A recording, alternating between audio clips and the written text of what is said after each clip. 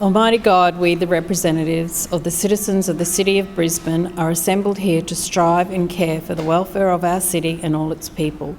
Lord, we ask that you guide us in the decisions we make today. Amen. Brisbane City Council acknowledges this country and its traditional custodians. We acknowledge and respect the spiritual relationship between traditional custodians and this country, which has inspired language, songs, dances, law and dreaming stories over many thousands of years. We pay our respects to the elders, those who have passed into the dreaming, those here today, those of tomorrow. May we continue to peacefully walk together in gratitude, respect and kindness in caring for this country and one another. Please be seated. I declare the meeting open. Councillors, upon reflection, before we commence today's proceedings, I would like to advise councillors that you must seek my permission to enter the chamber or take photos in the chamber outside of chamber hours, and photos taken during chamber meetings, either in the public gallery or within the chamber, are not permitted unless by my permission, having been sought and provided prior to the meeting. Are there any apologies? Councillor Cassidy. I move that Councillor Griffiths is granted leave of absence for today's meeting. Seconded. It has been moved by Councillor Cassidy and seconded by Councillor Collier that Councillor Griffiths be granted leave of absence from today's meeting. All those in favour say aye. Aye. Those against, no. The ayes have it. Confirmation of minutes, please. Chair, I move that the minutes of the 4,794th meeting held on Tuesday, 2nd of June 2026 be received, taken as read and confirmed. Seconded. It has been moved by Councillor Dixon, seconded by Councillor Adderman, that the minutes of the 4,794th meeting of Council held on the 2nd of June 2026 be received, taken as read and confirmed. All those in favour say aye. Aye. Those against, no. The ayes have it. I would now like to call on Mrs Janine Foreman, who will address the Chamber on the Queensland Women's Historical Association and Maigunya House Museum.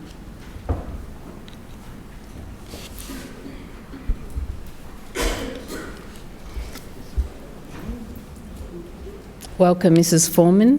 When you're ready, you can proceed. You have 5 minutes. Madam Chair, Lord Mayor, councillors, thank you, Lord Mayor, for inviting me here today. I am the President of the Queensland Women's Historical Association, which celebrated 75 years last year. The QWHA owns Maigunya House Museum at Bowen Hills and is a registered charity and is a self-funded, non-for-profit organisation run solely by volunteers who play many roles such as house guides, collection managers, librarians, archivists, gardeners and general workers. The QWHA was founded in 1950 in a room at Newstead House with the aim of stimulating interest in the history and heritage of Queensland, and in particular the history of pioneer families and their contribution to the development of Queensland. The association undertook to collect social history, such as published and unpublished records of settlement and historic events, together with personal and household items, before other organisations identified such a need. The significant assessment of the QWHA collection by Dr. Judith Mackay in 2017 comprehensively evaluates QWHA's extensive collection and identifies many objects of national significance. The collection consists of about 15,000 objects, as well as a substantial library, all on eHive, and archives dating mostly from the late 19th to the early 20th century. Currently, we have items on loan to the Queensland Museum, the State Library and the R.D. Milnes Museum. In the 1960s, the need for a permanent home was identified. 35 Jordan Terrace, Bowen Hills, an excellent example of early colonial architecture with cast iron railings and original features intact, was found. It had been converted into 3 flats and was to be demolished. The QWHA raised sufficient funds to purchase it, engaged a heritage architect and developed a conservation management plan. And today, Maigunya is restored to its former glory. Maigunya was built in 1886, the same year as the Spring Hill Baths, by hardware merchant William Perry of Perry House in Elizabeth Street. He owned a large tract of land from his home, where the Lady of the Victories Church now stands, right down to Perry Park, which was his cow paddock. When his son married, he built Maigunya on this land, and it remained a family home until the war. Then in 1943, the Australian government requisitioned Maigunya as a staging base for Z-Force, who carried out Operation Jaywick on the Crate. By 1968, after obtaining grants and donations, the association opened Maigunya to the public as a museum, with every artefact, item of furniture, sample of textile and family file having a connection to Queensland heritage. Maigunya is listed on the Queensland and National Heritage List and classified A by the National Trust. Today, Maigunya House Museum is open to the public Wednesday, Saturday and Sunday. We offer fully guided tours for $15 and Devonshire teas. Our research hub is accessed by the wider community, and we regularly host large community groups, as well as our virtual visitors to our webpage and eHive. Our financial position is reliant upon our visitors and support by local government and grant applications. We are funded by membership fees, bequests, donations and successful grant applications. The QWHA received a grant and fundraise to bring the red dress to Queensland. These monies will pay exhibition fees and other expenses. The red dress will be on display at the Warwick Art Gallery and the Museum of Brisbane, the only place it to come in Australia. We receive many international and interstate tourists, and we expect to showcase Queensland's heritage when the Olympics come to Brisbane. And I encourage you all to come and visit Maigunya. Thank you. Thank you, Mrs. Foreman. I'll now call upon Councillor Howard to respond.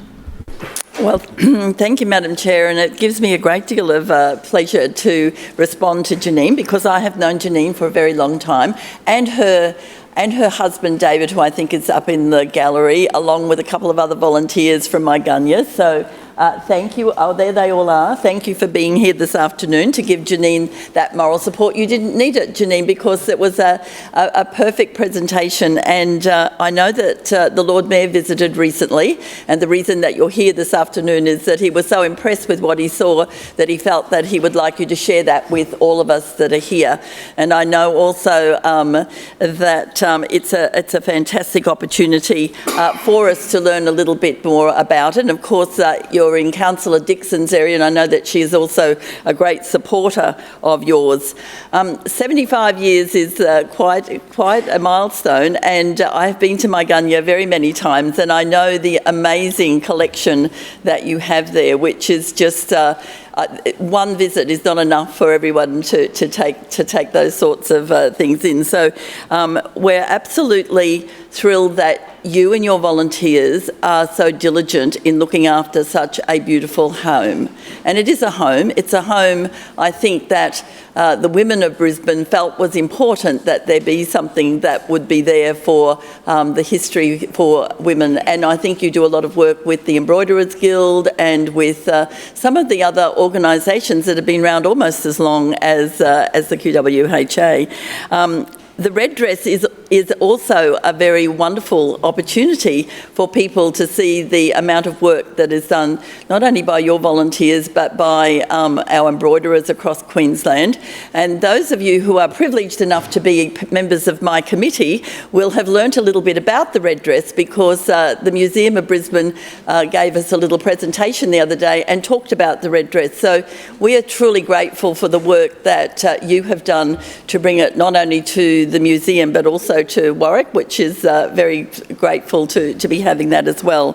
So Janine, I just want to remind my colleagues here that there are some flyers when you sign the book that will give you a little bit more information about my gunya, and I would encourage everybody here to take a visit and a tour, and of course to enjoy those Devonshire teas. But Janine, thank you once again for coming in to talk to us, and continue the great work that you do, and we look forward to supporting you into the future. Thank you. Thank you, Councillor Howden. Thank you, Mrs Foreman, for coming in today. I'd just like to also acknowledge former Councillor Norm Wyndham in the gallery today and welcome him back to the chamber. Are there any questions of the Lord Mayor or a Civic Cabinet Chair of any of the standing committees? Councillor Givney. Thank you, Chair. My question is to the Lord Mayor. Lord Mayor, Brisbane needs more homes and sooner. The Schooner Council is working hard to unlock a diversity in housing supply. Can you please update the Chamber on how Brisbane residents will be able to track our progress? Lord Mayor. Thank you, Councillor Givney. Through you, Madam Chair. Well, we certainly do need more homes, and we need them sooner. And until now, it's been quite challenging to determine, I guess, the number of homes in the pipeline and how many homes have been created as well in the past. Because, as councillors would be aware, there's council development applications that are assessed and then decided. And then there's also a situation of private certification on a number of types of dwellings, including standalone homes. And so a lot of homes that are created may get private certification and not come to council as a result of state government legislation. And then there's also the state development areas as well, where more homes are being created. And so for the very first time, we've brought all of the data together, and it is now live on council's website, so that councillors and the general public can see how many homes have been created and then how many homes are in the pipeline to come. And this is really important because we know that under the South East Queensland Regional Plan that we have a task to achieve of 210,000 new homes by 2046. And that means that we need at least 8,000 new homes to be built every year. Now, we can't control all of the factors that decide where the homes are built, but we can decide development applications and we can change planning instruments to support new homes being brought on. But what I can say is that the data shows that in just over 9 years, there's been 72,000 additional homes that have been created in Brisbane. And that's data from the end of 2016 to the beginning of 2026. And so we'll keep updating this on a regular basis as more data is released. But what I can say, though, is that there have been almost 60,000 homes that are approved and now in the pipeline to be built. So 72,000 in just over 9 years and another 60,000 that are in the pipeline. And that includes 48,000 homes that have been approved by council and the remainder by the Queensland Government. And so we look forward to tracking progress to make sure that more homes are being brought on. So the housing tracker also has a suburb by suburb breakdown so that residents can see how many homes have been approved in their suburb. And the mapping tool is quite useful. So it includes every suburb, and you can click on it and it'll be the number of approved homes additional that are coming in that suburb. But what's really clear in the mapping is that the vast majority of new homes are being built close to public transport, along those corridors, around major centres and in the inner city. It's consistent with our tall over sprawl policy, and that is about delivering more homes, but more homes in the right places near transport, infrastructure, shops, services. And so this will be an important tool going forward so that people can see what's happening, what's coming, and also what's been delivered. And I think when you look at other levels of government, they set big targets, and almost invariably they fail to meet those targets. And so this is an important initiative so that people can exactly see what's coming, what's been approved, and also they can see progress towards the tall over sprawl strategy as well. And now, we've heard Labor councillors in the past saying, well, there's still sprawl happening. Well, that is a pre-existing development right, many of which was dating back to previous administrations, many city plans ago. But where we've changed the zoning, it is in those well-located areas, the inner city, around major centres, suburban renewal precincts, the places that can see some extra homes being built, some revitalisation, but also have good access to public transport. So I do encourage councillors to have a look at the housing tracker on the website, and we'll keep updating that as more information comes to light. You'll know today, Madam Chair, that there's a lot of housing submissions on the agenda because we are determined to bring on more homes sooner and more homes in the right places. Thank you. Further questions? Councillor Cassidy. Thanks very much, Chair. My question is to the Lord Mayor. Lord Mayor, other councils around Queensland have started using AI technology on garbage trucks to identify potholes, broken footpaths and other urgent maintenance that is reported back to council in real time. Brisbane is the largest LGA in Australia, and we know that each week the only vehicles that drive down every single road in Brisbane are garbage trucks. We understand that just 5 out of 70 garbage trucks currently have cameras on them operating in Brisbane. So instead of demanding Brisbane residents spend their time pulling over and reporting potholes as they see them, why don't you fast track a full rollout of this technology? Lord Mayor. Well, look, thank you, Councillor Cassidy, for two things. First of all, thank you for pointing out that we are actually using this technology already. We're piloting it to make sure that we can prove the concept.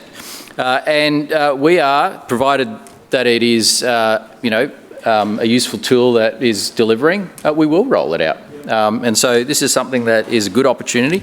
But I have to say, though, we do appreciate when residents report potholes. We do appreciate it when they report other issues that need to be addressed. And I did appreciate, Councillor Cassidy, that your office reported a dozen potholes the other day, 24 hours before a council meeting. But keep it up, because I know that councillors on this side of the chamber, do that on a regular basis. This is not a new thing. This is something that they care about their communities, they're actively reporting. But we do know that there are some councillors in the chamber that love filming potholes but not actually reporting potholes. And, that really says it all, because really they're not interested in getting it fixed, they're just interested in, making videos and making a political point. We are interested on this side in getting things fixed, and we'll use every means available, and that includes councillors, getting out there and reporting, encouraging members of the public to do so as well, but also using new technology. I think it is an important step forward, but I think it is part of the community pride that people have, that they care about their community and they do report things, and that is a good thing. And when they report things, Councillor Parry, we know where they report them to, into Chermside, into the contact centre. And we were there just recently saying thank you to the team for the amazing job that they do. And this is an example of where technology, as it evolves, you've got to make sure it's right for the city. And that's what we're doing with the AI technology. We're making sure that it's right, and then if it's right, we'll roll it out. But with the call centre, there's an important lesson there, because a lot of organisations with the contact centre decided to outsource their contact centres. They outsourced them to other cities. They outsourced them overseas even. We have all the way through. A moment, please, Lord Mayor. Point of order, Councillor Cassidy. This is an interesting story, but it's not relevant to the question, which was specifically about the fast-track rollout of AI technology on garbage trucks. Thank you. Lord Mayor's talked about everything other than that. The Lord Mayor is answering the question and has 5 minutes to do so. Lord Mayor. I'm glad Councillor Cassidy thinks it's an interesting story. It is interesting because what I'm demonstrating, though, is that just because the technology exists, and there's technology that could potentially eliminate the need for call centres, but we believe that human touch, the human contact, the ability for people to ring in and report things is really important. And it's important that they talk to someone in Brisbane who lives here and drives on the streets and understands the suburbs, and when they're talking about a particular part of the city, they know it because they live in this community. And so, yes, we will use technology, but we'll always make sure that we've got that human contact point as well, that people can report them. And I do have in front of me as well, how many thousand potholes were filled in the last few weeks, Councillor Murphy? Over 4,000. Over 4,000. Do you know how many potholes were reported by Labor ward officers? 20. 20. Like, that is, a classic example of where they are not interested in supporting this kind of initiative. They're not interested in supporting the officers that are out there doing the job. They're just interested in making political points, and that is really disappointing. But I think it's a joke. I don't know what's funny about this. Their dismal failure to report potholes is a joke to them, obviously, but I don't think it is. Point of order. Point of order, Councillor Cassidy. Thanks very much, Chair. Again, on relevance, the question was about, we're only talking about $2.6 million here to fast-track the rollout of this policy. That's about what the Lord Mayor spends on his Living in Brisbane newsletters. Yeah. So the question is about why he won't fast-track the rollout of this technology to support the people of Brisbane. What's some political point scoring he's got going on here? I believe the Lord Mayor is being relevant to the question, and before he goes on, I caution Councillor Collier for calling out. Lord Mayor. Thank you. And that's exactly the question I was answering. If this meets our needs, we will roll it out, absolutely. But we won't ever discourage residents from ringing up, and we won't ever discourage ward officers from reporting jobs. In terms of the opposition wards here, Councillor Cassidy, congratulations, 12 potholes you reported. Congratulations, Councillor Strunk, 4 potholes. Congratulations to Tennyson Ward, 3 potholes reported. Congratulations, Callumvale Ward, 1 pothole reported, but I don't think it was the one that was being filmed, by the way. And congratulations. Councillors, do not call out. You just did the video. Councillor Cassidy, I caution you for calling out. And Councillor Kim, I caution you for calling out. Lord Mayor. Thank you. For your Lord Mayor, information. your time has expired. Okay. Further questions? Councillor Dixon. My question is to the Chair of the Communities and the Arts Committee, Councillor Howard. Councillor Howard, the Shrinner Council is helping to make Brisbane's lifestyle even better by supporting iconic cultural events like Brisbane Festival. Can you please update the Chamber on what's in store for this year's program? Councillor Howard. Well, thank you, Chair, and through you I thank Councillor Dixon for the question. I'm wearing my pink and I noticed that Councillor Wolfe is wearing hers. Almost made it, Councillor Collier, but we're almost there. So can I just say this is a fantastic question because it's the most magical time of the year, and then we'll be, of course, celebrating the return of the Brisbane Festival.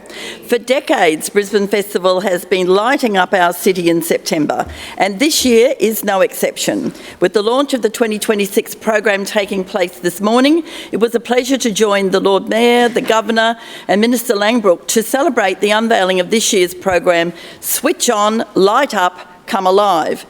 Brisbane Festival is going to shine a little differently this year with the inaugural vision of new Artistic Director Ebony Bott, celebrating art, community and our wonderful city. From the 4th to the 26th of September, Brisbane Festival will light up our streets, river and stages with both homegrown and international acts. Included in the program is Susie Miller's world premiere of Strong is the New Pretty, showcasing through theatre the inspirational story of how AFLW was born. Another must-see show is Escape by Diavito, blending complex moving architectural structures with multi-talented performers to create an emotional multimedia experience. Luke Murphy's critically acclaimed Scorched Earth is also top of my list to see. Fresh from New York's St Anne's Warehouse, this part crime drama, part psychological thriller blurs the lines of dance and theatre. No matter what sort of art takes your fancy, there is something in this program for everyone, spanning puppetry, circus, immersive theatre, live music, and of course a must-see fireworks spectacle. One of my favourite elements of this year's festival is the inclusion of a dedicated early morning program, celebrating our status as one of the earliest waking cities on earth. And it's only fitting that Brisbane Festival wakes up early with us too. Our dawn economy is flourishing and our arts industry is embracing it. The introduction of the early morning program will also mean that Brisbane Festival becomes the only major arts festival in Australia that stretches the full breadth of the day. So whether you're an early bird or a night owl, there is something for you, from morning yoga or riverside drinks at sunset to late night performances. Of course, it wouldn't be Brisbane Festival without its main attraction, River Fire. River Fire by the Australian Retirement Trust will light up our city skyline with a shimmering fireworks display on Saturday the 5th of September. Just as exciting is the RAAF flyover beforehand, which awes onlookers with its speed and sound that whizzes across the air through the plains. Last year, over 500,000 people came out to watch from Brisbane's riverbanks, bridges, barges and city rooftops. Events like Riverfire are what makes Brisbane the lifestyle capital of Australia. But it's not just Riverfire that will have our city shimmering. Brisbane Festival is lighting up sites across our city. Taking over the South Bank Cultural Forecourt will be the Festival Village, a nod to the Athletes Village and Brisbane's momentum as we prepare for 2032. The Festival Village will be the heart of Brisbane Festival, with both free and ticketed events running over the 3 weeks. Brisbane Festival knows better than anyone how to activate sites across our city. Who can forget homegrown heroes and master of colour, Craig and Carl, who took over the city with their Walk This Way public art trail last year. Covering our iconic bridges with colourful, eye-catching inflatables, the major art installations immersed more than 750,000 people in a kaleidoscope of creativity. The centrepiece was our new award-winning Kangaroo Point Bridge, which saw a remarkable 41% uplift in daily traffic and caught global attention. Last year, Brisbane Festival had an audience of more than 2 million people, resulting in 7.7 million gross at the box office. It engaged 2,636 artists and 1,800 of them being Queenslanders. It delivered more than $27 million into the economy, supporting our local businesses. Brisbane Festival has become part of our River City's DNA. The Shrinner Council is proud to support Brisbane Festival because it shows just what this great city has to offer. When launching the 2026 program, our new Brisbane Festival Artistic Director, Ebony Bott, said it best. This year, Brisbane Festival is tuned to the frequency of this city, from first light through to after dark. So, Chair, block out your calendar. Brisbane Festival will be here from the 4th to the 26th of September, and Councillor, it will be spectacular. Howard, further questions, Councillor Collier. Thanks very much, Chair. My question is to the Lord Mayor. Lord Mayor, you and your LNP councillors like to lecture about the council budget. You often say, it's just like a family budget, and you pretend you're sitting around a kitchen table making important decisions on where to spend the money. Lord Mayor, there are real people doing that every day of the week, and they're about to be hit with a rates rise and a big increase in fees and charges from your LNP council. Do you think they'll be happy knowing that this increase is funding more TV ads featuring you, more overseas travel, more newsletters, paying social media influencers and catering for you and your LNP colleagues? Lord Mayor. Well, Councillor Collier, through you, Madam Chair, all of those things that you mentioned, people are being hit up by the federal government with, and they're being hit up harder than ever before. The highest taxing federal budget we have ever seen in the country's history, and including millions of dollars on ads telling you to pump up your tyres. And all we see is Labor councillors falling into line and defending their federal colleagues for literally taxing the living daylights out of Australians. And Australians are voting with their feet and they are deserting the Labor Party. They're deserting this government in droves because they know... Please. 1 moment, please, Lord Mayor. Your microphone. Your microphone. Point of order, Councillor Collier. Chair, on relevance, I know the Lord Mayor will do literally anything to not talk about his own budget, but the question was about the council budget, and so I ask you bring him back to the question. Thank you, Councillor Collier. The Lord Mayor has 5 minutes to answer the question. Lord Mayor. Well, we're going to talk about the council budget next Wednesday, and I look forward to you and your colleagues being there, Councillor Collier. It'll be a nice change because last year they decided to do something else instead of turning up to budget sessions. But what I can tell you is this: because we have done the responsible thing and worked out ways to save money in the council budget, many of which have been opposed by Labor councillors strenuously, we can keep rates as the lowest in South East Queensland. We made that commitment to people and we will deliver on that commitment. We keep our promises, and so, you know, see, the Prime Minister promised 50 times or more that he wouldn't change the tax settings on housing investment, and then just said, oh, no, I've changed my mind now. Well, we are going to keep the promise on keeping the lowest rates in South East Queensland. It's a promise we made. It's a promise we will keep. We are going to keep the promise of making sure that we keep rates down as much as possible, and that wherever possible we spend less. But as much as Councillor Cassidy doesn't want people to know about what's happening in the city, we think it's important that they know. It's an important accountability measure that they know what their council is investing in. Because in the absence of that information, all they hear is Labor misinformation, which we know week in, week out, they misrepresent the truth. But it'd be nice for a change, Councillor Collier, if you support initiatives that help keep rates low. Through the chair, please, Lord Mayor. Further speakers, Councillor Atwood. Point of order, Madam Chair. 1 moment, Councillor Atwood. Councillor Johnston, point of order. Madam Chair, I refer you to the Councillor Code of Conduct that requires councillors to act honestly. The Lord Mayor stated before my office has only reported 3 potholes.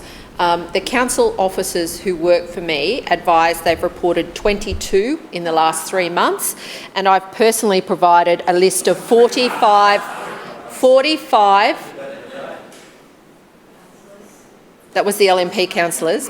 I've personally provided a list of 45 streets to the Lord Mayor that are requiring resurfacing because of multiple potholes.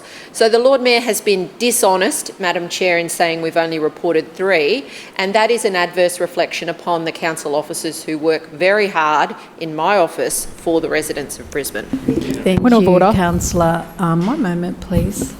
It's not a point of order. There are other avenues that you can take if you want to address that, though. Point of order, Councillor Point of order. Kim. Sorry, Point of Madam order. Chair. Point of order. What are the other Point of avenues? order. Thank you. What are Councillor. the other avenues that you are referring to, Madam Chair? You can actually get up in general business and raise these issues if you're concerned, Councillor.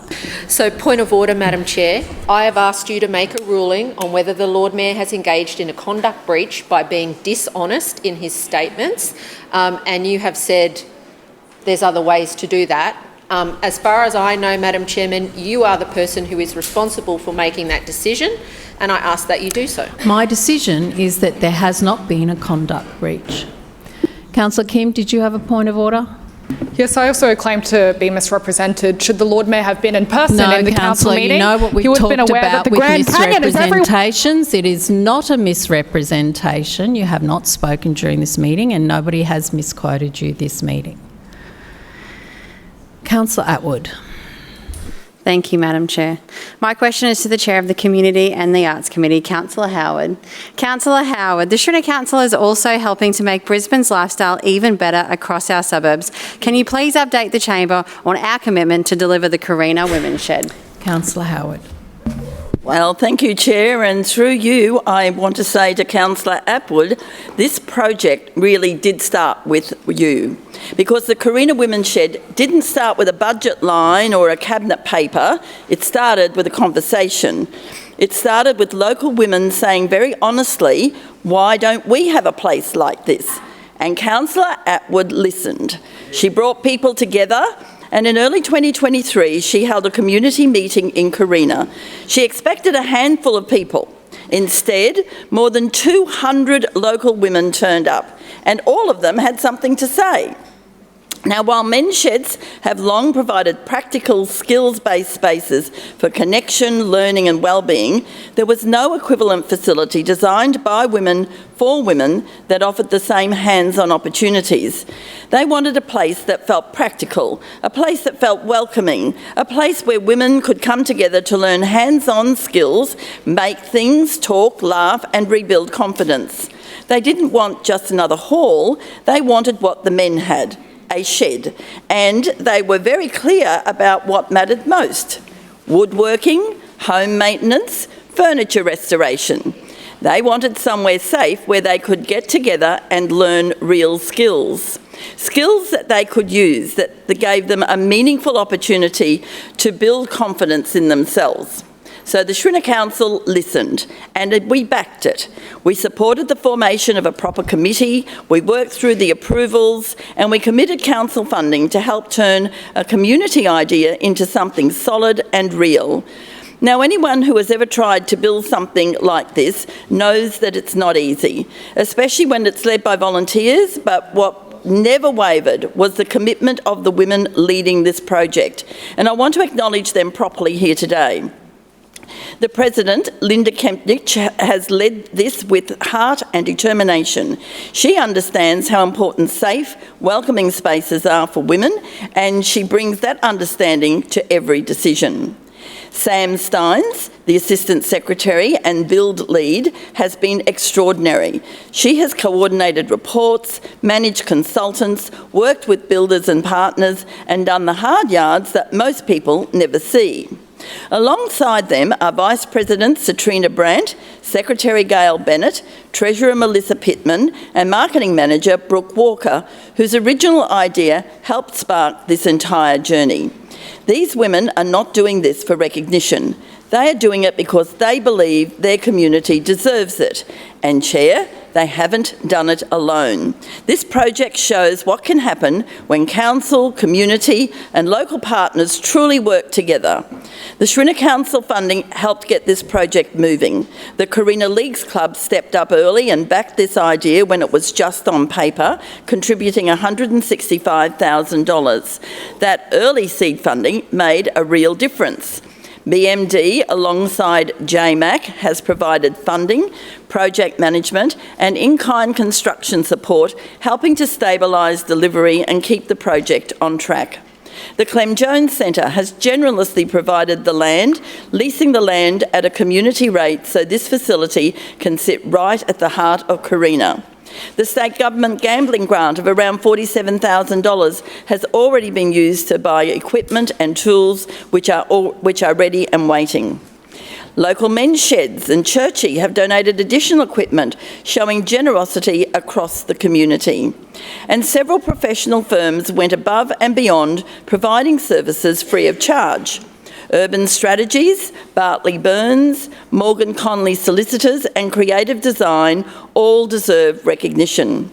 Chair, I'm pleased to tell the Chamber that construction is about to commence, with sod turning happening this week and completion targeted for October.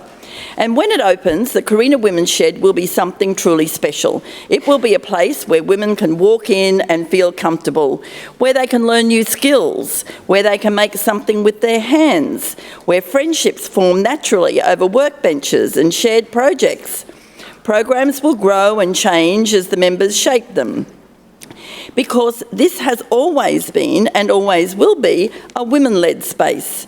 Chair, this is what Shrinner Council believes in: listening to communities, backing local ideas, partnering with people who care and getting things built. The Carina Women's Shed will not just be a building, it's a story about what happens when you have a council that cares, a council that listens and demonstrates the true power of having incredible local leaders like Councillor Lisa Atwood your time put their has heart into expired. it. Further questions? Councillor Massey. Thanks, Chair. My question is for the Lord Mayor. Council's local government infrastructure plan identifies approximately $4.3 million for a library extension and new community facility in Kurilpa. Given the existing Kurilpa Library is a small facility that lacks public toilets and is turning away families and children due to capacity constraints, and given the adjacent council-owned Kurilpa Hall site represents an obvious location for a library annex and expanded community facilities, can the Lord Mayor advise when Council will commit funding and commence the delivery of this long-awaited library extension and community facility integration? Lord Mayor. Thank you, Councillor Massey, for the question. Absolutely. As the Kurilpa community grows, there is definitely a need for improved facilities. And it is why that we have identified in the local government infrastructure plan the need for these facilities, but there's also a number of ways to deliver this. And so what I can say is that we want to see either an extended library or a new library created as a result of the growth that's happening in the Kurilpa precinct, and that is something that we've been clear about before. And I think there's some great opportunities coming up with the growth in the region, in that precinct, to actually deliver either a new library or an improved library. Point of order, Chair. One moment, please, Lord Mayor. I'm just asking for relevance because I'm asking when will Council commit? Thank you. And we're just being told that we've got thoughts about it. Thank you, Councillor Massey. The Lord Mayor is being relevant to the question and he has 5 minutes to answer it. Lord Mayor. Well, look, we do have thoughts about it, but we also have it in our plan, in our local government infrastructure plan. And it's been in the plan for a deliberate reason. And that is so that as development proposals come in to build new homes, most of which Councillor Massey opposes, then infrastructure charges can then contribute to the delivery of a new library facility or an upgraded library facility. But you can't have one without the other. And so while Councillor Massey continues to oppose development in Kurilpa, this is the funding mechanism for things like library improvements and new libraries. And so that is why we put it in the infrastructure plan, local government infrastructure plan, so that the growth of the region will contribute charges towards that, and those charges then can be put towards facility upgrades like library improvements or a new library. And so as we see growth kicking off in the region, in that precinct, we know that one of the key things that funding will go towards is library improvements or a new library. It is our plan. It is in the plan for a reason, because we support it, and we acknowledge that there is a need for new or improved library facilities, and that's what we want to see delivered. Further questions? Councillor Wolfe. Thank you, Chair. My question is to the Chair of the Infrastructure Committee, Councillor Murphy. Councillor Murphy, the Shrinner Council is keeping Brisbane moving by investing in historic assets like the Walter Taylor Bridge. Can you please update the Chamber on the status of these works and the recent discovery of an undercover boss monitoring them? Councillor Murphy. Thank you, Madam Chair, and I thank Councillor Wolfe for the question. And I'm pleased to inform the Chamber that works on the Walter Taylor Bridge have been successful, and it's now fully open to the public. Not only have they been successful, Madam Chair, but we completed the works early. As a result, next weekend's planned closure is now no longer required, which is great news for local residents. Madam Chair, this was important maintenance. Our crews were working on 2 of the node joints. These are like bulldog clips that connect the bridge's steel trusses to the cable that holds up the road deck. The nodes were loosened so that rust that builds up on them could be shaved off and removed, and then a protective coating was applied to the cable. Importantly, we found a lot less rust than was expected on the connection between the nodes and the cable, which was a great outcome. Madam Chair, these type of works are essential for the ongoing life of the Walter Taylor Bridge. By regularly maintaining the bridge, we prolong the lifespan and we ensure that the next generation of residents in the western suburbs can continue to use this iconic structure. Of course, the Walter Taylor Bridge is one of Brisbane's most recognisable landmarks, and it carries over 35,000 vehicles each and every day. A fun fact for the chamber: the Walter Taylor Bridge used steel cables that were left over from construction of none other than the Sydney Harbour Bridge. And having just turned 90 years old, that is a very real link to the Depression era in Australia. Now, aside from the structural maintenance, work is continuing on the North Tower, and work will start on the South Tower later this year. And once complete, the render on these 2 towers will be fully repainted, which will give the bridge a very fresh and somewhat modern feel. What this shows is that the Shrinner Council is committed to maintaining our existing transport assets. Of course, this project isn't just about the work that's being done, it's also about communication. The team has used email and SMS updates, overhead variable message boards, contact centre updates and scripting, and emergency services notifications to keep locals informed. And of course, we'll keep looking for ways to keep the community up to date about future bridge closures in Brisbane. Speaking of the community, I'd like to thank them for their incredible cooperation throughout these closures. They understand that from time to time we do need to close the Walter Taylor Bridge in order to perform essential maintenance. What was disappointing, however, Madam Chair, was the Council for Tennyson Ward's attempts to politicise this bridge closure. She has come in here and falsely accused Council of deliberately de-scoping this project. Madam Chair, who knew that we had an undercover boss on the project in the Council for Tennyson Ward? Murphy. Point of order, Madam Chair. Point of order, Councillor Johnston. Madam Chair, the councillor is being deliberately dishonest. Matt Hardy, the Divisional Manager of Infrastructure, personally used that word. Councillor. I have repeated his comments. The only person who is speaking falsely here is Councillor Murphy, and that is a breach of the Code of Conduct. It's not a point of order. It is a point of order. Councillor Murphy. Sorry, Madam Chair. Excuse me. Point of order. Point of order, Councillor Johnston. Is a conduct breach not a point of order anymore, Madam Chairman?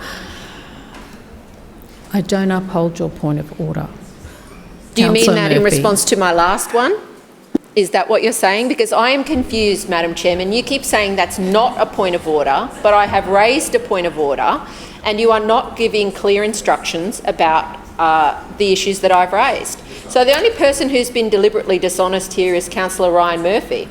Councillor Johnston, I do not uphold... Is that acceptable under the Code of Conduct, I do not uphold your points of order. Right.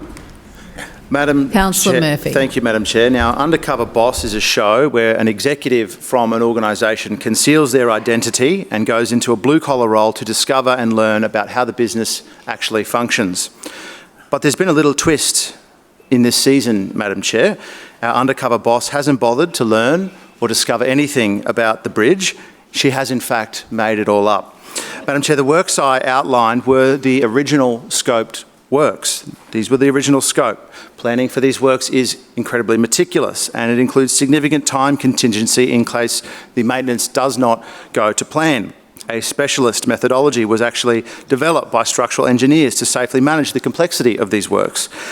But who needs our RPEQ engineers when we have our very own pro bono engineering advisor in Councillor Johnston? Not only an expert in meetings local law, but now we discover she has a hidden talent for structural engineering on heritage bridges. Our undercover boss has discovered that these works were magically de-scoped. Her source?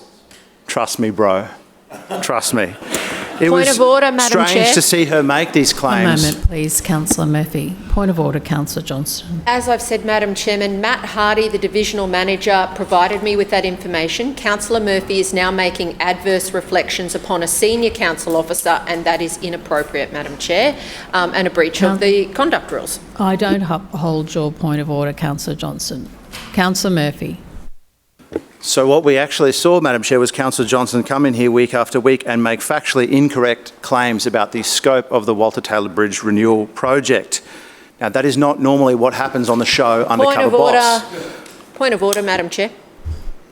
Moment, Councillor Murphy. Point of order, Councillor Johnston. Madam Chair, I've not made any false statements, and again, my advice was provided by Matt Hardy, the Divisional Manager of Infrastructure in Chambers, and that is an adverse reflection upon the senior council officer, because I'm pretty sure he did not give me the wrong information.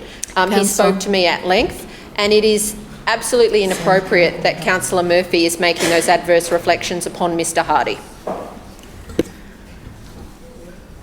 Again, Councillor, I do not uphold that point of order, and I ask that you refrain from repeatedly doing the same point of order that we have addressed.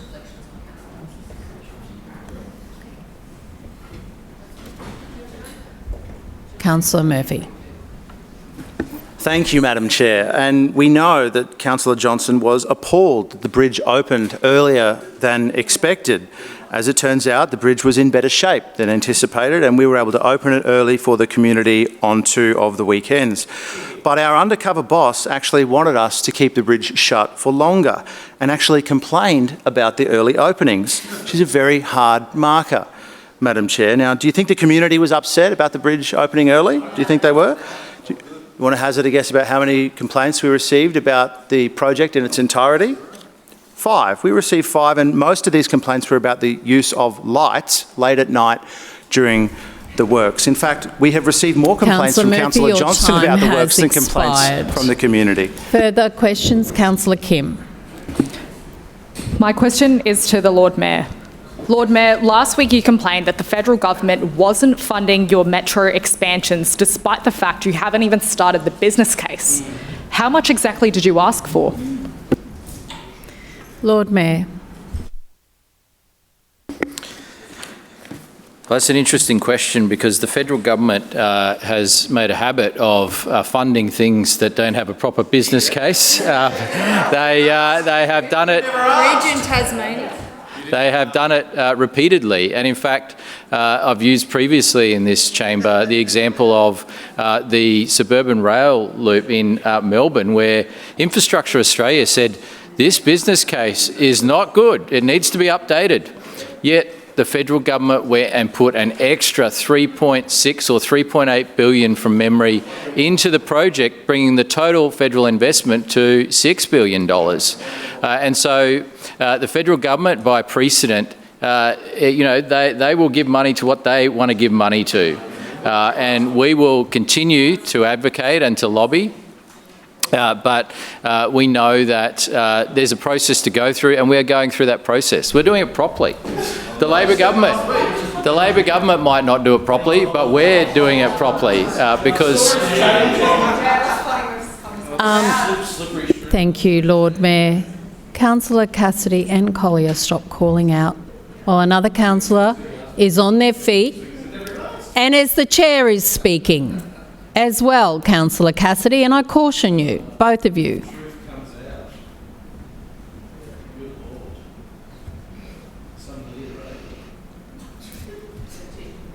Councillor.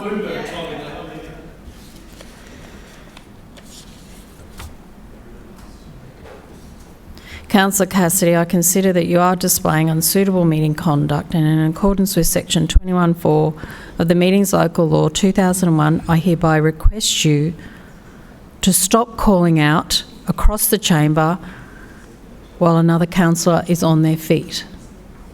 Lord Mayor. Thank you, Madam Chair. As I was saying, we will go through the appropriate Infrastructure Australia process, but that doesn't stop the federal government from allocating money. The federal government has been a great investor in the first stage of Brisbane Metro, and what a return on their investment, because for the slightly over $400 million that they put into the first stage of Brisbane Metro, they've helped deliver a huge increase in patronage in public transport in Brisbane. They've helped deliver one of the most cost-effective public transport projects anywhere in Australia. That's already carried more than 10 million trips on Metro alone, and is part of an overall change to the network that Metro enabled, which has now facilitated a 30% increase in bus trips in the last 2 years. And so these are the kind of figures that add further weight to the case for investing further into Metro. We'll keep advocating, but we know that the federal government has form in putting money towards things before business cases are finalised, and if they want to do that, this will be great. But ultimately, we will continue to go through the appropriate process. And I just do want to confirm, though, whether the Labor opposition does support Metro or don't support Metro, because this is an important thing, because they went to the last election. Lord Mayor, your microphone.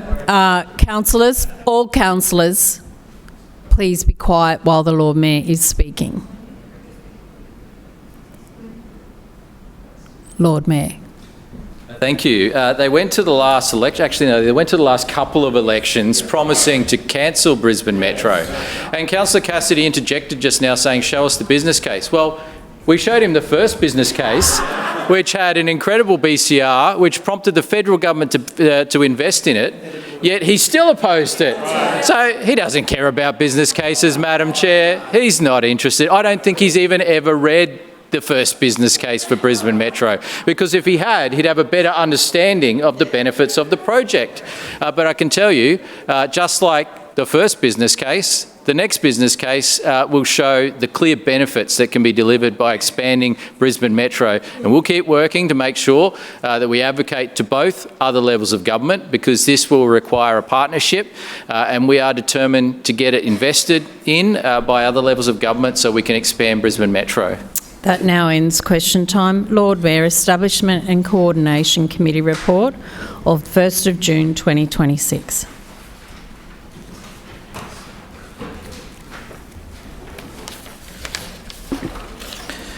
Madam Chair, I move the report of the Establishment and Coordination Committee meeting held on Monday, 1st of June 2026 be adopted. Seconded. Has been moved by the Lord Mayor and seconded by the Deputy Mayor that the report of the Establishment and Coordination Committee meeting dated Monday the 1st of June 2026 be adopted. Lord Point Mayor. of order. Point of order, Councillor Cassidy. Can I ask that several items are taken seriatim for debate, please? Yes. A and B together, C, D and E together, and F and G together. So that is A and B for debate and voting, C, D, E for debate and voting, and F and G for debate and voting.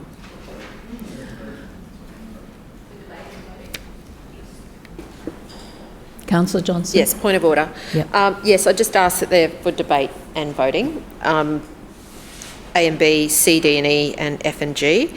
I also am seeking the following additional information from the Lord Mayor. Can the Lord Mayor please advise how many additional dwellings will be built, are estimated to be built under the low to medium residential density design changes in item A? So just clarifying, Councillor Johnson, you want every item separate for debate and voting? No. A and B together, C, D and E together, F and G together, but separately for debate and voting. It's already been requested for it.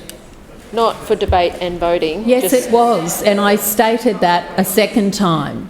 No, that's not what Councillor Murphy asked Councillor for. Cassidy actually asked. Councillor Cassidy asked for, Councillor Cassidy asked for debate. I'm asking that those items are for debate and voting. I don't think I was unclear. I'll repeat it again, exactly how Councillor Cassidy asked for it. A and B for debate and voting. No, that's not what he said. C, D and E for debate and voting, and F and G for debate and voting. Do you want it any different to that, Councillor Johnston? Madam Chair, that is not what Councillor Cassidy just said.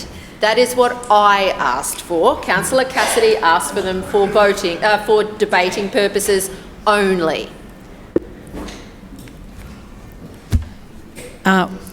Lord Mayor, A and B.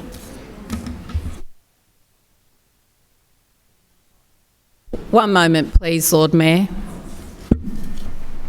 Councillor Johnston, I consider you are displaying unsuitable meeting conduct, and in accordance with section 21(4) of the Meetings Local Law 2001, I hereby request you to stop debating me and abusing me and bullying me. It was very clear what Councillor Cassidy said, and you obviously were not listening. I cannot believe that we are having this discussion. Lord Mayor. Point of order, Madam Chair. Point of order, Councillor Johnston. The only bully in this chamber is you, and you have been doing this to us for ages and ages, the whole 2 years you have been here. I stood up in good faith to request that the matters were done separately for voting purposes. That's it. And as you've been offensive towards me, I would ask that you withdraw that comment. Councillor Johnston, as you have failed to comply with the request to take remedial action for your unsuitable meeting conduct, I hereby warn you in accordance with section 21(6) of the Meetings Local Law 2001 that failing to comply with my request may result in an order being issued. Do it. Lord Do Mayor. it, because you are a bully.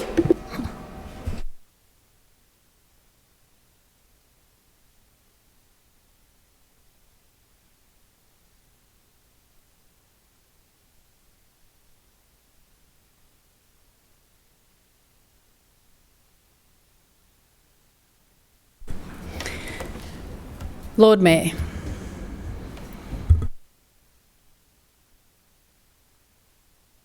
Thank you, Madam Chair.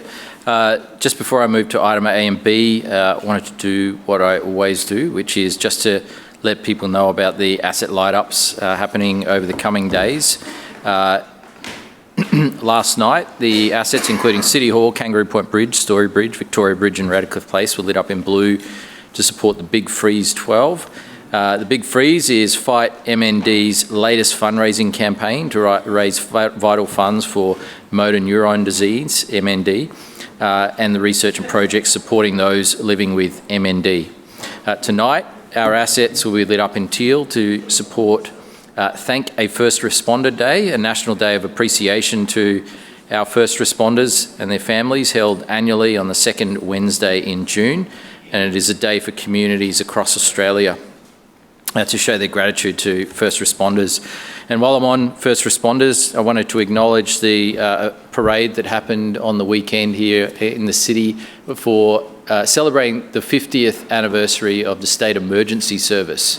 The Orange Angels that do an amazing job right up and down the state when it comes to not only supporting us in times of natural disasters, but also a lot of other work that is unseen often as well. They do a lot of work to support, for example, the police and authorities when it comes to searches for missing people. When it comes to events in the city, they provide support for things like Anzac Day and major events. They do so much in addition to what we know, which is the response to natural disasters. And they are a volunteer organisation made up of genuine community-minded people. And the 50-year anniversary is an important milestone. It was great to have them parading through the city. Normally, they would support other people's parades, and this time they had their own parade, and it was wonderful to see. I thank our SES volunteers for their ongoing commitment. Tomorrow, our bridges will be lit up in pink to celebrate what Councillor Howard just talked about, which is the Brisbane Festival, which had its launch today, Australia's largest arts festival. will reveal its program today, or has revealed its program today. It's a new chapter for Brisbane Festival and an exciting program that's been released. Also tomorrow, City Hall will be lit up in red and green to celebrate Portugal Day, the 10th of June, marking the contribution of the Portuguese community to Queensland.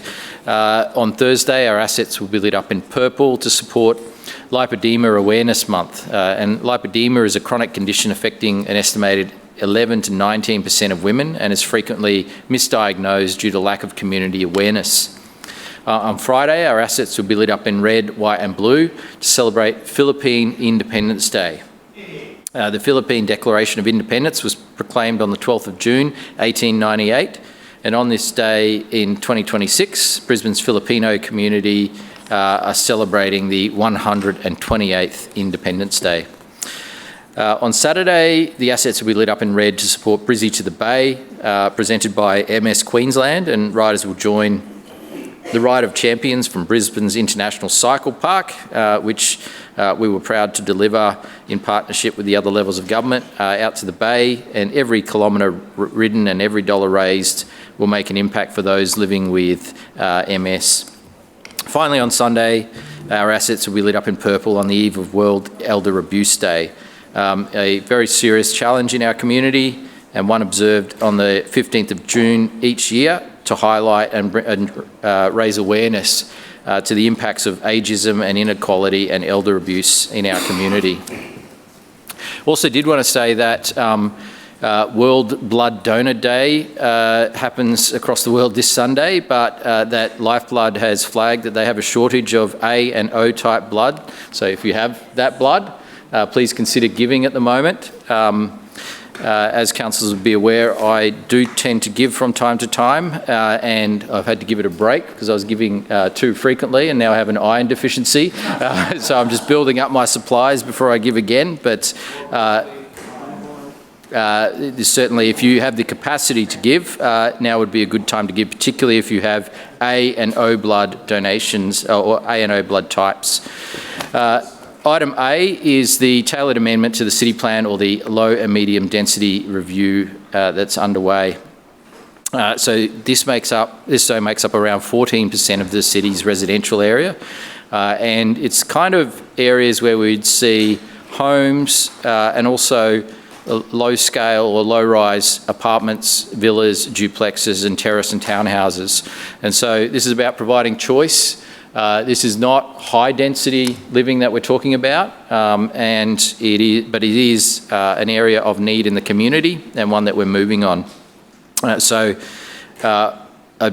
previously mentioned in introducing this in the first place, in the past we would see over 1,000 homes delivered in this zone each year, but after the recent global inflation challenges and construction challenges in the building industry, that number has dropped, and in 2023 we saw that number going down to just 445 homes delivered in this zone.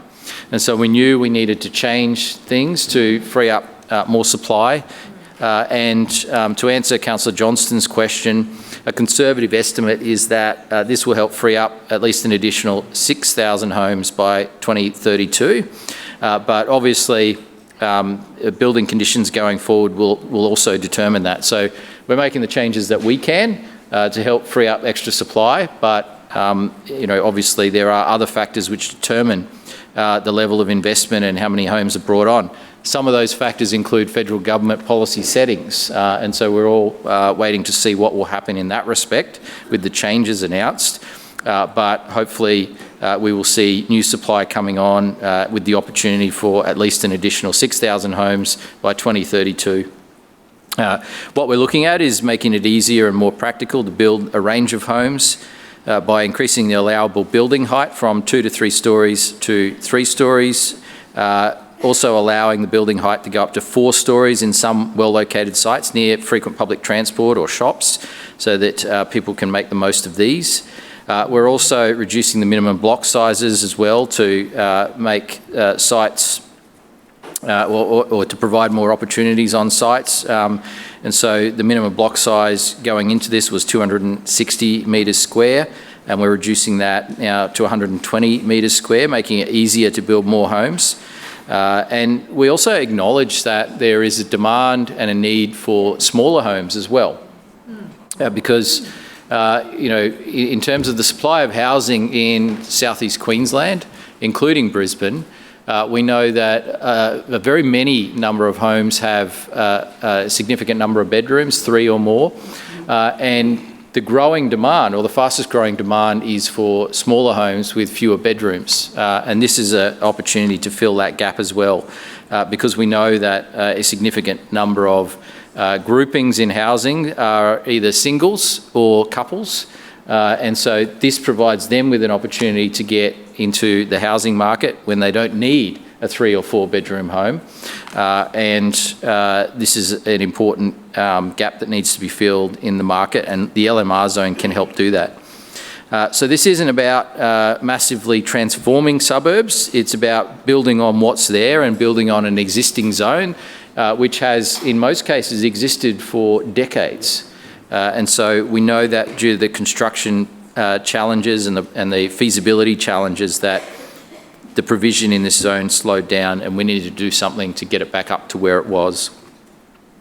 We're proposing to expand subdivision opportunities also in low density zones where the property is within 300 metres walking distance of a shopping centre.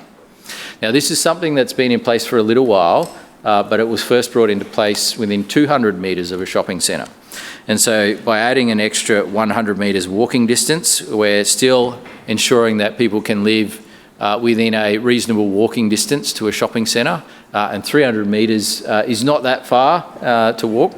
And so this will provide an opportunity within that zone close to a shopping centre to build more homes as well.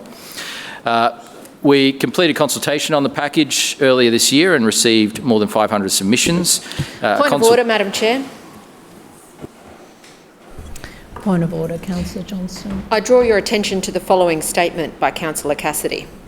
No, Councillor. Can I ask that consider item for debate together?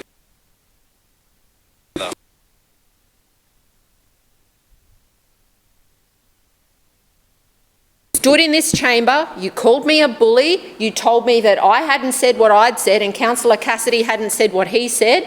You are a gaslighting, dishonest person, and will you withdraw the comments that you have made? Councillor Cassidy clearly said debate only, and I simply asked for debate and voting. You have made another terrible mistake, and will you apologise and correct the record? Councillor Johnston, when something is asked to be debated separately, this automatically means it's to be voted separately, which is what I said. No, Madam Chairman, you said Councillor Cassidy did not ask for that. He asked for debate only. So I am so sorry, Madam Chairman, but when you stand up and you say he said something he didn't say, and you said it's outrageous. You are a dishonest person. You have repeatedly taken action against Councillor Griffith when a different councillor has been interjecting, and now you are trying to say something happened here that did not. You should correct the record. I gather you've already done it once today. Councillor Johnston, that is not a point of order. And your conduct... I move that you are removed from the chair. Seconded.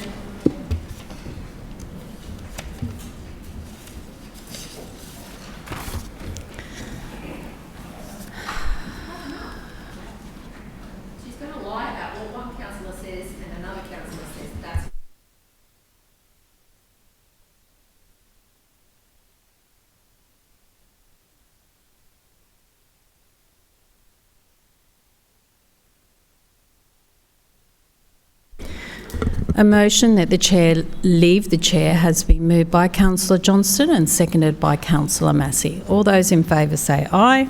Aye. Those against, no. No. The noes have it. Division. Division. Division called by Councillor Johnston and seconded by Councillor Massey. Ayes to my right, noes to my left. Clerks, please ring the bells. Sit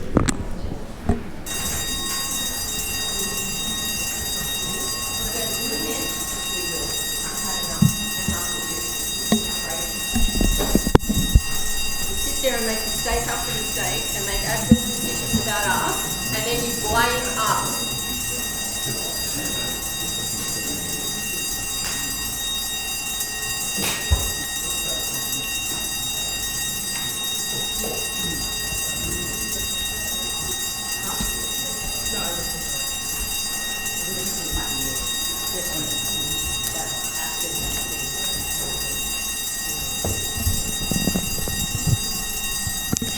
Clerks, please read the results. Madam Chair, the noes have it, the voting being 7 in favour and 19 against. That is lost. Councillors, please resume your seats.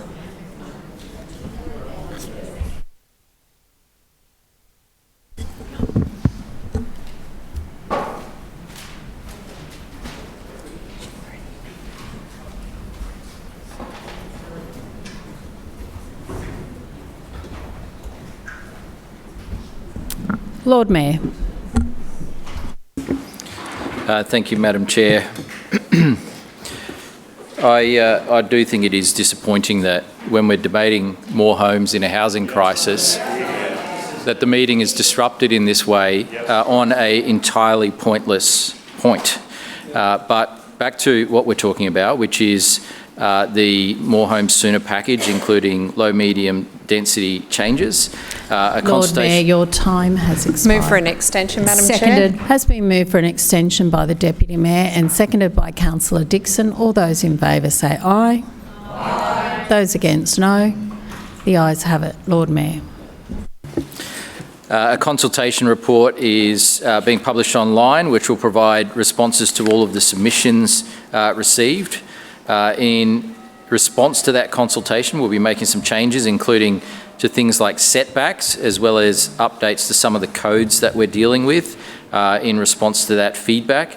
This item will see the package referred to the state government for approval and adoption into the city plan, and we look forward to their securing their support. I just reiterate again, we're pulling on all of the levers that we have to boost housing supply, because we know just how important it is for the future of our city, for families, first home buyers, for downsizers, for everyone that urgently needs more homes, and I commend this item to the chamber. Item B relates to car parking changes for multiple dwellings, and this not only relates to the low medium density residential zone, but also medium density and high density as well. It was timely that we had just, I think last week or in recent weeks, a release on what car parking mandatory requirements do to the cost of housing. And it would be no surprise that the independent research talked about the mandatory requirements that councils across Australia have and in other parts of the world add significant costs to a new build. And they quantified them, and they said that meeting minimum car parking requirements on average adds $62,000 to the cost of a one-bedroom apartment. It adds $113,000 to the cost of a two-bedroom apartment. It adds $116,000 to the cost of a three-bedroom apartment. And it adds $140,000 to the cost of a four-bedroom or more apartment. And this is a challenge not only being felt here, but also in other cities, including cities around Australia. And the report, I think it was the Grattan Institute, said that it's a cost that acts as a handbrake on new housing. When I mentioned those costs and I read out the different costs, it's important to remember another key point, which is quite relevant in this situation, and that is not many people that I know of end up paying cash for a house. Most people take out a loan. And so those costs are then added over 30 years plus interest. And so you're looking at, 2 or 3 times more than that cost if you take the 30-year cost and the interest on that cost. And so with the $62,000 figure, which is the lowest, you will be paying an extra $85,000 in interest potentially over the 30 years of the loan. And so this is a key driver when it comes to cost, and it's why we're making the change. Now, we understand that there is demand for parking in new buildings, and this is where we've got to get the balance right. If you condition or make it mandatory to provide too much parking, then it adds too much cost. If you don't have any requirements on parking at all, then you will find situations where residents don't have access to the parking they need. And so we're trying to get the balance right here. So what we've done is we've tried to align the parking requirements across southeast Queensland to make sure that there's consistency. And that will help also relieve some of the cost pressures on people buying these new homes.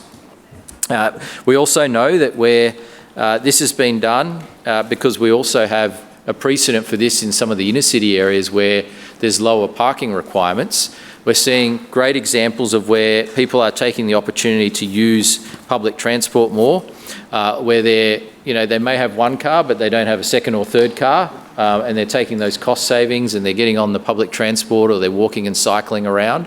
And so in some of those inner city suburbs that we've been tracking through the census data, we know that a significant number of homes don't have a car at all in those inner city areas. We know that another large proportion of people only have one car in those areas, and in many of these suburbs, a majority of people either have no car or one car. And so it's a matter of weighing up the cost of providing more parking with the affordability of housing and the access to public transport and facilities in the local area. But our approach is such that we're bringing people and homes to where the transport and facilities are. And so whether it's public transport or whether it's shopping facilities, our housing approach, the tall over sprawl, or more homes in the right places, is about bringing people to where those facilities exist and where the transport exists. So they do have the choice then. They have the choice to catch the train, to catch the bus, to walk to the local shops. And so that is what we're basing this change on as well. And these changes obviously don't relate to the low density zone, which covers the many sprawling suburbs of Brisbane. They relate to low medium density and high density only. When it comes to the adjustment to car parking rates for multiple dwellings, we've taken into account locations in a centre or mixed use zone or within 400 metres walking distance of these zones for high frequency public transport, and that's, as I was saying, ensuring that there is access nearby before we change the car parking requirements. And this does give people the opportunity to live without relying on multiple cars, where Brisbane's transport network is geared up to carry large numbers of people. And so that does also include the locations that we've identified today and others that we've identified where there will be either existing great public transport or planned transport improvements. As I referred to as well, that other councils around us have similar parking ratios, and so we're aligning it so that they're more consistent across the council areas. But I would point out that those other councils around us that have similar ratios generally don't have as good public transport as we do here in Brisbane. And so is the transport as good in Moreton Bay as it is in Brisbane? Generally not. But they have similar car parking ratios. So I think we're getting a good balance here of providing parking but also giving people access to public transport. When we completed consultation on this package earlier this year, we received 280 submissions. These covered a range of matters, including the key locations we're talking about and public transport usage. There were, as you would expect, submissions for and submissions against the change, and we have considered them to get the balance right. Once approved, this will go live in City Plan in just 3 days' time. And so that means any applications lodged from the 12th of June onwards will be at the changed rate. And this is something that we can do fast, to help improve affordability for people building new homes, and this will come into effect very soon. As I've said, we want to see more homes constructed in the right places, close to transport and facilities, but also we want to get the balance right with parking, and we believe this submission does that. Further speakers, Councillor Cassidy. Thanks very much, Chair. Can I just ask that each of these items are seriatim for voting?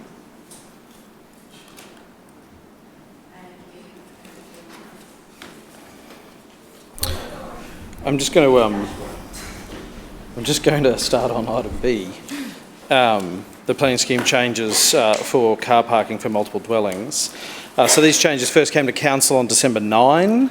No changes as presented before us today have been made to the planning scheme policy amendment compared to what came to Council.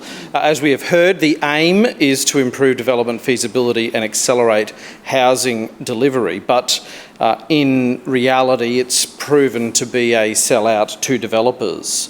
It's claimed that these changes can help reduce the cost of building a home. Depends who you listen to. I think the Lord Mayor said today $60,000. We've heard claims of up to $100,000 in some cases. As we have raised before, though, in the debate we had in the chamber here in December last year and previous to that as well, there is no assurance mechanism to ensure that these savings are actually passed on to consumers or passed on to first home buyers or passed on to people who will inevitably rent a lot of these places as well. The proposal rests on the sort of trickle-down theory that by winding back the construction costs associated with mandatory parking requirements, the savings will be passed on.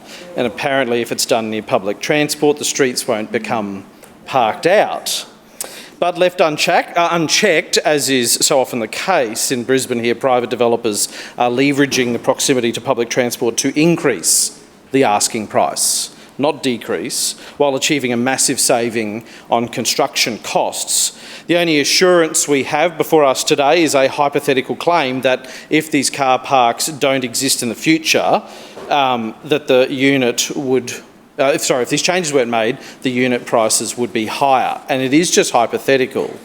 But week after week we see luxury apartment designs come through the City Planning Committee, nothing affordable about those, despite proximity to public transport, to shops, to jobs and to services. And the location is the selling point. The developers keep all of the profit they're going to make, or the extra profit they're going to make as a result of these planning scheme changes. Since December, the only softening we have seen in prices across the city came after May 12. Anyone guess what happened on that day? Yeah, that's right. Apparently, the great defenders. I'm sure we'll have Councillor Allen get up and defend the private development industry because he thinks that's his job. He's the spokesperson for developers in Brisbane. Now, developers from Dubai too. Now, while the Lord Mayor uses artificial intelligence for his graphic design these days, it's clear he got his talking points from LNP HQ on this because there's no intelligence in any of the claims whatsoever. Mind you, there is a possibility he actually doesn't believe what he's saying out loud here today. You can just ask Tim Wilson that, I guess. But until you actually get a genuine assurance that these changes will actually result in cheaper housing, you are conceding this as basically corporate welfare at the expense of people's lifestyle. All of the arguments the Lord Mayor has made, and this will cut across also to item A before us today as well, around both increasing density in places that are located close to shops, close to frequent public transport, and reducing car parking rates. We have seen that. We've seen that in reality over the last 10 years in the Brackenridge Neighbourhood Plan, which covers Zilmere. A whole swathe of Zilmere was rezoned from low-density residential to LMR, and we've seen a mix of townhouses and units developed in that area at a time when car parking ratios were lower. Then they did come up a few years ago and they're now being wound back down. Those homes are located within walking distance to frequent public transport, both bus, which goes up and down Hanford Road onto Gympie Road, frequent services, frequent train services, right near a public library, major sporting grounds and facilities, right near shops. And what do we see those streets look like? With all of those public transport and lifestyle options for people around there, they're parked out 24/7. And those streets are full of potholes as well. So the biggest complaint that we get in that area is always around parking.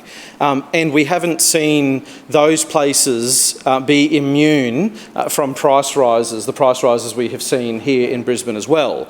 So we have seen how this can play out in reality in Brisbane, in a place that is one of the lowest socio-economic suburbs in our city. We can see that play out in real time over the last 10 years in Zulmia, and all of the claims that the Lord Mayor has made are debunked in reality when you look at that. So moving on to item A, the tailored amendment package for a more homes sooner, low medium density residential design. Out of the 517 submissions received, 140 of those submissions supported the plan, 74 supported it in part, and 287 opposed the changes as they were proposed, and 16 neither supported nor opposed. I guess they just had different views. But the common themes we see in there from across the consultation, across the city, include lack of infrastructure, lack of council-provided infrastructure, congestion and parking concerns, building heights was in there, and stormwater management. Nothing really surprising for any of us here. It's the feedback we hear across Brisbane anywhere you go. It is natural to have concerns when this LNP council struggles to deliver the basics for the population we have today, let alone the thousands of new residents that are projected into the future. So I share those people's anxieties about the future under this LNP regime. Now, if anything like today, all of these new ratepayers will be paying more than ever in rates to this LNP council, more than ever in fees and charges to live, work and play in Brisbane. So when people living in one or two-storey homes on their own lot are finding themselves spending more time than ever chasing the contact centre over mist bins, potholes, crumbling footpaths, illegal parking or long grass, they would like some assurance that council has a plan for the future. Surely this is not unreasonable. But the reality of LNP budgets is this: there's 2 decades of continuous rates rises and cuts to infrastructure and services you'd expect that should be delivered every day of the week by your local council. Meanwhile, the LNP continues to point fingers at every bogeyman possible. The federal government, migrants, the former Premier, union members, yes, the very same people that work for Brisbane City Council out in the community. Because as Brisbane continues to pay more and get less, some may be concerned they won't be able to actually afford living in Brisbane. Well, no matter how you hear it, they can't afford the $2 million newsletter now. They can't afford 20 more years of the status quo under this Brisbane LNP council. The proposal before us today, while not perfect, does present an opportunity for more homes in Brisbane, and we trust these future ratepayers will demand more for their money from council, and we will be in their corner.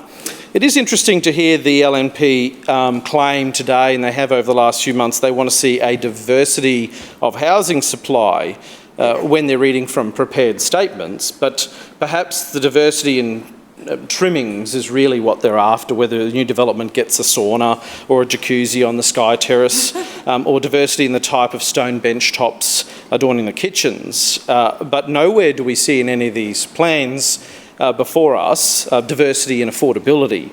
Townhouses, which will play a large part of what gets delivered in this zoned land, is a more affordable product to both build and buy and eventually rent.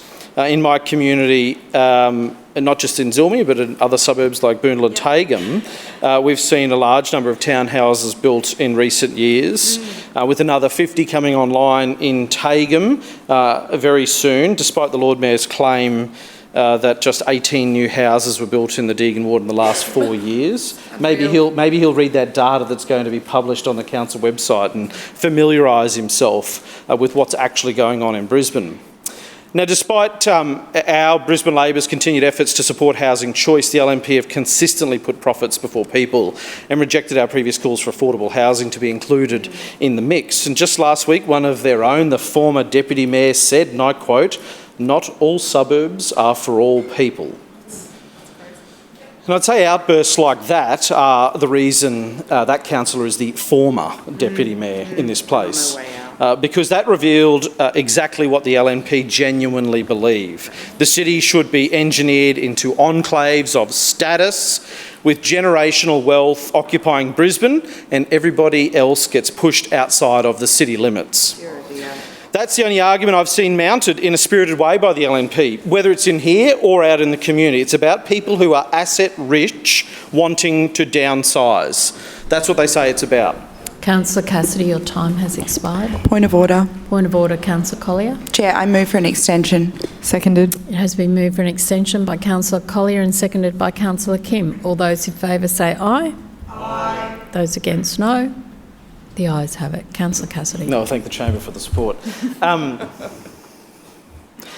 Now, if we're in any doubt about any of the claims that I'm making here today, all you need to, or whether it's from the council level or the state level, you just need to look at what the Deputy Premier has been instructing developers to do, and it's been revealed today, I see, telling developers to remove affordable housing in Lutwyche. Shame. We see that here today. So where it says the Deputy Premier instructs the applicant to change the application to remove the affordable housing component. Shame. Remove the affordable housing component. I table those documents today. Yeah. So seriously, where projects where developers have already agreed to include affordable housing, thank you, for frontline workers, then we have the LNP Deputy Premier ordering those developers to remove the affordable housing components. That's disgusting. So the LNP clearly believe that the asset rich should live in Brisbane and everybody else should just get pushed out and cast aside. The LNP say they want to respond to community and industry expectations. Well, it's clear to me which side this regime favours out of those two. That's right. I saw an interesting comment from the Lord Mayor's office today, also on LMR, saying they would not comment, they refused to comment on research into the viability of over 51% of all land in the LMR zone for development into housing. So when it doesn't suit their very narrow, predetermined narrative, they just won't talk about it. They just refuse to even engage. Where's the transparency in that? Would they have any idea what those community expectations are in the first place? We know this plan won't go into building the infrastructure and delivering the services needed to cater for growth. Council is not being honest with the people of Brisbane by saying they're interested in delivering houses for every budget. So that's why, Chair, I'd like to move the following amendment.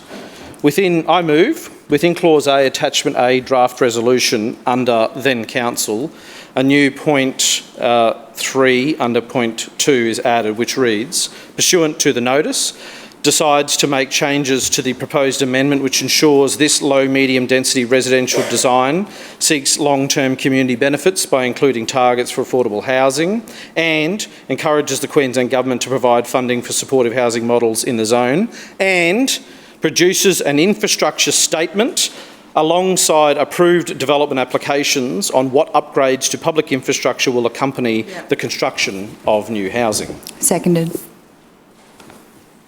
Thank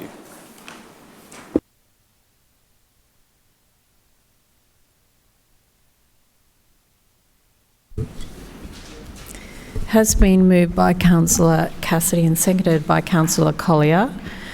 The following amendment. Within Clause A, Attachment A, Draft Resolution under Then Council, a new point under point 2 is added, which reads, pursuant to the notice, decides to make changes to the proposed amendment, which ensures this low-medium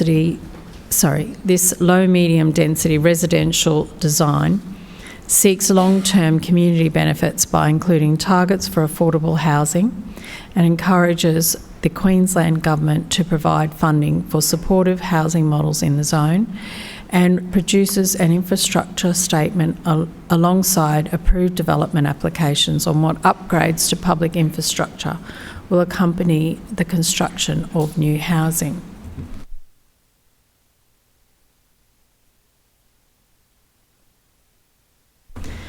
Councillor Cassidy. Thank you, Chair. Now, while the federal budget has cooled property price growth, they continue to climb, and Brisbane is most particularly affected. Meanwhile, at a state level here in Queensland, we're being led by a bumbling and fumbling state government that has removed affordable housing from massive new PPDAs across the city, and as we've learnt today, removing them from small-scale developments in places like Lutwyche, where that kind of housing is desperately needed. So council needs to step up and do what it can. Brisbane's housing and homelessness crisis has not been resolved, as Councillor Howard put it recently. We fear it'll only grow if we don't take real action. Sure, we can't fix the issue ourselves, but there are levers we can pull if council chooses to. The best way to demand more from other levels of government is to show we actually have a plan to address housing affordability in our city. That's right. Now, while the growing homelessness population on the streets is obvious, there are also those who are couch surfing or living in their car, victims escaping domestic violence, seniors, young people, parents, and so on and so forth. The Lord Mayor can think of these people apparently when defending not to change Airbnb laws recently, but not asked when to trial affordable housing targets. It's not just those who can't get into a home at all, it's those who aspire for a home of their own in the future, frontline workers, council staff included, on the front lines of making this city tick. They're not start-up founders or tech bros, but they are risk takers in the nature of the work that they do. Should they be doomed to a lifetime of renting? I think we can do better than that as a city council. If the Lord Mayor seriously wants to deliver a diversity of housing, great. That should also mean a diversity in affordability. These LMR zones allow more stories if a home is within 400 metres of public transport or an activity centre. With great amenity comes great opportunity, and this should not be reserved for the very well-off in our city. Families on different budgets living together in the same community lifts all boats. That's not just a value statement, that is backed by research. Beyond the affordable housing element, we also need to plan for infrastructure, because let's remember the infrastructure built today and services delivered today are for the residents already living there as well. Now, we're not talking about items that are put in an LGIP for 10 years down the track. We're talking about places that are flooding today. We're talking about places that don't have footpaths today to connect them to the very amenity we are apparently changing this planning scheme to take advantage of. And even if they are struggling, those people who are living there today, to have their roads fixed, to have their bins picked up and to have their parks and street trees maintained, that shouldn't be the status quo. That shouldn't be the status quo. If we're talking about uplifting and upzoning these areas to allow more people to live in them, we should be talking about uplifting the lifestyle in these areas as well, which for some places is being really and distinctly affected by decisions that this LNP Council have been making over recent years. If we're making an educated guess about future populations in these areas and forecast what infrastructure is needed to be built there and what services they need, surely we can quantify that, right? And produce a statement which can hold any council accountable, whether it's this one and this Lord Mayor, whether it's a future one as well. We need to make that commitment to the people of Brisbane who have put us in this place to govern in their best interests, and we should all be accountable for the decisions we make in this place that affects them out in the community as well. If you take your hands off the wheel like this part-time Lord Mayor has and just kick the can down the road, that's got us into trouble before. On big things. Story Bridge, ring any bells for people? So let's not repeat those mistakes in streets right around Brisbane. Let's learn from those mistakes as a council and actually plan for the future. Further speakers? Councillor. Further speakers? Thank you, Madam Chair. Look, I rise to speak on this amendment, and we won't be supporting this amendment. And I would just like to refer to the amendment in front of us. We've asked Councillor Cassidy a number of times to sort of explain to the chamber how this sort of affordable housing target mechanism would work. And to date, he hasn't really furnished any of that information, but I will take the opportunity to reiterate the questions we've posed in the past. Firstly, what is Labor's definition of affordable? Is it 10%, 20% or 30% below market value? I'll give him a little bit of a tip on this one. He can follow up with Claire O'Neill on what she believes is affordable. Are Labor's housing affordability targets aspirational or mandatory in each development? How would Labor's target work? For example, would they allow even greater density or height in developments in exchange for a percentage of so-called affordable dwellings? Would Labor reject plans for new homes in Brisbane if they didn't meet their affordability target? Who can buy these affordable homes? Certain professions? If so, which professions? People on certain incomes? If so, what income? Where would the affordability target apply? Just in suburban precinct plan areas? Would it expand across the whole of Brisbane? How would Labor plan to keep these homes affordable? What is stopping someone buying one of these so-called affordable homes one day and selling it the next at market price for a tidy profit? So as I said, we've posed these questions in the past. We don't have an answer to them at this stage. And importantly, just referring to the rest of the amendment, which is also highly inaccurate, you know, if Councillor Cassidy had bothered, he'd realise that the Queensland Government is in fact providing supported housing right across the city in all sorts of different developments. So they are already active, they're already leaning into it. A number of us, I'm sure, have got developments in our wards that are supported by the state government. And finally, in terms of the infrastructure, most of the development that we're talking about here, particularly in the LMR area, it's all existing infill development. There's already the infrastructure there to support this housing, and you know, it's spread across the whole of the city. It's not concentrated in one location. It's across the whole of the city where both existing hard infrastructure, social infrastructure, amenity already exist. Thank you, Madam Chair. We won't support this amendment. Further speakers, Councillor Collier. Thanks very much, Chair, and I obviously am speaking in support of this amendment today. I find it very interesting that the LNP's spokesperson for planning and housing in this place doesn't seem to understand what supportive housing is, has no clear definition for what affordable housing is, despite being in charge of this council for over 22 years, and states that existing infrastructure is already in every suburb of Brisbane. Now, I don't know what utopian paradise the LNP think every single street of Brisbane is, but I can assure you that there are thousands of streets without footpaths. There are streets in Brisbane that are not serviced by public transport. I mean, there are streets without parks, without playgrounds, all of these things. So for the LNP to come into this place today and vote down again a motion calling on them to ensure that we have long-term community benefits just tells you everything. Yep. Everything you need to know about the LNP. I am so proud to represent the community of Morningside Ward, and every single suburb except one has low, medium density residential zoning. And so when these proposed changes were announced by the LNP, I did what any councillor should do when these changes are so broad brush. I went out and I spoke to hundreds of residents about these proposed changes, what it would mean to them. But most importantly, I listened. I listened to what they had to say. And they, above and beyond anything else, spoke about ensuring that community infrastructure keeps pace with local development.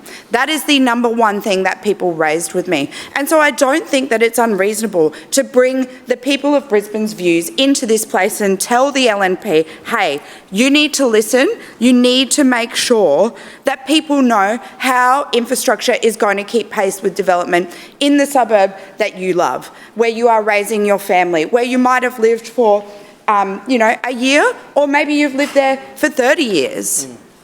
You know, these changes can't be understated. They will have an impact in changing what the communities that we know and love look and feel like. And if the aim is to ensure that more people are able to join our community, that's a good thing. That's absolutely a good thing.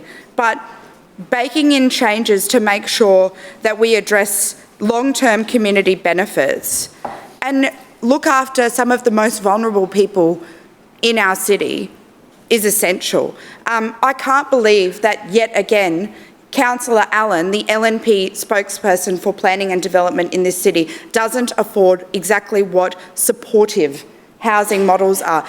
Through you, Chair, Councillor Allen, you should head on down to Common Ground and go and speak to those people who work there and see what they are doing firsthand, because it is life-changing, it is life-saving.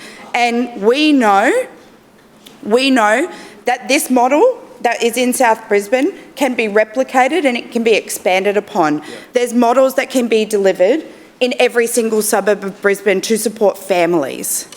I would welcome any supportive housing in the Morningside ward that would support vulnerable families. These would be families who are experiencing homelessness. You know, what was that Brisbane zero figure? 700 families every single night in this city are without a home.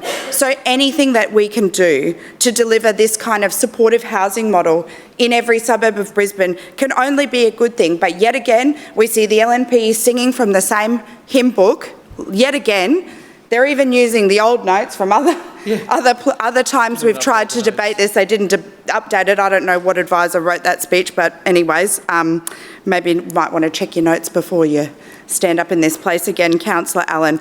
The LNP are so against ensuring that people in Brisbane are able to access genuinely affordable homes because they don't even know what it is. Yeah. They don't even know what it is, and that's step one. So Councillor Allen's really happy to get up in this place and say, what about this, what about this? You know what I say to you, Councillor Allen, through you, Chair? Go and do the work yourself. You're in charge. Your party's been in charge of this place for over 22 years. And it's becoming more and more clear that the LNP are out of touch, they are out of puff, they are tired, they are lazy, and they won't do what is the challenging work but the important work to make sure there are more homes for people in Brisbane. Further speakers, Councillor Adams.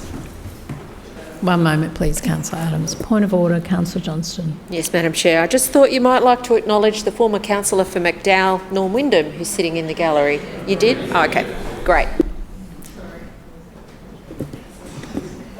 Councillor Johnston. Councillor Adams. Thank you, Madam Chair. Councillor Johnston really does need to listen today.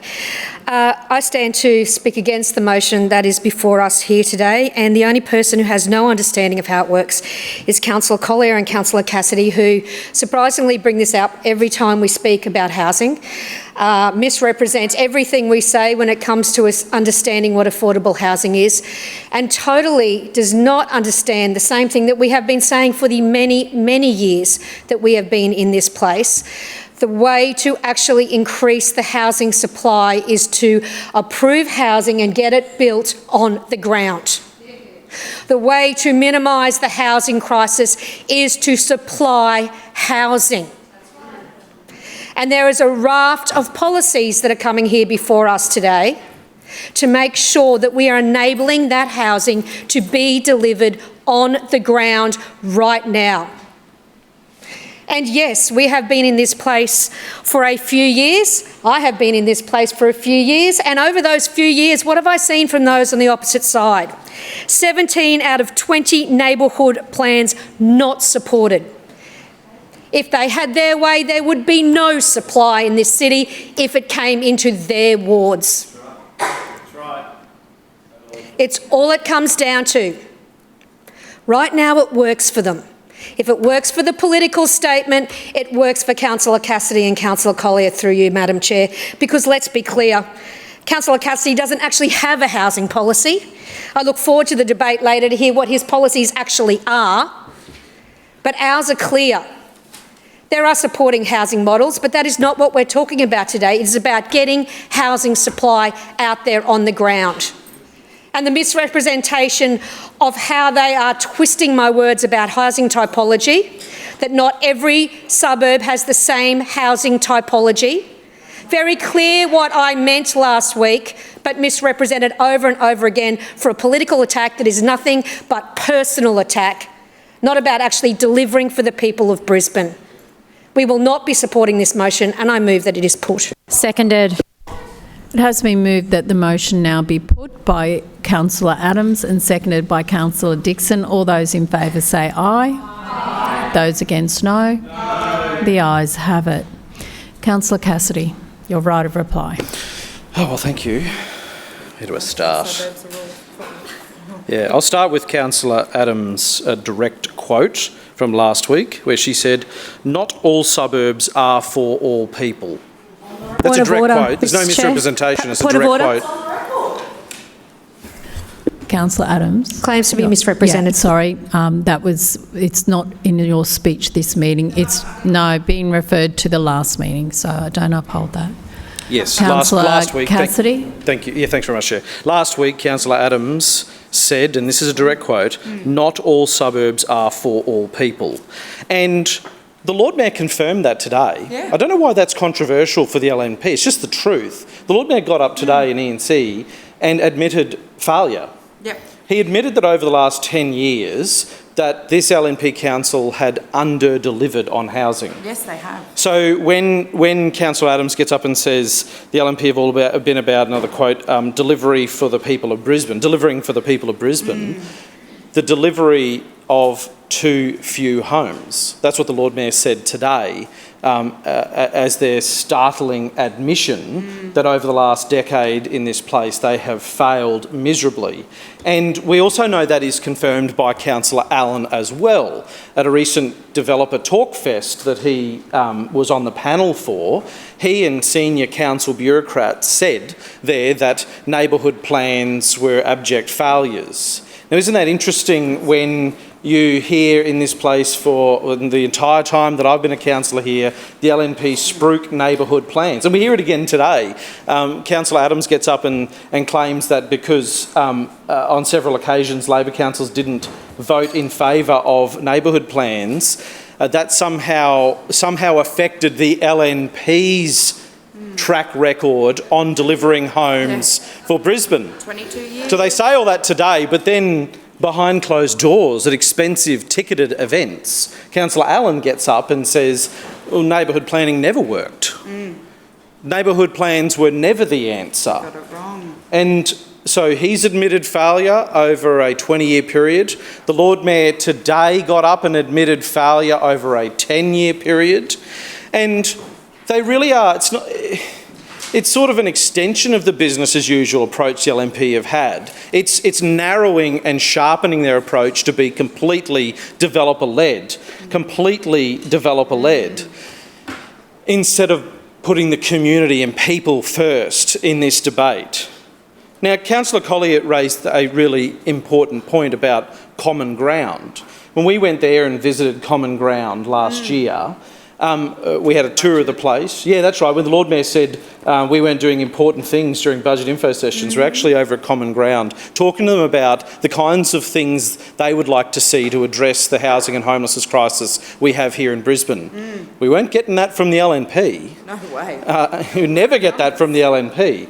But Councillor Collier raises an important point. What they said to us is that, and this has formed the basis of our advocacy in this chamber, is that while they need more of that model of common ground in single units for single people that otherwise would be homeless for perpetuity, they also now need accommodation for families. Yes. So why do you think in this amendment we included that in this zoning, in the LMR zoning, based on advice we have got from the experts out there, that we should advocate to the Queensland Government to look at investing in supportive housing models in the LMR zone. And we need to be doing it in the low density residential zone as well, but today is about LMR. So it's an important point, and it's a real point, and it's about people's lives. This might be about a woman and her children fleeing a domestic violence situation. This might be about a veteran and their family. This might be about somebody who has intergenerational trauma and simply cannot, in the system we have today, put a roof over the heads of their families. And to hear again today Councillor Adam Allen, who is in charge of city planning and shaping the future of housing here in Brisbane, first get up and admit he still doesn't understand what housing affordability is, and two, he doesn't understand what supportive housing models are. That's what we have had. That's the main contribution from the LNP today. To refer to supportive housing and affordable housing as so-called affordable housing is just disgusting. Yeah. We'll now put the amendment to the vote. All those in favour say aye. Aye. All those against no. No. The noes have it. Division. Division. Division called by Councillor Cassidy and seconded by Councillor Collier. Ayes to my right, noes to my left. Clerks, please ring the bells.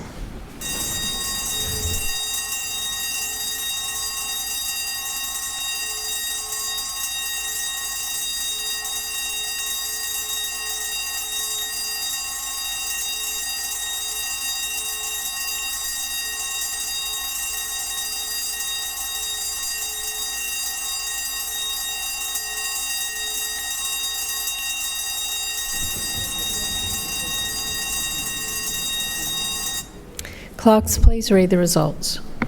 Madam Chair, the noes have it, the voting being 7 in favour and 19 against. That is lost. Councillors, please resume your seats.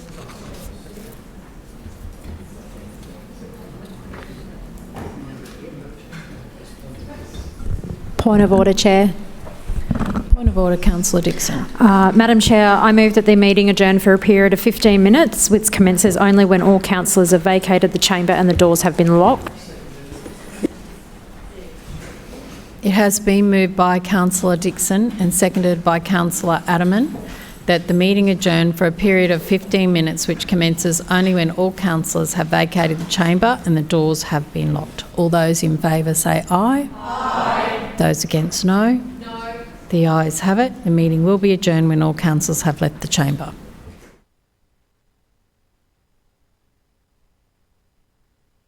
Further debate on A and B. Councillor Wolf. Thank you very much, Deputy Chair, and I rise today in support of item A, more homes sooner amendments for lower medium density residential design, and item B, the associated amendments relating to car parking for multiple dwellings. These are practical and balanced reforms that respond to one of the biggest challenges facing Brisbane today: housing affordability and housing supply. And through you, Deputy Chair, Councillor Cassidy may argue that infrastructure is already under pressure in Brisbane. But the fact is, Brisbane continues to grow whether we plan for it or not. The question is whether we accommodate growth in well-serviced locations close to transport, shops and services, or we push people further to the urban fringe where infrastructure costs are significantly greater. That's right. Every week, more people choose our beautiful Brisbane. Young families, essential workers, students, downsizers and retirees all want the same thing: a safe, affordable home close to jobs, services and public transport. Yet too often, the options are simply not there. On the weekend, I was speaking with residents at a local community event, the Tartan Spectacular at Brisbane Boys College. I met James and Sophie, a young couple in their mid-30s. James works as an electrician and Sophie is a primary school teacher. They've spent almost 2 years saving for a deposit while renting a small unit in Toowong. They told me they've looked at dozens of properties, but every time they get close, the prices have moved further out of reach. What they really want is a modest townhouse close to public transport and close to their families, but there simply weren't enough options available. And Sophie said to me, "We're not looking for our dream home. We just want a chance to get started." That conversation last weekend has stayed with me, because these amendments help answer that challenge by creating more opportunities for townhouses and apartments and smaller homes in well-serviced areas while maintaining clear design standards that protect our neighbourhood character and amenity.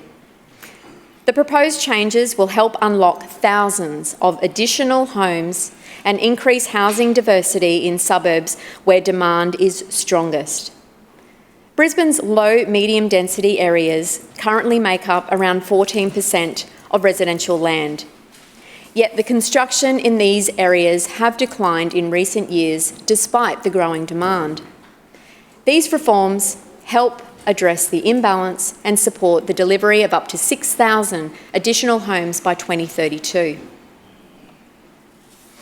Turning to item B, recently I spoke with Margaret at a Probus meeting. She's a widow in her late 60s and she's lived in the same family home for more than 3 decades. Her children have moved out, the house is larger than she needs, and she wants to remain in the community where she loves her close friends, the doctors, the local shops. But she's struggling to find downsizing options. She asked me a very simple question. Why should I have to pay for parking spaces that I don't need? And it's a fair question. The reality is that excessive parking requirements increase construction costs, and these costs are ultimately passed on to home buyers and renters. Chair, there is no single solution to the housing crisis, but if we are serious about helping young home buyers, supporting downsizers and reducing pressure on renters and creating a more sustainable city, then we must prepare to remove unnecessary barriers to housing supply. These amendments are sensible, they are measured, they are balanced, and most importantly, they will help deliver more homes sooner in the places people want to live. For the Speaker, Councillor Johnston. Yes, I rise to speak on items A and B. And at the outset, I will say it is very clear that the LNP's same old approach to housing is what is being continued with these amendments. The LNP councillors are standing up and saying, we need more supply, we need more supply. That's what they've said for 20 years. That's what they've said for 20 years. Clearly that, as a strategy, is not working. Otherwise, you would not be standing up saying we need more supply. Like, it's just not working.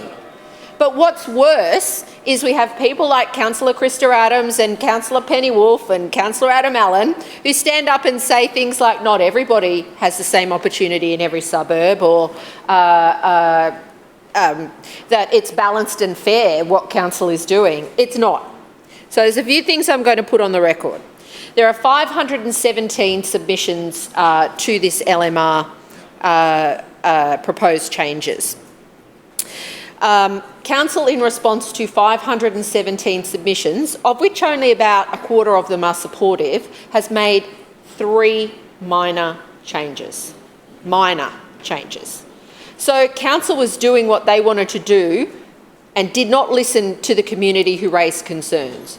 So I'm going to put my concerns on the record now, and I'm going to start with the summary because it's pretty clear that the LNP don't understand that if we don't agree with what they are proposing in here, that does not mean we're opposed to housing. It means we don't agree with the dodgy proposal that you are putting forward.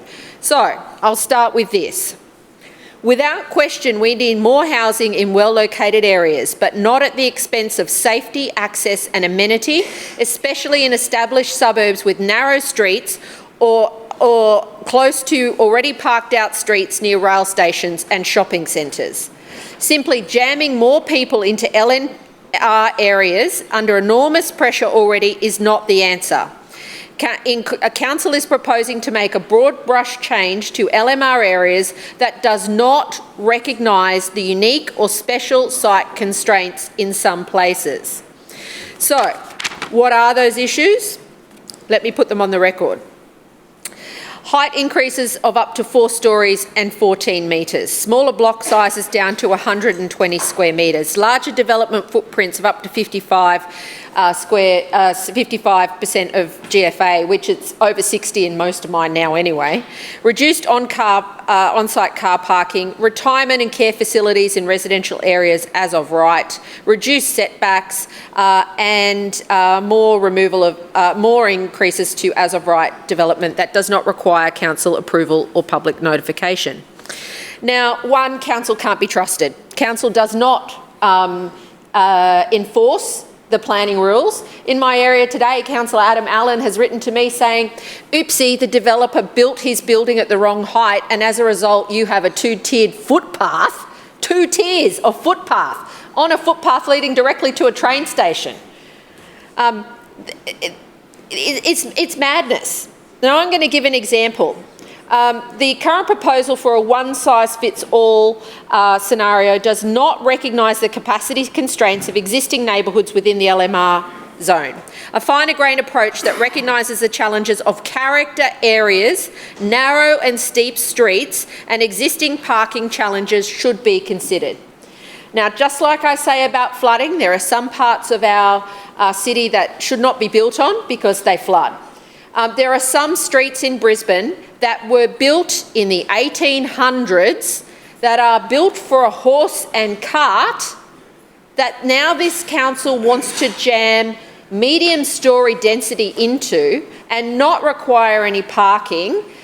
We have streets in Annerley now where the garbage truck can't get down the street. Council has already allowed non-compliant development in those areas of up to 3 storeys. And now the garbage truck can't get down the street. So who suffers? The residents who didn't want this development in the first place because it was too big for the site now have to have forced timed restrictions on them by council because this council approved a development that did not take into account the capacity constraints of the area.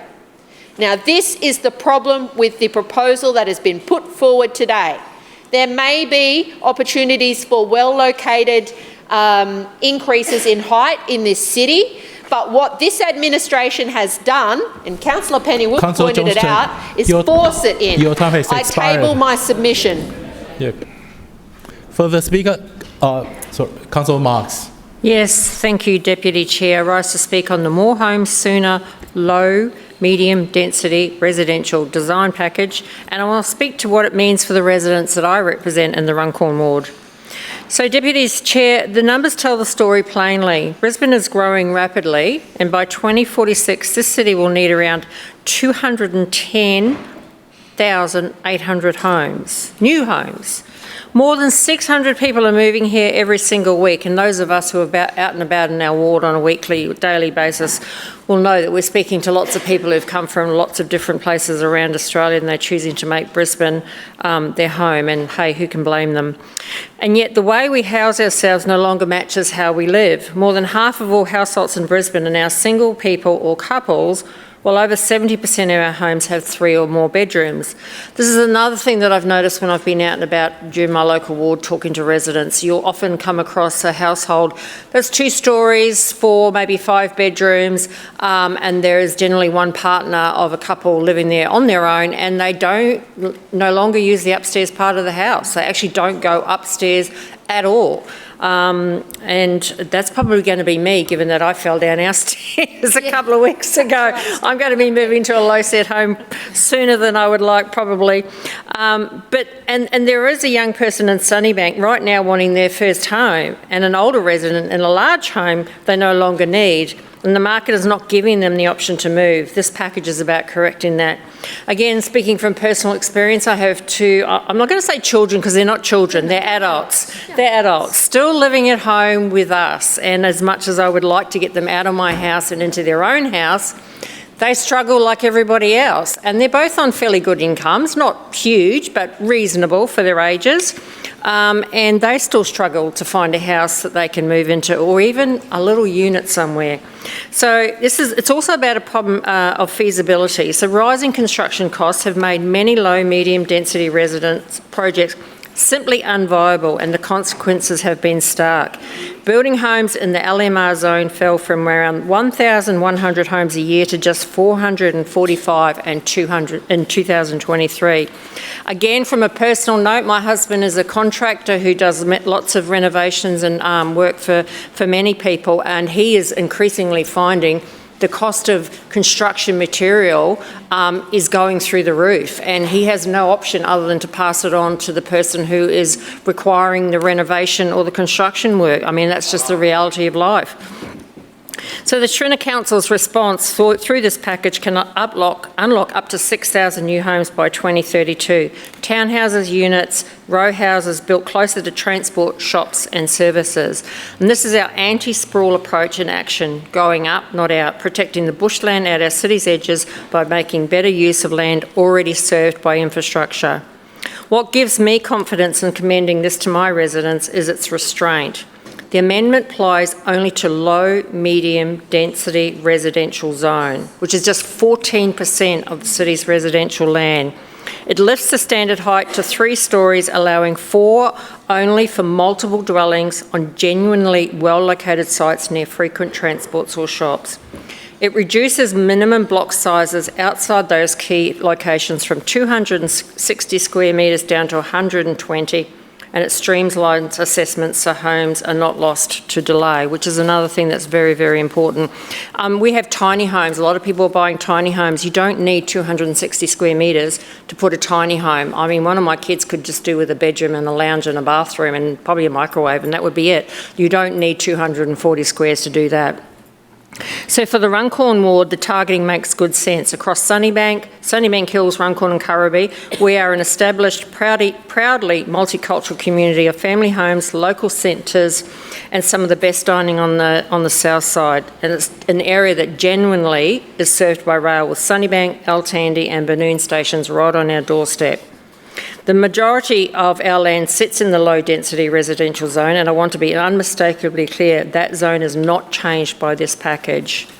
So where small LMR pockets exist near our stations and our centres, this amendment supports the kind of gentle, well-designed townhouse and unit developments my community already knows, letting a young family in my ward, all my kids, get a foothold close to where they grew up and letting an older resident downsize while staying near family, friends and the shops they love. Thank you, Deputy Chair. Further speaker, Councillor Kim. Thank you, Chair. It's very clear today that the LNP, you just can't trust what they say. Every week they say something different. In fact, the LNP Lord Mayor, once again, he's absent right now from the chamber. Where is he? Every time there's an important topic, in fact, today, their own very best friends in state government, they've also got Trump 2.0 over there, just a mini Trump wannabe, his best friend. They followed the Lord Mayor's lead. In fact, they've scrapped affordable housing, yet the Lord Mayor has nothing to say about that. He hides behind that today. We on this side of the chamber try to move an amendment to include affordable housing, to include an infrastructure statement to make sure that the developers produce public infrastructure for our communities, in which the LNP councillors have agreed that our community also needs. Yet the Lord Mayor is absent to admit that this is what our city needs to follow. It's ridiculous, it's hypocritical, and it's completely unacceptable coming from a Lord Mayor who spent half of his time this morning lecturing the hard-working residents of Brisbane City by telling them that because they didn't roll down the window while they're driving over the Grand Canyons over all of Brisbane City that they're more than aware of, because they've been getting smashed in the comments with photos just being dropped on all of their social media pages. He's claiming that because they didn't roll down the window while they're sitting in the worst traffic congestion in all of Australia, because they didn't roll down the window and take a photo, a quick snap and send it to them, that the Brisbane hard-working ratepayers have to pay, and that's why they have to wait. And apparently that's why potholes aren't getting fixed every 24 hours. Even on radio, we heard it ourselves. On radio, people were laughing that this was simply a PR stunt by the LNP. So it's so funny that half of today, when it should be spent talking about affordable housing, is actually spent recovering on the mistakes that the LNP Council have made over the last 2 weeks. So if they want to try again, they can. But just so you know, the Brisbane residents who are listening today, they know that this LNP Council cannot be trusted. Now, we also had a lecture earlier today from the LNP councillor who only said last week Every suburb doesn't need every opportunity for every person. This is coming from the same LNP councillor who referred to a consultation as a lynch mob when residents had come to share their opinion. It's completely unacceptable. Just last evening, I was talking to 15 residents in one of their own homes in Parkinson last night, which is highly relevant to today's clause A and B, given that they brought up a document that they were shown before they built their house in this new estate, saying that the developer must create a signalised intersection after the estate is done. Well, the estate is done now, and where is it? Years later, there is traffic congestion, there are near misses, there are people complaining every single day, yet the council haven't followed through on delivering on their promise. And when we bring it up today, years later, to try and move an amendment in critical times like this, they can't even guarantee us that the infrastructure will be built. The LNP Council cannot be trusted. They cannot be trusted, and today they have refused to talk about the fact that their friends in state government have scrapped affordable housing. Shame. We're living in some kind of tale of two cities here. I mean, I've got a story from Phil, a local resident, and I'll give an example today. Phil lives on Hellawell Road to get to the largest shops in our zone. After he visits his mum at the retirement village on Hellawell Road, there's no direct bus. So Phil has to catch a bus up to Highlands Drive in Callambale, then catch a bus backwards to go to a shop that's just down the road from where he lives. He already lives in the caravan park and he can't even get to the biggest shops in the area. Apparently this council is the one that keeps our city moving. Well, according to Phil, he's going backwards. And this is the real Phil, not the fake big Phil that Councillor Murphy over there loves to brag about while delivering nothing for the residents of Brisbane City. In fact, he should just get on with the job and fix the 50,000 potholes that are to come over the next week of rain. Yeah. Let's follow Phil now for the next week. He drives down this same road, he heads to Stretton State College, and wow, 30 parents are fined. 30 parents, actually maybe 20, $333 fined. That much money because they have to use the road, there is no active travel, there aren't enough buses, so this is the only conclusion they have. According to council, after more than 200 parents sign a petition to fix this intersection, council say, oh no, we don't do parking blitzes. We don't have the money. In fact, it's federal government's problem. Can you believe it? After $45 million plus in parking revenue, the LNP councils sit there. They cannot be trusted. They say one thing, they don't deliver it, and they blame the other. Well, LNP Lord Mayor, Deputy Mayor, they're missing today. There's no one in action. There's no leadership with this LNP council, and that's why they must be gone. Further speaker, Councillor Dixon. Chair, Deputy Chair, I wish to rise to speak on items A and B. It's an exciting time for Brisbane. We are Australia's fastest growing capital city, and people are choosing Brisbane because of our lifestyle, our opportunity and our optimism about the future. But with growth comes responsibility. Growth means more people means more homes. And more homes means that our children and grandchildren don't have to leave Brisbane to seek opportunities elsewhere, because these opportunities are right here in our city. And as we continue our journey towards the 2032 Olympic and Paralympic Games, Brisbane is transforming before our eyes.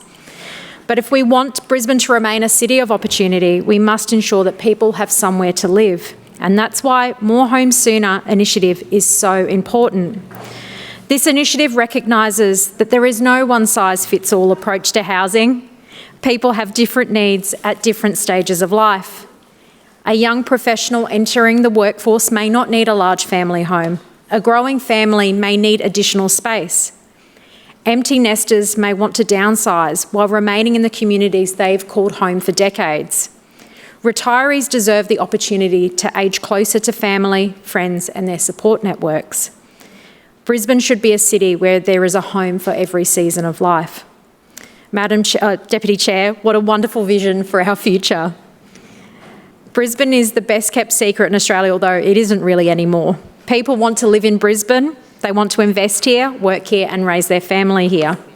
But popularity brings growing pains, and the Schrinner Council is responding by pulling every lever available to increase housing supply.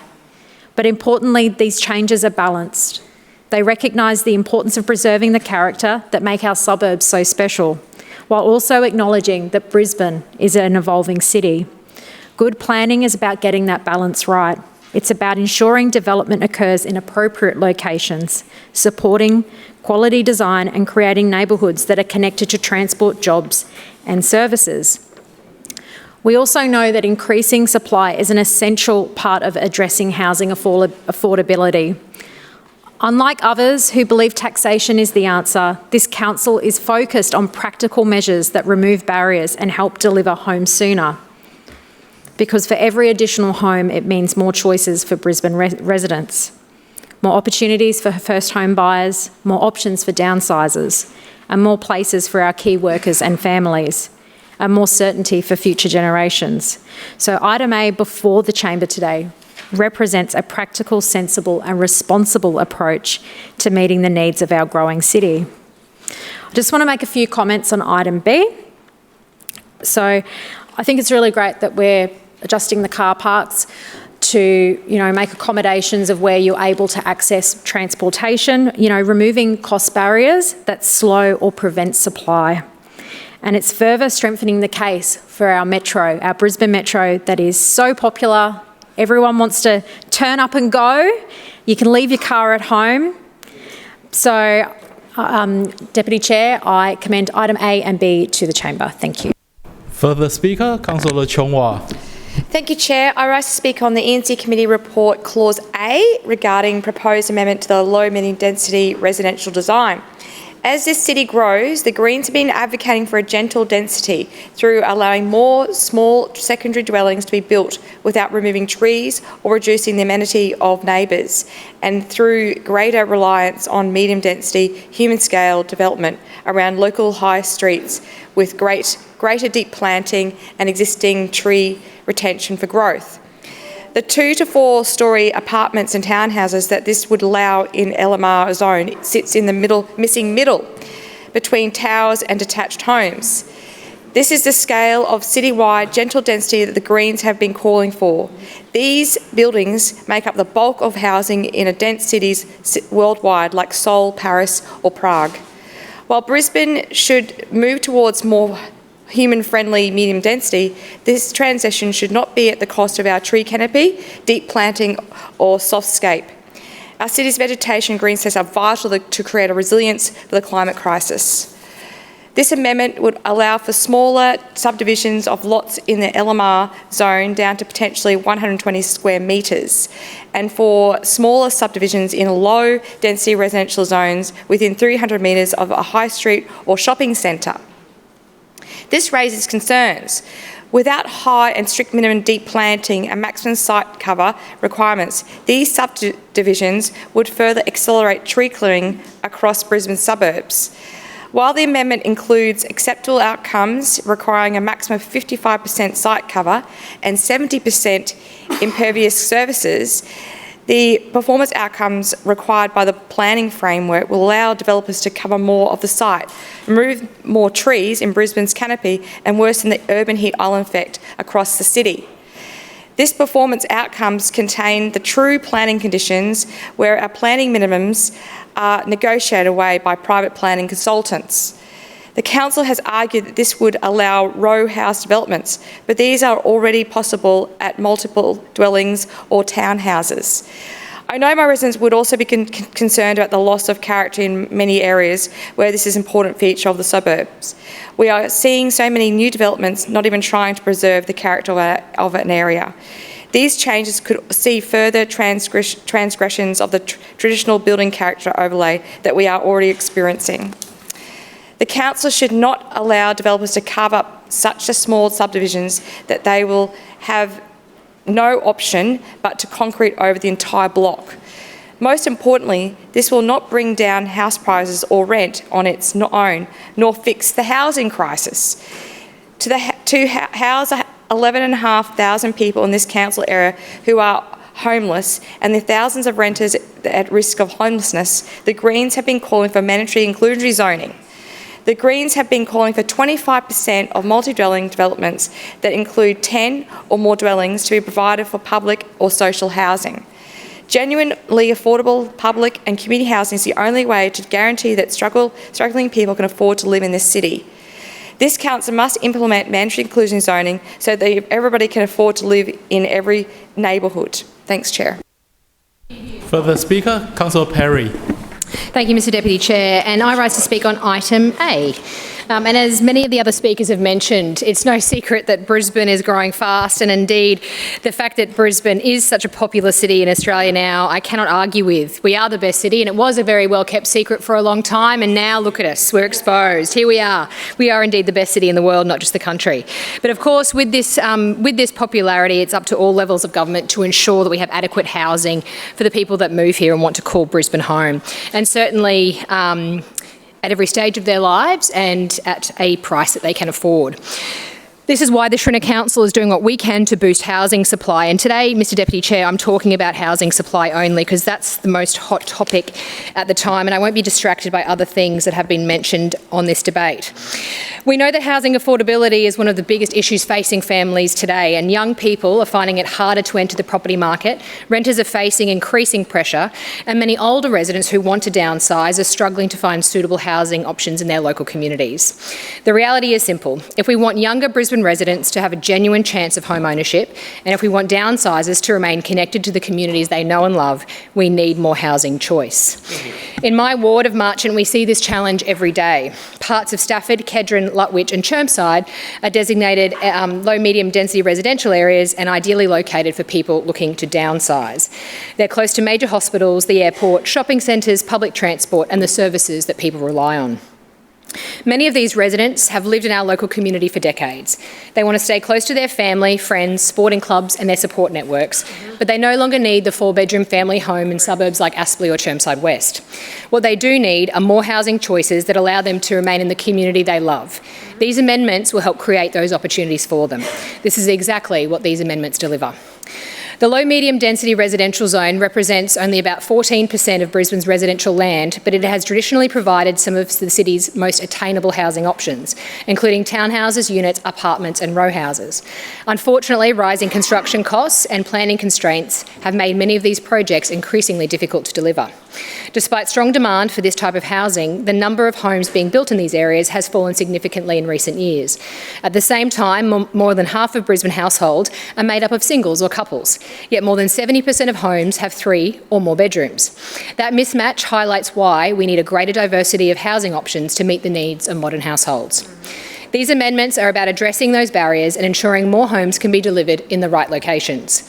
Importantly, as the Lord Mayor mentioned, this is not about urban sprawl. This is about our anti-sprawl approach to housing. Rather than pushing growth further and further out, these changes focus on creating more housing opportunities in established suburbs that are already close to public transport, shopping centres, jobs and essential services. By doing so, we can accommodate growth more sustainably while protecting Brisbane's incredible lifestyle, bushland areas and our natural environment. The proposed changes will support more housing diversity by enabling a broader range of housing types in well-serviced locations. They will simplify planning processes, improve certainty and help reduce some of the cost pressures that have made many housing projects unviable. At the same time, these reforms maintain important design requirements to ensure new development fits comfortably with neighbourhoods, provides appropriate setbacks, incorporates landscaping opportunities and continues to respect local amenity. And importantly, these are not the same amendments that were first released for consultation. We listened. More than 500 submissions were received during the public consultation process and a number of refinements have been made in response to this community feedback. These include greater clarity around walking distance calculations, improvements to subdivision provisions, refinements to dual occupancy requirements and changes to ensure better design outcomes for small lot housing. These refinements strengthen the amendments while preserving their core objective, delivering more homes sooner. Mr Deputy Chair, there is no single solution to the housing crisis. But one thing is certain, if we want housing to become more affordable, we need more homes. And to quote our Federal Housing Minister, more housing supply means more housing affordability. And Claire O'Neill said that 1 month ago today. Standing still is not an option. These amendments will help unlock more housing choice for first home buyers, downsizers and Brisbane residents looking for a home close to transport, services and jobs. They represent sensible, balanced and practical planning reform that supports a growing city while protecting the qualities that make Brisbane such a great place to live. I commend these amendments to the Chamber. Thank you. Further speaker, Councillor Strong. Thank you, Chair. Listen, I'm going to talk about the affordability a little bit later here, but I just want to start off with Clause A, and I looked through the submissions and there was over 500, and there were some themes going through those submissions, and I just want to touch on a couple of those as well.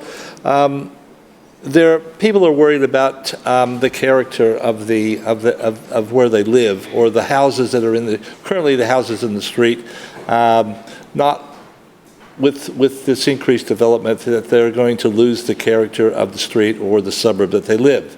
Now, of course, people have lived in these suburbs for generations in some cases, and I can be sympathetic to I think we could all be sympathetic for those people that may feel that they're losing the character of the suburb that they call home, and their family has called home probably for generations, right? So I just want to put that on the record.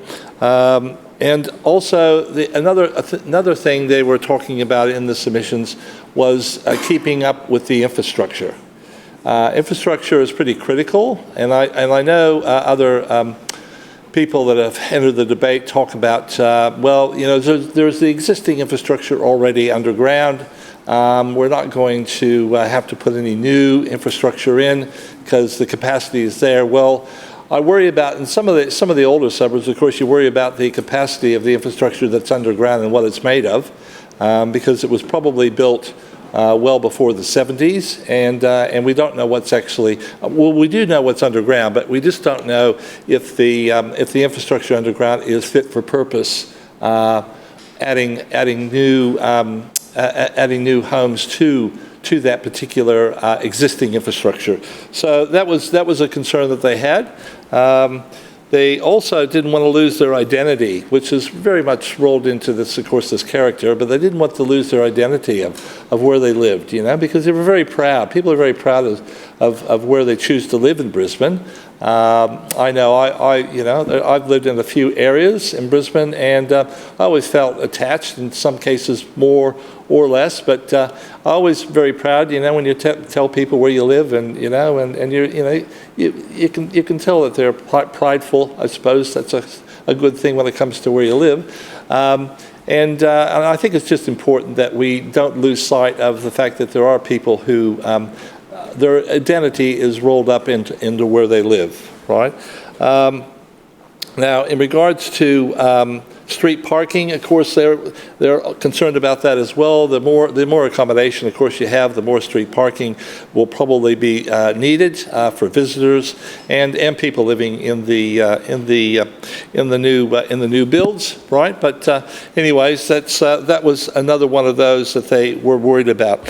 But the affordability, of course, and we tried to move the amendment to try to help in regards to affordability and what people are able to purchase in the area they'd like to live, right? But really, I mean, affordability, as far as this council's concerned, it's dead. It doesn't warrant any work on how we can identify what affordability is and how we can help to improve that affordability going forward. And of course, now the state government unconditioned development that was going to be some of it, a percentage of it was going to be affordable, which is just unconscionable when you think about it. So the state government's given up, the council's given up. I just worry about the young ones out there that are just trying to pull it all together, trying to save for their first home, and at every turn they get knocked on. So anyways, with those few comments, I'll leave it at that. Thank you, Chair. Further speaker, Councillor Howard. Thank you, Deputy Chair. I rise to speak to item B, the Planning Scheme Policy Amendment to Brisbane City Plan 2014, car parking for multiple dwellings. And this is really about Council's More Homes Sooner initiative and what it means to our local community.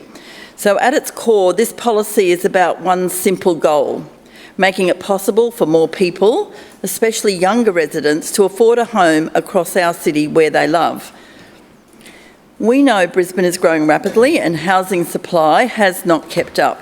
This initiative is about unlocking more homes in the right locations, close to transport, jobs and services, so people aren't forced further and further out. Now, in parts of my ward, particularly New Farm and Tenerife, people quite rightly see these suburbs as some of the most desirable, vibrant and even glamorous parts of Brisbane. And I understand that people care deeply about these places. But I also hear concerns that these changes might somehow lower standards in our inner city suburbs. And to that I say this: if you look at Double Bay, arguably the benchmark for prestige living in Australia, parking requirements are already lower than what we're proposing here. They're not lowering standards, that's catching up, because the reality is great cities evolve, and they evolve by making sure people can actually afford to live in them. Now, bringing it back to Central, I want to be very clear.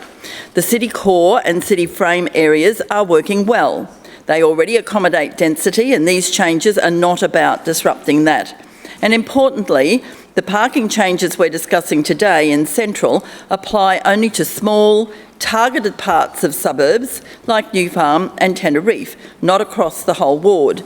This is measured, it's deliberate, and it's necessary across the city, because we know that requirements like excessive parking can add tens of thousands of dollars to the cost of delivering a home, and that cost is ultimately passed on to the buyer. If we want more homes built, we have to remove those barriers, and ultimately this comes back to people. It's about making sure that young people can buy into the communities their parents and grandparents helped build. It's about making sure that grandchildren aren't pushed further and further away, but can stay close to their families, their support networks, and the places that shape their lives. Because a strong community isn't just about what it looks like, it's about whether generations can stay connected to it. Right now, we know there's a mismatch between the types of homes we're building and the way people actually live. So these changes are about creating more diversity, more townhouses, more apartments, more options, so all those new and long-term Queenslanders at different stages of life can find a place in the community. And I want to emphasise this. This is about choice and affordability, not overdevelopment. And in our ward, it's about small, carefully considered adjustments in very specific locations, because ultimately this is about making sure the next generation has a real chance to live, work and put down roots in the vibrant inner city that we all value. Because a city that pushes its young people and their future families out is a city that loses its heart, and that's why I support these changes and I recommend item B to the chamber. Further speaker? Councillor Adams. Thank you, Mr Deputy Chair. I rise to speak on item A and item B, and it will go between both of them, but the intent is to support both item A and B to make sure that we see more homes sooner, whether that's through the uplift in LMR or the decrease in car parking on houses across the city as well. It's very important that what we recognise here today is that what we are offering with our More Homes Sooner initiative is the ability to unlock thousands more homes for younger buyers and downsizers in well-serviced middle ring suburbs. That's where we find our low-medium residential, in well-serviced middle ring suburbs. Right. This is not changing the character of your neighbourhood and what it looks like. This LMR is already there. It's looking at the opportunities to increase what is in LMR because they are in well-serviced middle ring suburbs with, in my case, a brand new bus network review, which has been an outstanding success, near amenities, near schools, near shops, near the facilities that families and young people want. But it is already LMR. This is about looking at the building heights in LMR, the parking, and adjusting those to reduce the costs that come on the market, that allow for the young people to step into these homes, and for older people who are downsizing to stay in those suburbs, as Councillor Strunk said, that they love, their shops that they know, their libraries and their amenities that are close by. I think the other thing we need to make sure that we understand, and look, I am the first to recognise the deliberate misconstruing of the statement I made last week. Out of context, the statement that says not every suburb is for every person does sound exactly like the hyperbole that we hear from Councillor Collier and Councillor Cassidy, through you, Mr Chair. But in the context of last week, it was about housing typologies and having housing diversity, different affordability and different choices across suburbs. And not every suburb will have every amenity for every person. I'm sure Mount Gravatt would love a city cat, but guess what? No, really. It's not going to get one. And I'm sure that Tarragindi would love a city glider, but they're not going to get one. Not every suburb has every amenity or every housing typology across this city. And in my personal experience, in my ward that I've represented now for many, many years, I can assure you Tarragindi does not want low-medium residential. They are very happy with their houses on single lots, but the opportunities are there for their young adults who want to buy a housing close to mum and dad, close to Tarragindi. The LMR that we see in Holland Park West, Mount Gravatt and Carina Heights is going to give us more homes and sooner. And with reducing car parking ratios at a better price. It's about making sure that these typologies and this diversity is seen right across the city. When it comes to Mount Gravatt in particular, and we'll be debating that later in today, there is a lot of diversity in Mount Gravatt. There is a lot of public housing. There is a prime example of a Brisbane housing company building the apartments that were built, Brisbane City Council, state government, where people left their public housing, 3 4-bedroom houses, and came into brand new apartments in Mount Gravatt. We have a lot of public housing in Mount Gravatt Central, and now we'll have the opportunity to see more density in this low-medium residential, so people can live right on this busy corridor with great bus network facilities, so that they can also get into the housing market as well. And then we get to the car parking.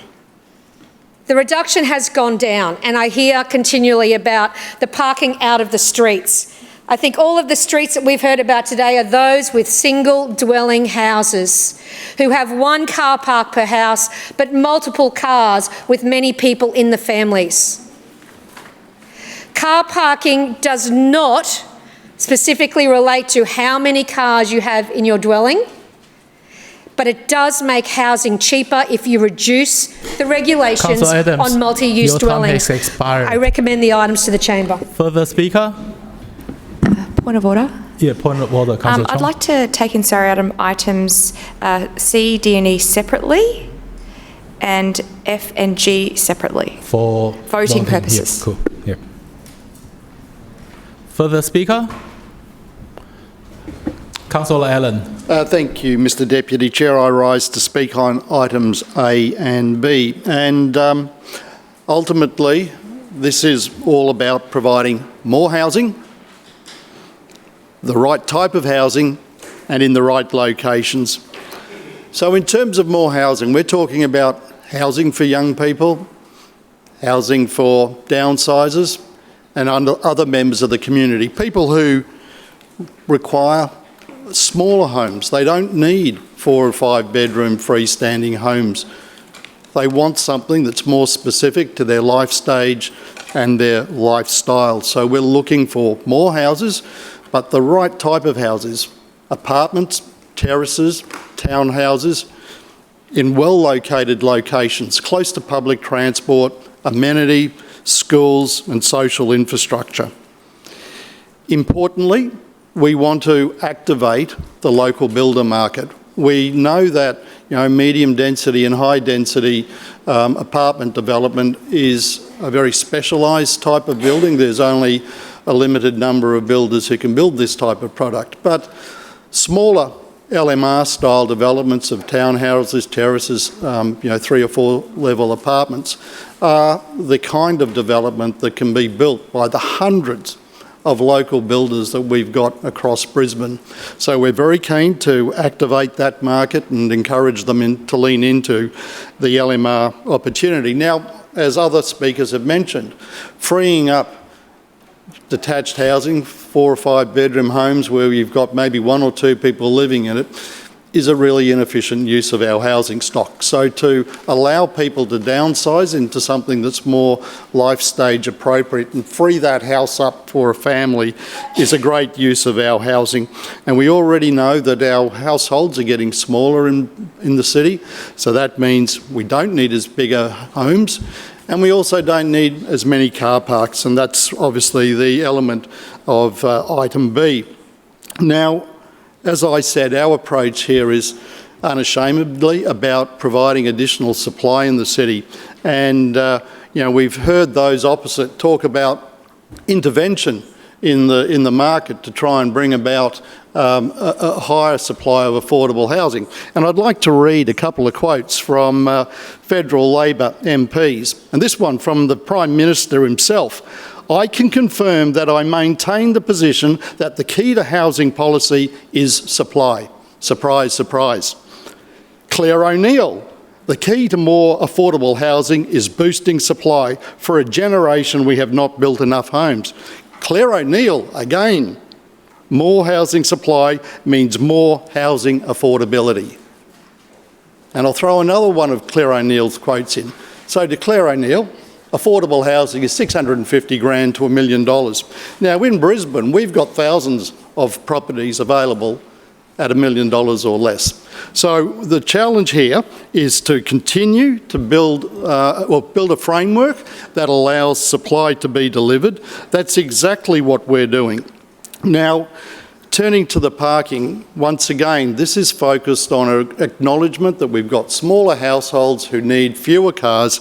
The data recognises that car ownership across some of our key locations is 1 or less cars per household. We are obviously looking at the LMR review, looks at those zones that already exist, as Councillor Adams touched upon. LMR is already there. What we're trying to do is better utilise that zone to generate more housing. And so to reduce the car parking because it's close to public transport is a sensible option. Additionally, we know that the parking rates in neighbouring councils are actually below what we're proposing here, and they work effectively there, and they're also in environments where public transport is relatively poorer than what we've got in Brisbane here. So there's a very, very good case to support both item A and B. Now, you will recall a little while ago that Victoria Barracks were put to market by the federal government, and they earmarked that site for housing, but at no point did they suggest any intervention in the market to bring about affordable housing. So the pathway we're pursuing is one that's sensible. It'll be about providing supply, and we're very, very hopeful that this type of incentive to the market will see those suburban builders activated and see this supply come online. Thank you, Mr. Deputy Chair. Further speaker? Lord Mayor, right of reply. Thank you, Mr. Acting Chair. Councillor Cassidy said a number of times that we should listen to the experts on housing.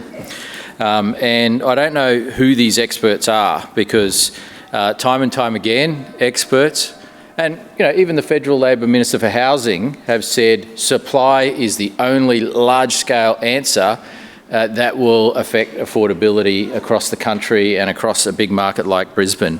And so they seem to ignore those experts, but they say we should listen to the experts. And so I was thinking, well, what experts are Labor listening to? And jogging my memory, he mentioned one in the council today. I don't know if anyone picked it up. He complained that we didn't make a comment on a Griffith University expert. So this is apparently an expert that we should listen to. Turns out that Griffith University expert was a twice Labor council candidate that ran in the election for Councillor Cassidy's team. So they're the apparent experts we should listen to, but not actual experts out there on a broad scale that say supply is the answer. But what do other experts say about what we're talking about today?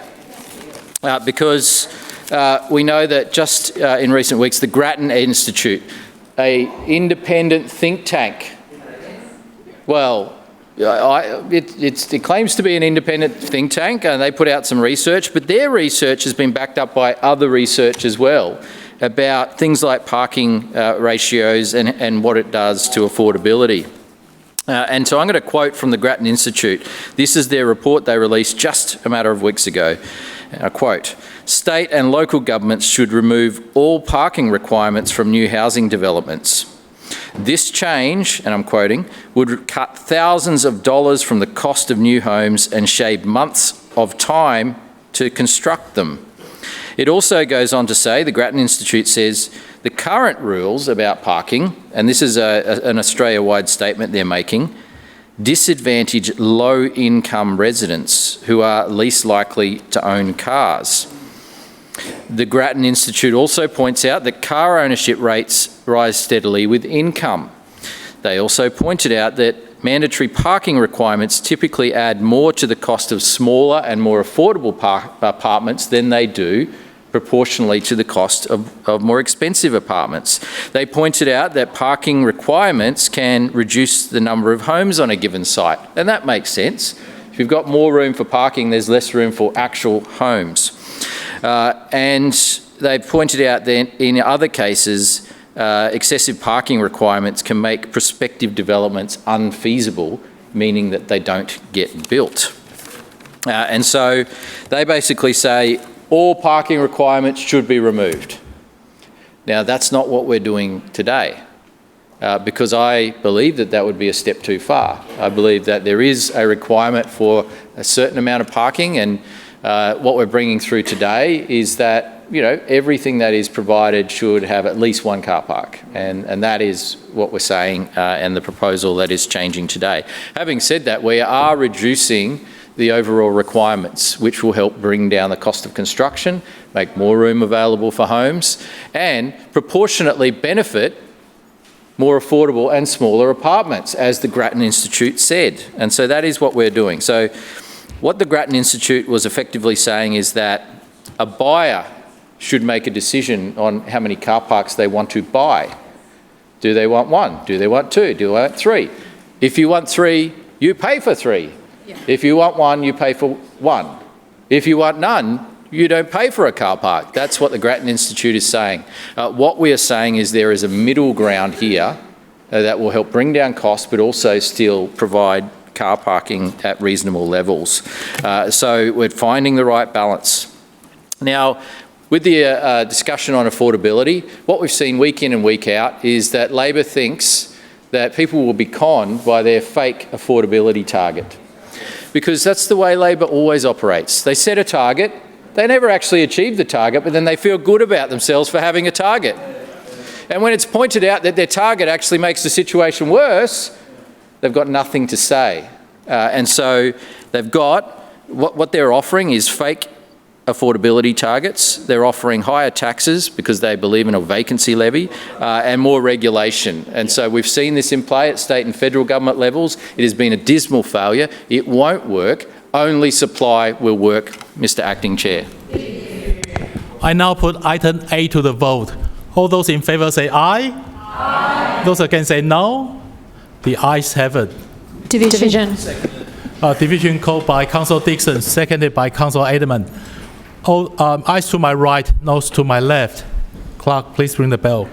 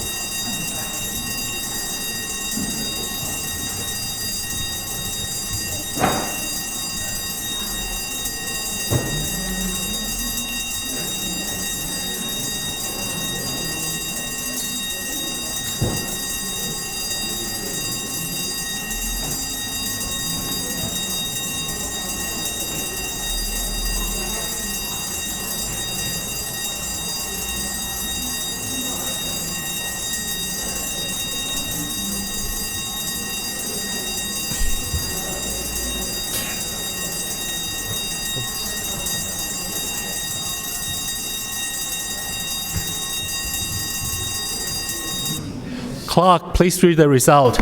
Mr Deputy Chair, the ayes have it, the voting being 23 in favour and 1 abstention. Item A and B. Sorry, item A. Yep. Sorry, that's fine. He's carried.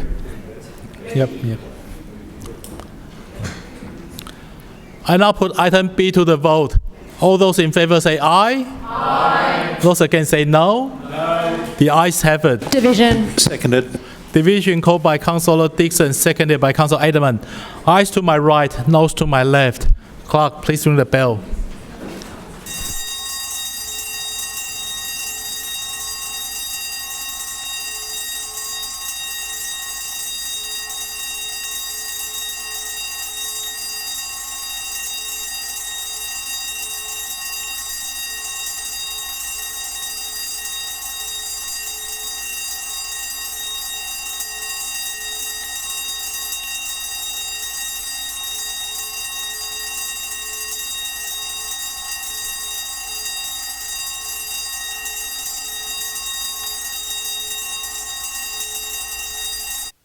Clerk, please read the result.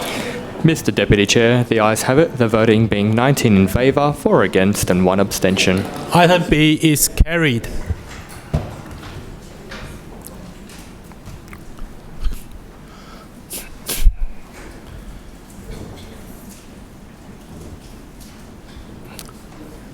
Lord Mayor, item C, D, E of the ENC report.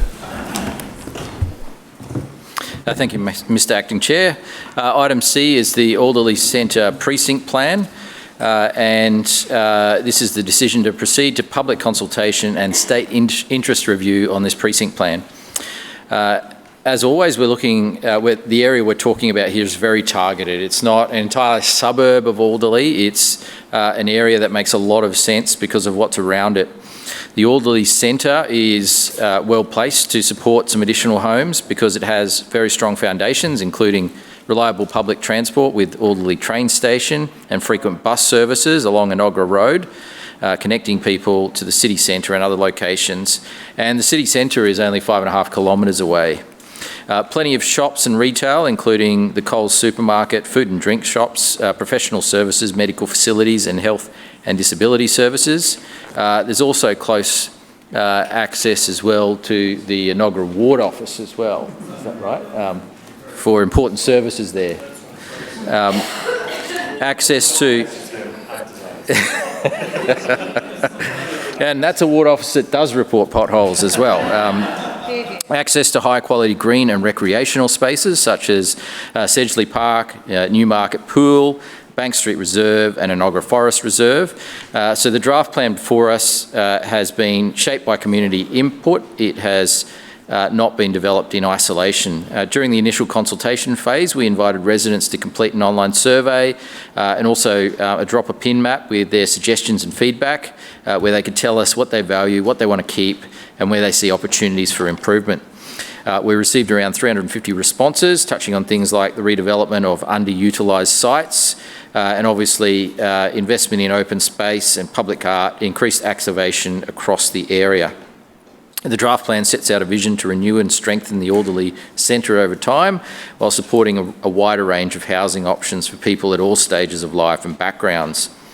We're proposing to change the residential zone settings and increase the maximum building height.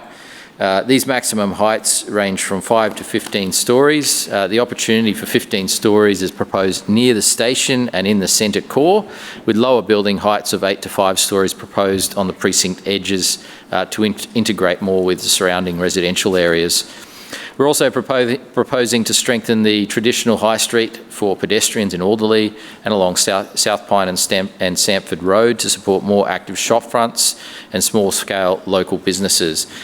We propose cross-block connections and arcades between streets to make walking and shopping easier, and ensuring that new development in important locations includes features like public plazas, arcades, alleyways, creative lighting and art to improve the precinct. This is a draft plan. It isn't final and will commence public consultation formally from 13th of July at the end of the school holidays, and we'll run it from the end of the school holidays until August 16, and we encourage everyone to have their say on this. Item D is the Cannon Hill Centre Precinct Plan, and very much in the same vein as the Alderley one that I just talked about. This is an area that is serviced well by both buses and trains nearby. It has major shopping centres and other facilities nearby, and it is an opportunity to support some more homes in the right places. We know that there's already been some level of new housing being built in the area, and that's been well received, and there's strong demand for it, and there's an opportunity for more.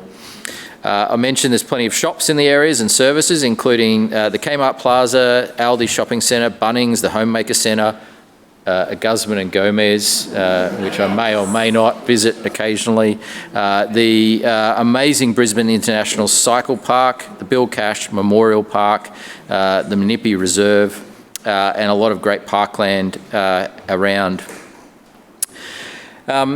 At this point in the process, we're just at the beginning, so there's no specific precinct plan involving heights or limits at this point in time. We're going to do what we did with the Alderley plan and go out for some initial consultation, get feedback from people, and then we'll come back with a more specific precinct plan.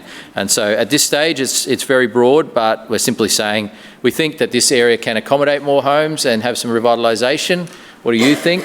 We'll go out to consultation, and then no doubt this will be debated again in the council chamber. Item E is also part of this group, and that's the Malkarat Centre Precinct Plan.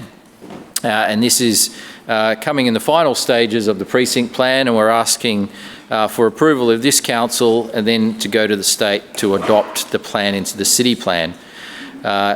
This is the third precinct plan we've launched under our suburban renewal program, and similar to the other two that I've just mentioned, there's great access to shops, services and public transport nearby, and also a need for some revitalisation along that Logan Road corridor. When I was there with Councillor Adams today, it was sad to see the number of vacant shops in that precinct, and I do remember what a thriving area it was when I was a child. As councillors would be aware, I was born nearby in Holland Park, and this was the closest shops at the time to where I was living. And it was a thriving precinct, but over the years, obviously as the community evolves and big shopping centres were developed, when I was very small, you didn't have the shopping centres, the scale that we have at the moment, and so these local precincts were the shopping centre. But those vacant shops and the local businesses in the area, the small businesses, they're very vocal in supporting revitalisation and renewal there, because they know that not only is it a great area to live with great public transport and great access to shops and services, but also that will really help local business and fill those vacant shops up, get more people visiting and having more people live in the right locations. So when consultation occurred, more than 750 contributions came through surveys and interaction mapping. People told us what they liked and what they needed to improve, or what they thought needed to improve in the area, and that helped us inform the draft plan. We then released the draft plan for formal community consultation and the state interest review at the end of last year, which brings us to the updated precinct plan today. We received more than 140 submissions on that precinct plan. As we always expect, there were different views on elements of the plan, from building heights and design provisions to transport and car parking. A consultation report has been published and uploaded. The feedback was valuable, and as a result of that feedback, changes will be made to the plan. The plan before us now includes reductions in building heights in certain locations, which includes a reduction from 12 to 10 stories in the centre zone land bounded by Rise Street, Gordon Parade, Logan Road and Nursery Road. A reduction from 8 stories to 5 stories on Springwood, Lauder and Selborne Streets, as well as Lauder, Selborne and Raffles Street and Creek Road. A reduction from 10 stories to 8 stories on the centre zone land where fronting Tenby Street. And so there's also been minor changes made to things like arcades and active frontages. We're now proposing to send this precinct plan to the state government for their approval so that it can become part of the city plan. I commend this item to the chamber. Further speaker, Councillor Cassidy. Thanks, Chair. I rise to speak on these three items before us today, and I'll start at C, the Alderley Centre Renewal Plan, of which we initially saw come here on the 2nd of September last year, involving changes to the inaccurate district neighbourhood plan. Those things the LNP hate now because they don't deliver housing, so we need to see all these changes. They're admission of failure over the last 10 to 20 years of delivering housing here in Brisbane. This area now includes, so there's mapped boundary changes before us today affecting the Ashgrove Grange District Neighbourhood Plan due to this new precinct plan area, including areas around the Alderley train station and shops, a key development site.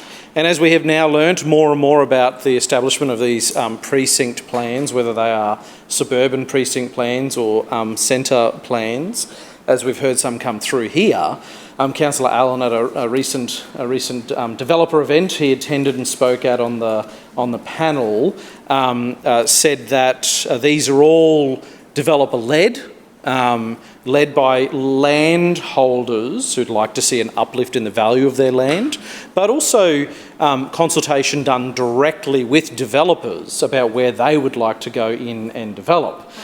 So we're seeing these come through council now. Yeah, that's right, and the LNP are making a very tidy sum in donations from developers these days, aren't they? State level. So regarding the Gallipoli barracks here, the plan notes major access points will be retained from Sanford Road, obviously something that's important and would be entirely outside the control of council. I assume if the Defence Force determined they needed access, they're going to get access. Yep. This will now, as we've heard, go to public consultation. So I hope Councillor Wines and the Lord Mayor does make people aware of why this change is proposed, because developers have proposed a plan to Councillor Allen and to the Lord Mayor and what they would like to see. So we know that behind closed doors there's already a proposal, a plan of which these developers want.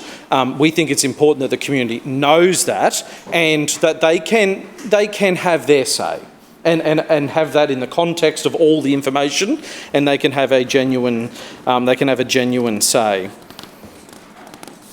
On Clause D, the Cannon Hill Centre Suburban Renewal Plan, and the next location to receive the Suburban Futures treatment, as we just talked about. Another one of those locations that the Lord Mayor's Suburban, the Lord Mayor's Better Suburbs Board, Lord Mayor's Better Suburbs Board, that's the one, and the Suburban Futures group have identified in their work, in their private work with developers, in identifying closed eyes behind closed doors, the Cannon Hill Centre.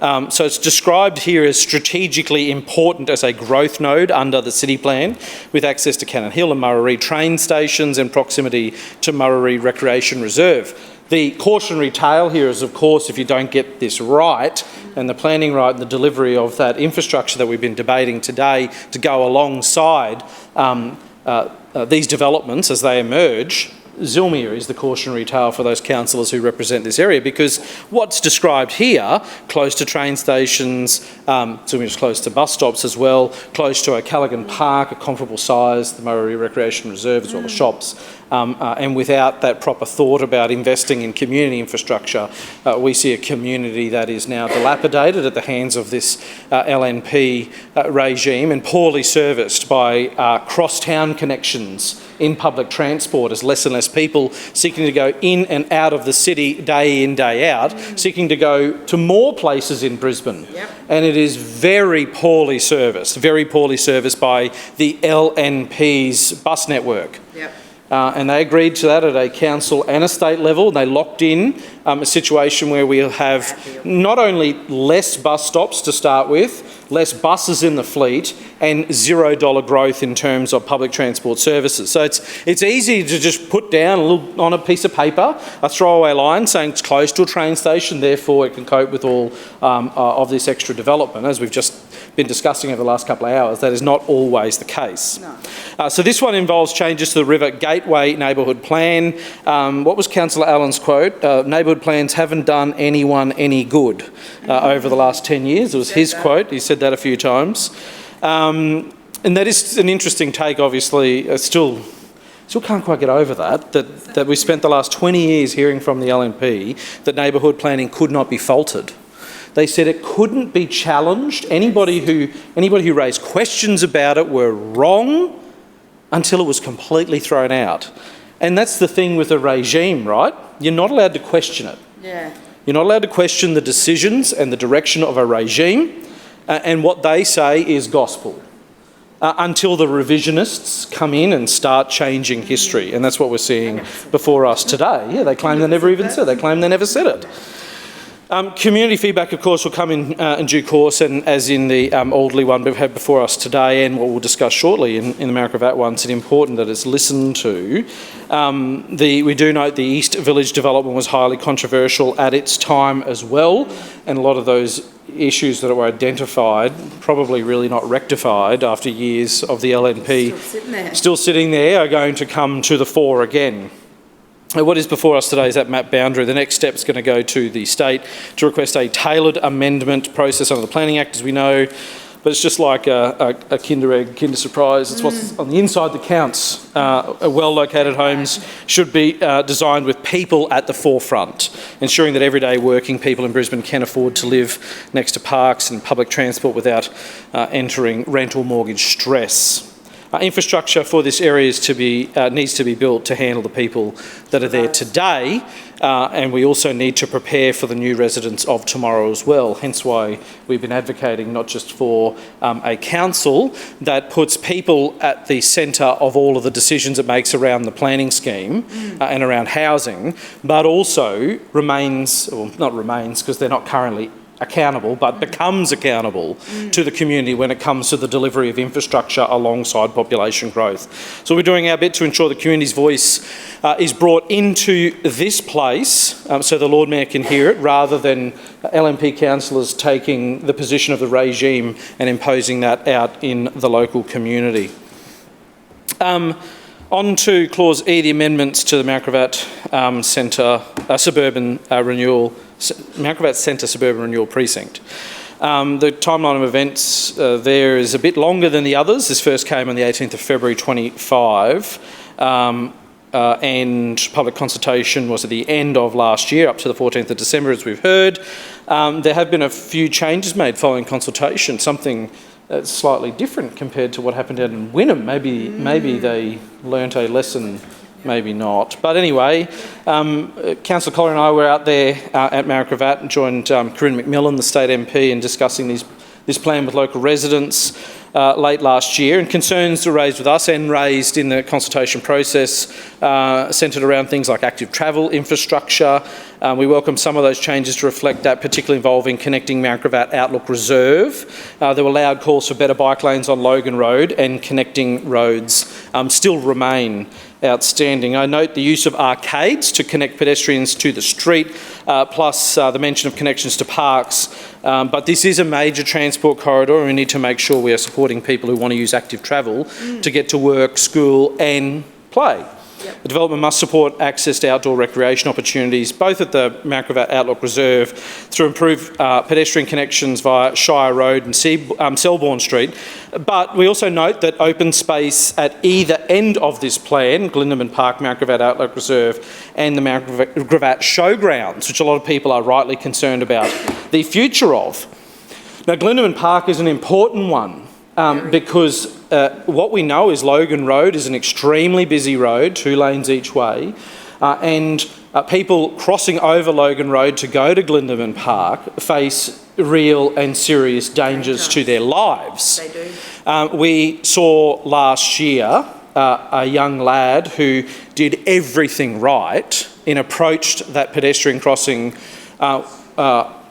did everything he could to wait for traffic, have that traffic stop, start walking across with his mate on that pedestrian crossing, only to be hit by another car that tore past that car that had stopped.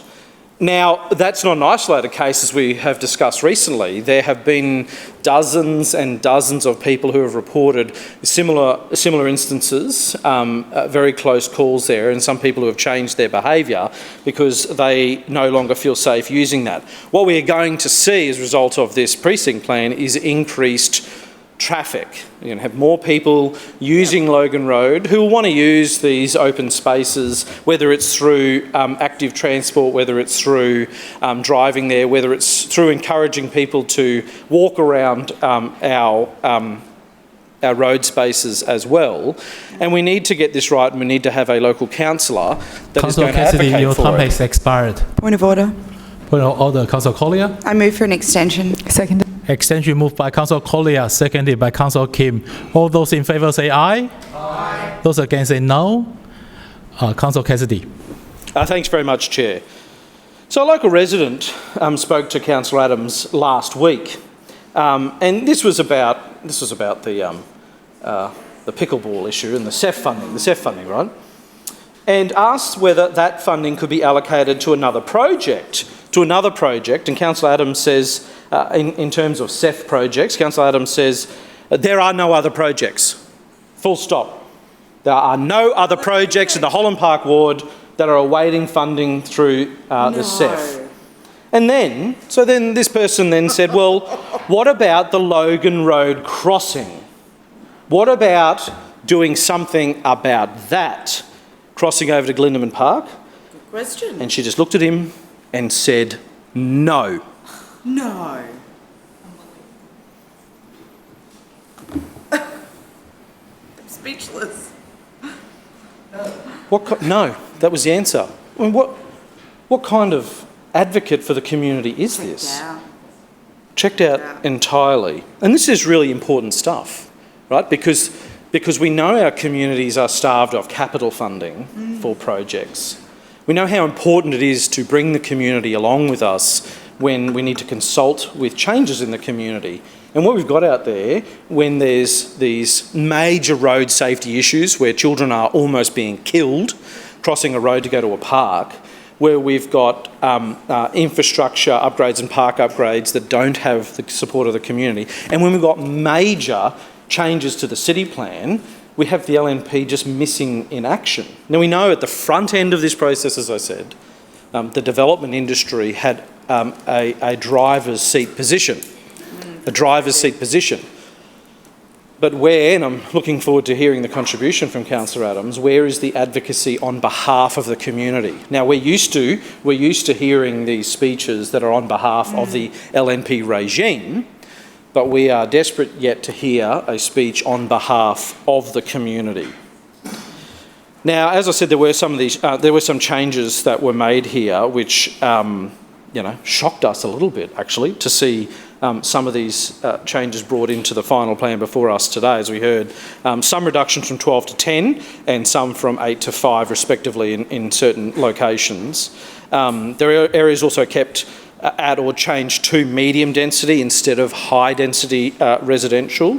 The Tenby Street area is reduced from 10 stories to 8 stories. There are concerns around congestion on Logan Road, of course, parking and not enough public transport and active transport improvements there. So while there was some mention, some concessions around active transport, the big glaring one here, as it was down in Wynnum, as it was in the LMR feedback as well, are people concerned that their rates are not being spent in their local communities to address these infrastructure challenges that communities have now, today, let alone the challenges they're going to have when we see increased population in these areas. Also concerns, ding, ding, ding, no surprise here, around drainage and the impact of greater density. And who can blame them when the drains we do have now don't get cleared out because the Lord Mayor is starving that team of adequate funding. At a time when Council's reducing our workforce and starving those program areas of maintenance funding, residents are calling for a better return on their rates, and they're raising it at every opportunity, whether it is going directly to their local LNP councillor and being told no, or whether it is them engaging in good faith through a planning scheme change like this. or totally ignored when they sign petitions and things like that. So while there has been some movement on this, we do enter this debate, and we did enter the public consultations. We went down there with open eyes, understanding more and more as the weeks and months have rolled on, and finding out what the Better Suburbs Board, the Suburban Futures Program, and Councillor Allen's behind closed doors dealings with them have meant for these processes. And so I think it is really important that the community does know about that and know what they're entering into and what they're getting into by sort of dealing with the devil over there. Further speaker? Councillor Wines. Thanks, Mr Deputy Chair. Look, I rise to speak to item C, the consideration of the advancement of the orderly proposals to state interest check and also to further community consultation. And I think one of the important things to consider when we discuss the orderly centre matter is that Brisbane is growing, and as a result of that there is increasing price pressure on all properties, and we see people both in, whether it be renters or homeowners, increasing costs associated with that. One of the best ways, and we've lived this experience in the orderly area, is to see an increase in the amount of accommodation supplied in the community. I, in the past, have lived in the area for consideration in the middle of last decade as a renter. While I was there, there were very few rent increases. It coincided with a period of large expansion of the opportunities for unit dwelling across the city of Brisbane and across the north side in particular. One way we can see that opportunity to keep rents down again is to allow for more densities in some locations. Now, I have a firm belief that we should allow people to have an opportunity to rent or own or live in their communities that they come from or where they grew up. And when you see these increasing price pressures, you need to provide opportunities for people to move into dwellings in those communities that didn't exist before. And that's really what we're talking about here. So when you allow that, the question really is, where do they go? And here we see a very clear and defined area, an area that was defined already by a number of units. Very few single unit dwellings left in this area, a lot of units here and a lot of commercial buildings. Now, what we're doing is permitting further density in these locations where density already occurs to allow more density in those locations. This area is defined by the train line, 3 significant roads, that's of course South Pine, Sanford and Inaugural Road, and on those roads we see 2 high-frequency bus services operating, that's the 345 and the 390. So we see transport opportunities, we see existing acceptance of density in a location, but there's calls for more, particularly in this narrow location. Now, in the past, there has been actually a 12-storey approval in this area for one of the locations in the core of the site. Where the Coles at Audley is, more than 15 years ago, there was an approval for 12 stories.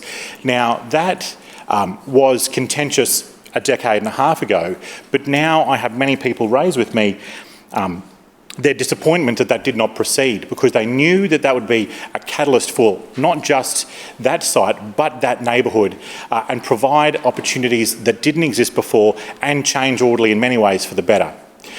We see that opportunity lost because now, of course, it is a Coles and that won't be proceeding, but there is other significant land holdings in the area that would allow for significant growth. For example, the Audley Arms car park, which is quite frankly huge, and a car park. It would be a wonderful place to see people be able to move in and live in what is a wonderful inner northwestern community. We see also opportunities for new commercial activities. There was a particularly cruel event in the last few months where the very popular Brisbane Cafe was burned down and has yet to be replaced. And the building that it was in still remains effectively fire damaged and waiting for whatever plan it has for the future. We hope that when we look at opportunities like this, people will view sites like where Brisbane and the plant shop were as an opportunity to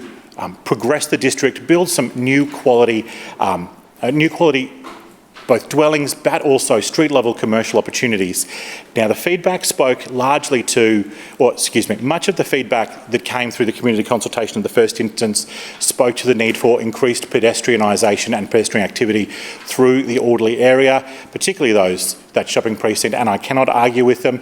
And so we are working on putting forward some opportunities where we can address those issues that were raised by local residents, and the Lord Mayor also talked about other opportunities for enlivening that area. So this is an opportunity to create more housing for people who live in the district to be able to stay in the district, and I think it's really the big motivator for me, in a place that makes a lot of sense, where there's a lot of opportunity, and people in many ways have accepted that it is a place where growth can occur.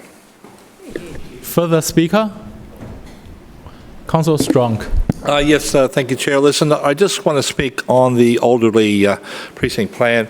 Of all the precinct plans I've seen that's come through, actually, I reckon this particular area, Alderley, is best placed to actually benefit from a plan, so long as we do it right. And we listen to the local residents, and I know it's going out for consultation, and it'll be interesting to see what comes back and submissions and all that. But I reckon it's one of the best, simply because it's 7 kilometres from the city centre. It's got a fantastic elevation, about 37 metres above sea level on average. So we'll have great views of the city. Fantastic road system, which the councillor just spoke about. The train station's right there, and it's got a commercial area that really needs to be revitalised. The biggest actual business or business in the area is actual National Storage, which is huge. And I just looked at that. And I thought, wow, that's going to be up for redevelopment. That could be something special, that site. So I just think of all the precinct plans, that's going to have the least amount of impact on the residents, and I think that the residents may, if we do it right, if the amenity looks good, or the plan of the amenity looks good, I think residents in this area specifically will be probably quite happy to go along with the heights of whether it's 12 stories or 15 stories or whatever it ends up being, and it was quite interesting to hear Councillor Wines say that the 12-story one development didn't go ahead some decade and a half ago. But lots of things have changed. People have come and go. There's also a reasonable amount of housing around it as well. Your normal type housing around. So it's as I say, I think it's one of the few of all the ones that have come through here. It's the one I have least worry about, and I think it could be, as I say, being 7 kilometres from the city, good elevation, good roads, railway. And plenty of scope for upgrading that commercial area as well.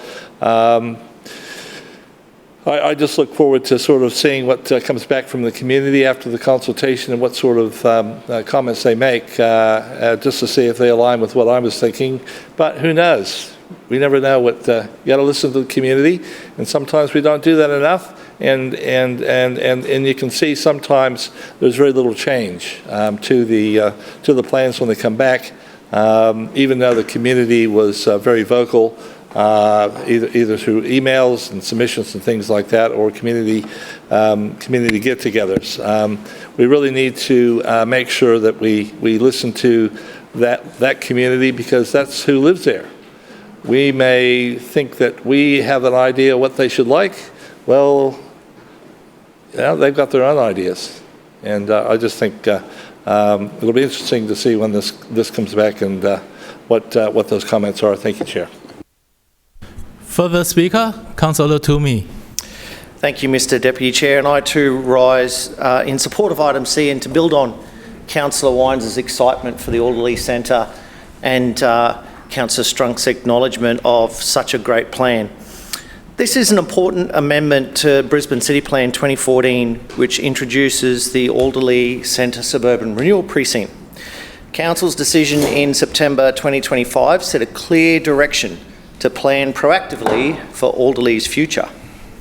What is now before us is the detailed framework to deliver on that vision and to do so in a way that is coordinated, considered and grounded in place. This amendment is fundamentally about getting the growth right. It recognises Alderley's strategic location to the North-West Rail Corridor and its existing role as a local centre. And it builds on that by shaping the precinct that is more connected, more vibrant and more livable. At its heart, the proposal creates a walkable, fixed-use centre anchored by the Alderley Railway Station where people can live, work and access services within close proximity. It enables greater housing choice, particularly around transport, while supporting jobs and the local economic activity. But most importantly, this is not growth for growth's sake. This planning framework carefully manages how that growth occurs. It establishes a structured precinct with 3 distinct areas: a core, an eastern frame and a southern frame, each with a defined role. The highest intensity of development is focused closest to the train station where it can leverage existing infrastructure and then steps down towards surrounding neighbourhoods to respect local character. This ensures a balance between renewal and amenity. What stands out most in this amendment is the emphasis on design, quality and the public realm.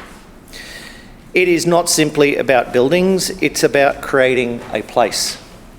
The amendment requires active street frontages with shops, cafes and services at ground level, creating life and activity throughout the day and into the evening. It prioritises pedestrian and cyclist movement with new arcades, laneways and connections that improve permeability and make it easier to move through the centre safely and intuitively.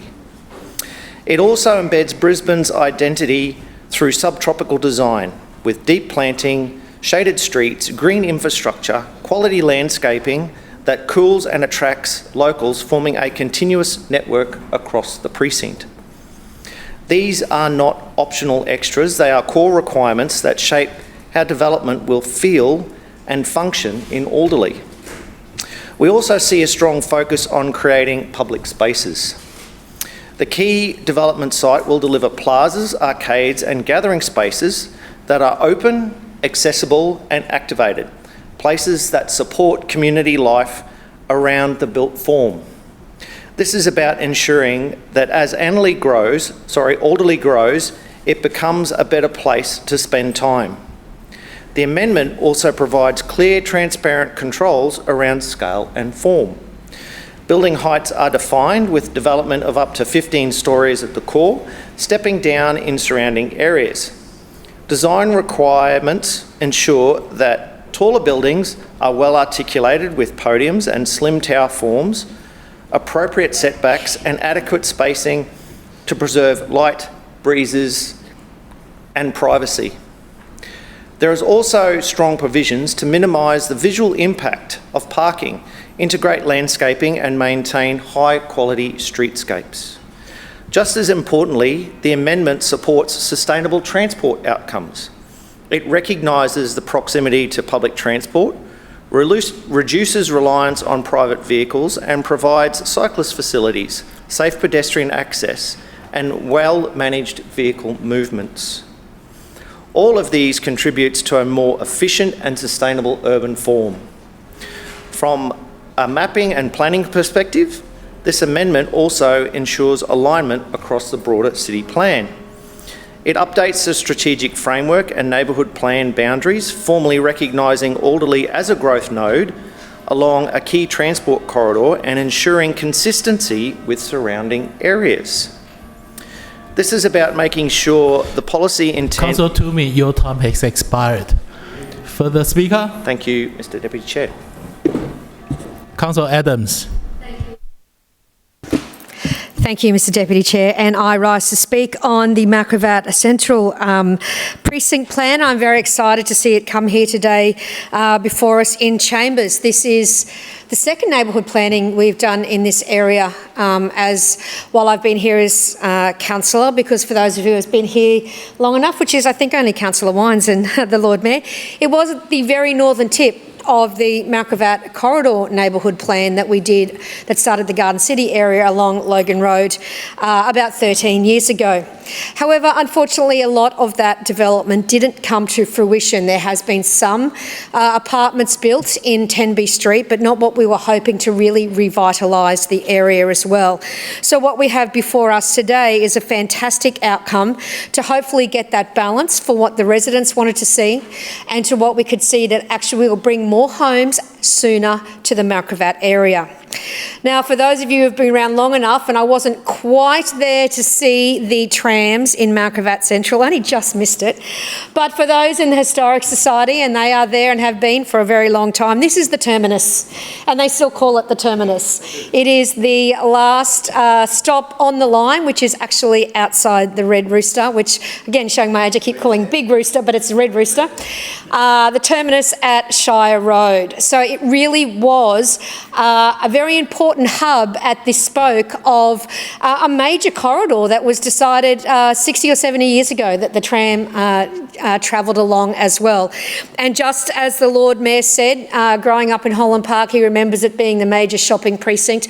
I can say the same as growing up in Mansfield, just around the corner at Broadwater Road. After we went and did the local shop, which is just down at the Aminia Street shops in Councillor Murphy's ward with Cut Price Sam, we would then go up to the terminus to go to the banks and do all the professional services that Mum needed to do. When I was a bit older, it was Garden City, but that wasn't there in the early days. This was definitely the bustling hub of the shopping and professional services in the Macrovat area. Unfortunately, that's not what we see today, and as the Lord Mayor mentioned this morning, we're there beside very many absent shop fronts. Thank you, Councillor Allen. There is a vibrantly vacant advertising up there in some of them as well. But we have got a very active sub-chamber in Macrovat Central that are extremely keen to see more feet on the street. And I know we have got an ageing population around the Macrovat and Holland Park area, which I may include myself in, that have got young adults in their family that want to see downsize opportunities for themselves and first-time home ownership in units for their children as well. What we will see in this development, in this precinct plan, is increased building heights for residential and commercial development, increased housing choice by providing for a range of residential density zones and apartments. Some of those that you cannot get in Tarragindi, and you can't get in most areas of Mansfield, if I remember correctly as well. It is low density. But here along the main corridor with the great new bus network as well, we have those residential typologies that do give an affordability option and a typology option as well. The great outcome for this for the local businesses and for the local young people is more employment opportunities through this district centre zones as well. We really want to see this brought back to the traditional high street that it used to be. And this can be done now in the fashion that people expect to see in a modern high street in Brisbane as well. So improve walking, cycling through new arcades and alleyways.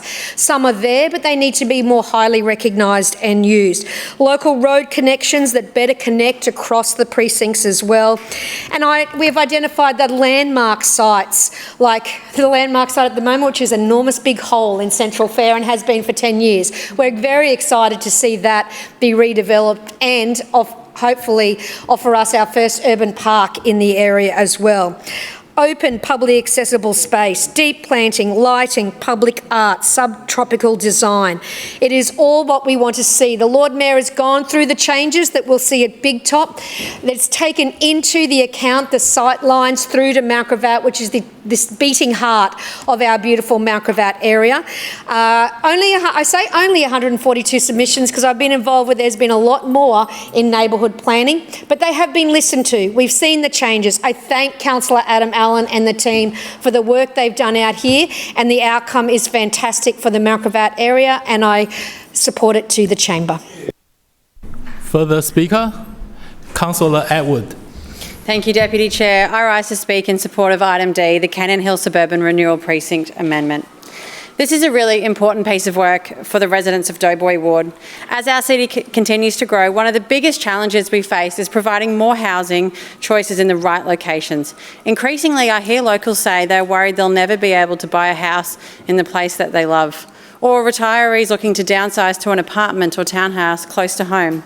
So this plan looks at supporting our community to stay in the community they know and love. But I acknowledge with growth that always is concern. I know local residents will be worried about what this means for the suburb they know and love.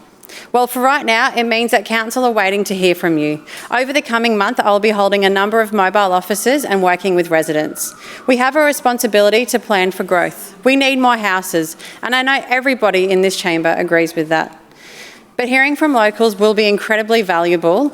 And after the community consultation concludes, officers will be using their feedback to look at the overall picture and make a plan for Cannon Hill to support its growth. I know Cannon Hill like the back of my hand, but I appreciate we have councillors from right across the city that might not know it very well. It is just 7 kilometres from the CBD.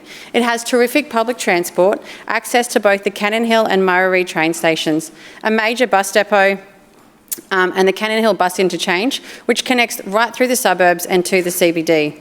It has a very well-loved shopping centre with Kmart, Bunnings, all the grocery stores, a homemaker centre, dozens of food options, and the Cannon Hill butcher, which is probably busier than Bunnings and has somebody eating a steak there at all times of the day. But Cannon Hill is also close to some wonderful open spaces, including Muzz, Minipi Parklands, Bill Cash Park, and the Minipi Golf Course. So this precinct is already a great local centre, and the next step, we'll look at housing options and how we can better connect those areas and plan for growth. Council will undertake investigations, look at the land use and create modelling to understand the opportunities and constraints of the area. To help capture community feedback, as I mentioned before, I'll be holding mobile offices right across Cannon Hill and Murray. I'll be letterbox dropping residents, and I want to encourage local residents to have their say. And also businesses, as this encapsulates a huge business precinct. Local knowledge matters. People who live and work in Cannon Hill understand the local traffic. They understand the footpaths better than any of us right here. So I'm really excited and to be working with my residents to get their feedback. This amendment allows us to start the important planning work, and I look forward to working with our community as the draft precinct plan is developed. Thank you. Further speaker, Councillor Collier. Thanks very much, Chair. And just on item D for the Cannon Hill plan. So today we'll vote on beginning the process of developing planning changes in Cannon Hill with the aim of developing a brand new Cannon Hill Centre Suburban Renewal Precinct plan. And we understand that this process is aimed at reshaping areas in Cannon Hill and nearby Murray, mostly around Cannon Hill Kmart Plaza and the Cannon Hill and Murray train stations in order to see more development in this area. We're of course at the very beginning, the very first steps of this process. So we know that detailed amendments are still yet to go to be prepared and then reviewed by the state government before what we understand is the formal public community consultation stage. So right now, of course, we'll be supporting this, but we don't know any more details at this point about story limits or building heights or much more really, other than the lines on the map which the LNP have indicated that will be targeted. However, we do note, of course, that's subject to change as well. I know the community cares very, very deeply about how Cannon Hill grows, and whilst we need more housing and investment in local areas like Cannon Hill, we also need to make sure that we have the right infrastructure, enough green space, transport connections and community facilities to support that growth. In this area, of course, is the much anticipated, I think it's been more than 10 years in the making, the East Village development. This has been a site that has sat largely vacant for a very long time, and it's no thanks to the LNP Council who haven't seen what is a huge potential. It's well located, it's got high frequency bus services, it's got shops across the road, it's got 2 train stations nearby and accessible, and this should have been done a long time ago. It could have provided, you know, over hundreds and hundreds of new homes in this area. It's a great spot for development. But it could have happened a long time ago. So I guess my message to the community is, of course, we'll keep you updated as more information becomes available. But importantly, when residents have an opportunity to have their say, we have seen across the board as council goes through this process, residents really want to engage. They really want to see, have their chance to be able to have their say and submit that to council to make sure that council takes their concerns really, really seriously. We have seen a huge turnout in Wynnum where people were very clear about what they wanted but also what they didn't want to see, and some concessions from council on that front. We see it in the Mount Gravatt plan that we're looking at today. There have been some changes. So I guess my message to the LNP is don't do sham consultation. Make sure you actually listen to people, because this is a very special community. My ward, Morningside ward, is adjacent, and we know that I've brought it up in this place many times before. People are crying out for bus services that don't necessarily go from Cannon Hill into town. They're looking to go from Cannon Hill to Bulimba, and that's great. We'd love to see more people coming to Bulimba to make sure that they're supporting local retail precincts. But if, you know, veterans can't get the bus from their homes in Bulimba to go to the Cannon Hill shops on a Sunday, is the LNP even listening to these concerns? So these are the sorts of things that gets raised over and over again with me as a local councillor, and I implore the LNP to make sure that they listen to the community. This is a very complex area where it's got a balance of, you know, industry in this map that we see here today. We also see residential homes, some that have been long-standing there for 60 or 70 years. And then we have a mixture of, you know, apartment towers that could be, I understand there's approval for up to 10 or 15 stories in parts of this area. So I'm looking forward to seeing more detail. We'll support this at this stage, but the key takeaway here is that the community has got to have their say, and that this LNP council has to actually listen to them. Further speaker, Councillor Givney. Thank you, Acting Chair. I rise today to speak on item D, the proposed Cannon Hill Centre Suburban Renewal Precinct Plan.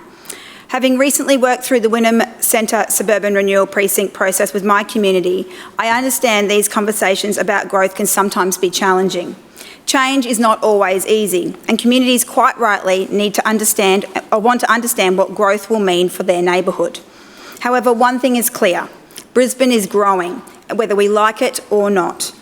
The question before us is not whether growth will occur, but where and how we can accommodate it. And that's why I support this approach being taken at Cannon Hill. The purpose of this precinct plan is to unlock additional housing supply, housing choice, revitalisation of the centre, creating opportunities for employment, and utilising existing and planned infrastructure. These are sensible objectives that align with Brisbane's sustainable growth strategy and housing supply action plan. Importantly, Cannon Hill is exactly the type of location where growth makes sense. It's not a greenfield site in the outskirts of our city. It is an established district centre with excellent access to infrastructure, transport, employment and services. The precinct sits between Cannon Hill and Murray train stations. It is serviced by a major bus interchange and has direct access to key transport corridors including Wynnum Road, Creek Road and the Gateway Motorway. It is also strategically located near the Port of Brisbane, Brisbane Airport and major employment areas including several major industrial precincts, making it an ideal location for people who want to live closer to where they work and spend less time commuting.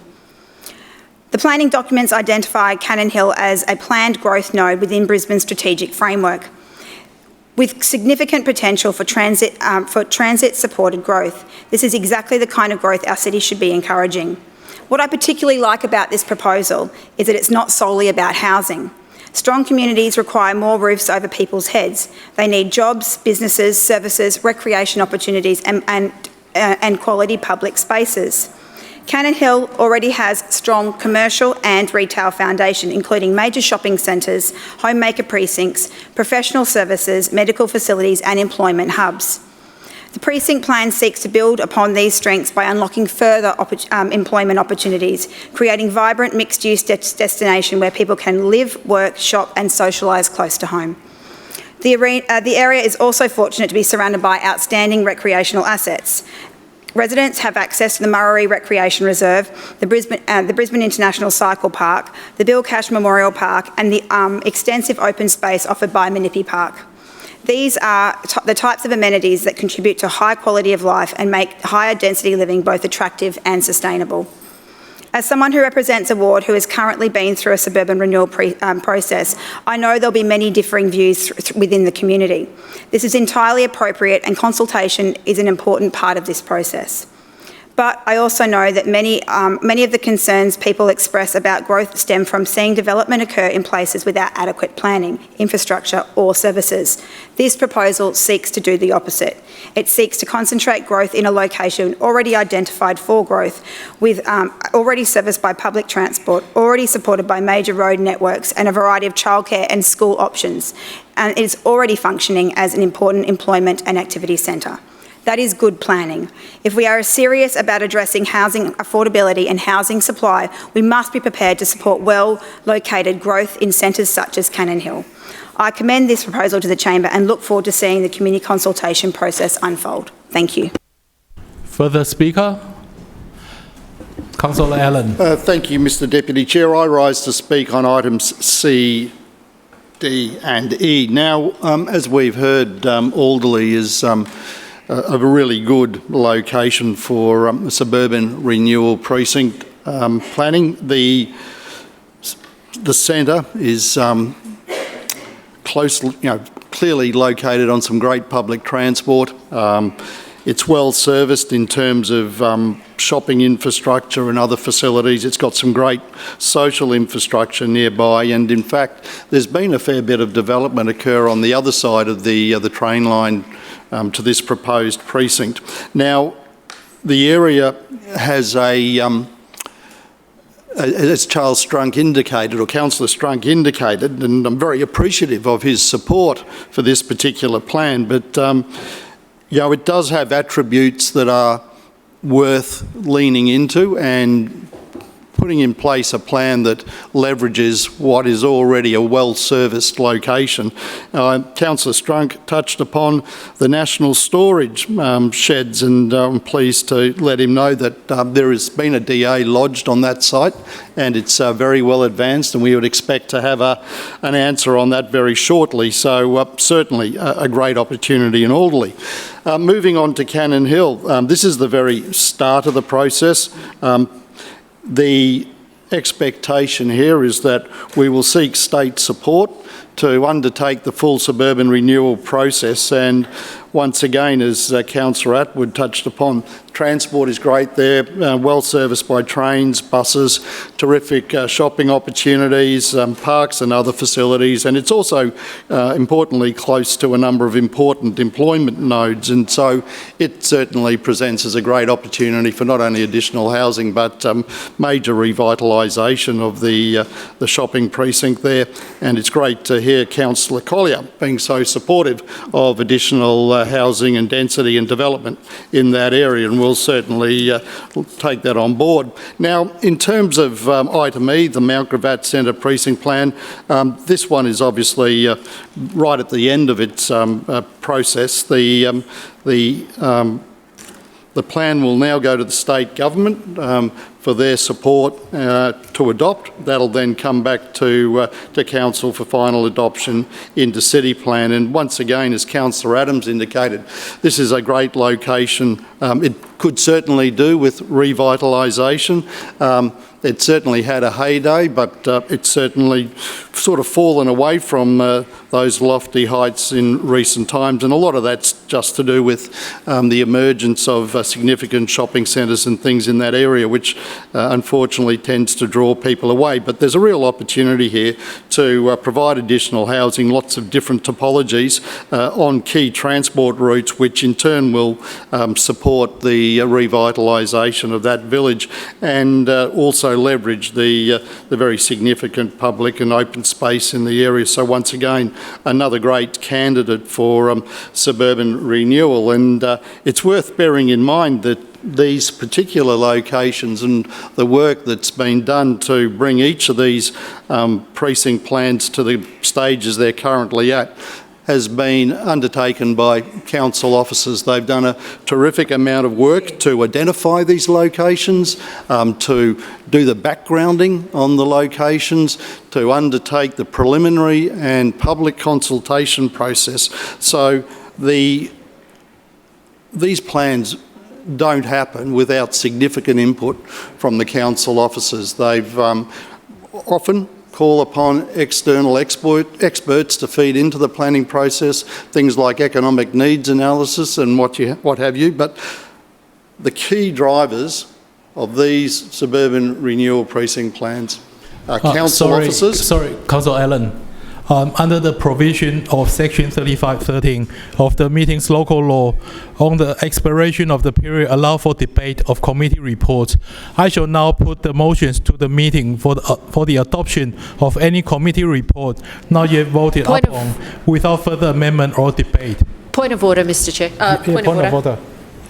Yes, Mr. Deputy Chair, I move that the Brisbane City Council meeting is extended until all matters on the agenda are debated. Second that. Yep, it has been moved by Councillor Johnston and seconded by Councillor Chongwa that the meeting be extended until all of the items have been considered. All those in favour say aye. Aye. Those against say no. No. The noes have it. Division. Division called by Councillor Johnston, seconded by Councillor Chongwa. Ayes to my right, noes to my left. Please ring the bell.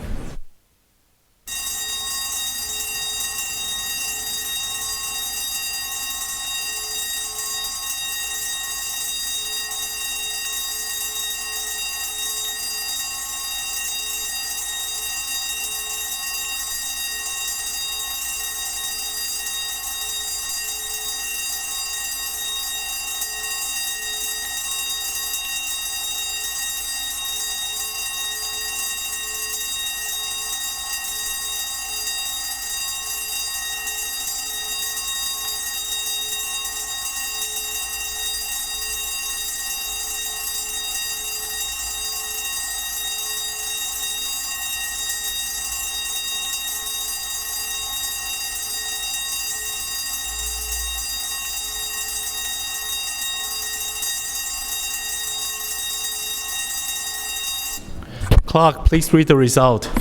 Mr. Deputy Chair, the noes have it, the voting being 6 in favour and 16 against. The motion is lost.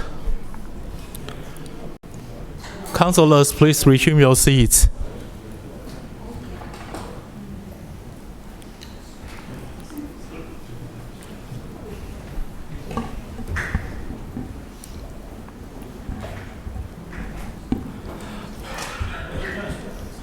I will now put the motion for the adoption of item C of the E&C report to the vote.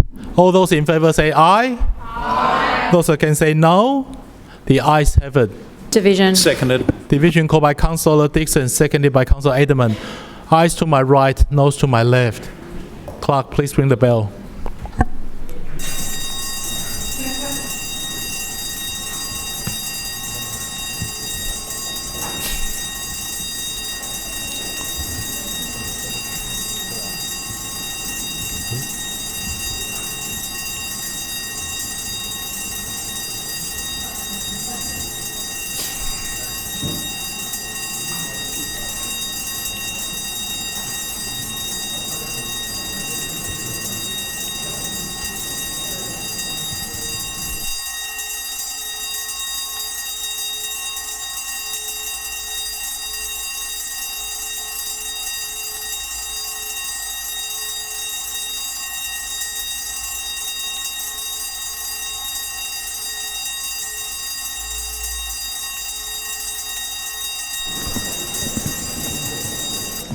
Clerk, please read the result.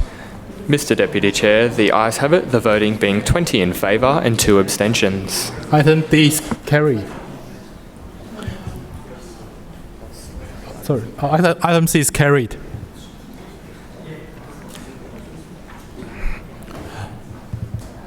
I now put the motion for the adoption of item D of the E&C report. All those in favour say aye. Aye. Those against say no. The ayes have it. Division. Seconded. Division called by Councillor Dixon, seconded by Councillor Edelman. Ayes to my right, noes to my left. Clerk, please ring the bell.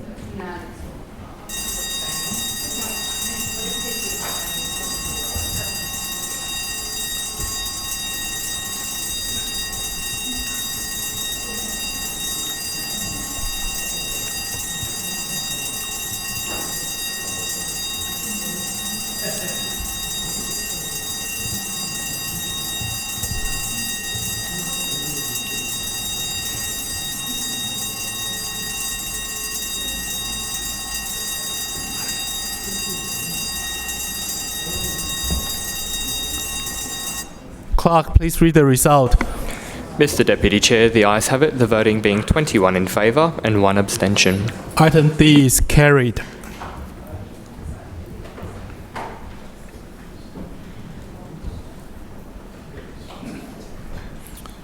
I now put item E of the E&C report to the vote. All those in favour say aye. Aye. Those against say no. The ayes have it. Division. Seconded. Division called by Councillor Dixon, seconded by Councillor Edelman. Ayes to my right, noes to my left. Please ring the bell.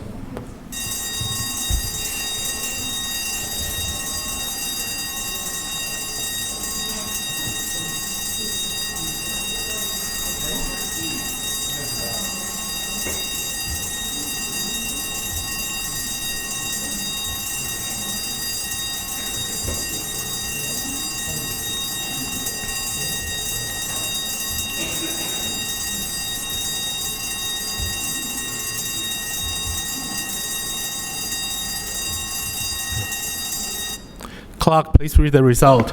Mr Deputy Chair, the ayes have it, the voting being 20 in favour and 2 abstentions. Item E is carried.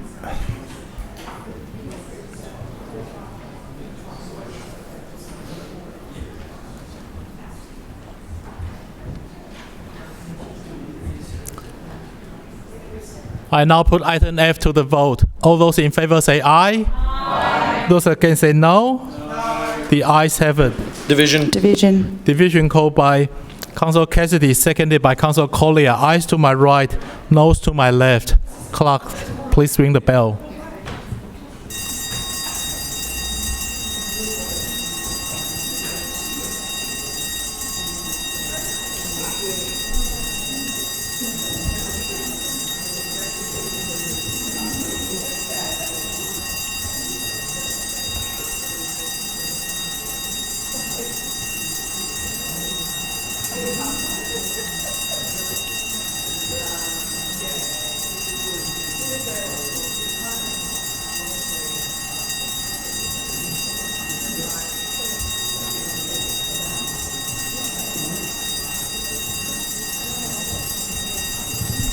Clerk, please read the result. Mr Deputy Chair, the ayes have it, the voting being 16 in favour and 6 against. Item F is carried.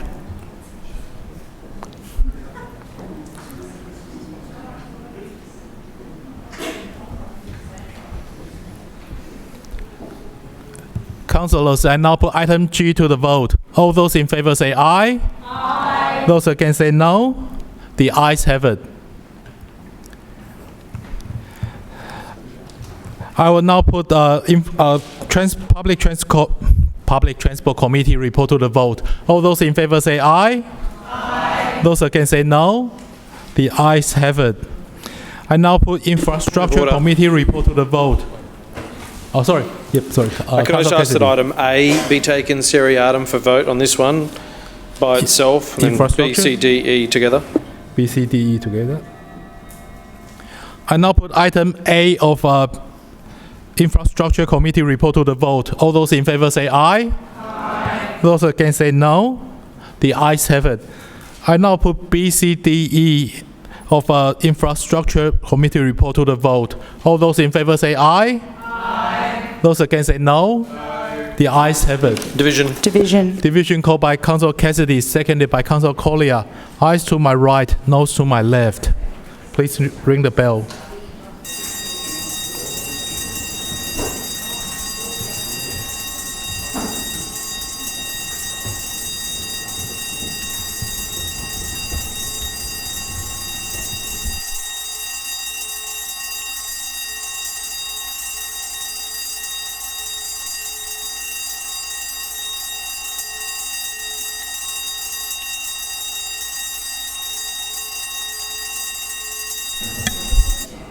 Clerk, please read the result. Mr Deputy Chair, the ayes have it, the voting being 16 in favour and 6 against. The items being carried. Councillors, please resume your seats.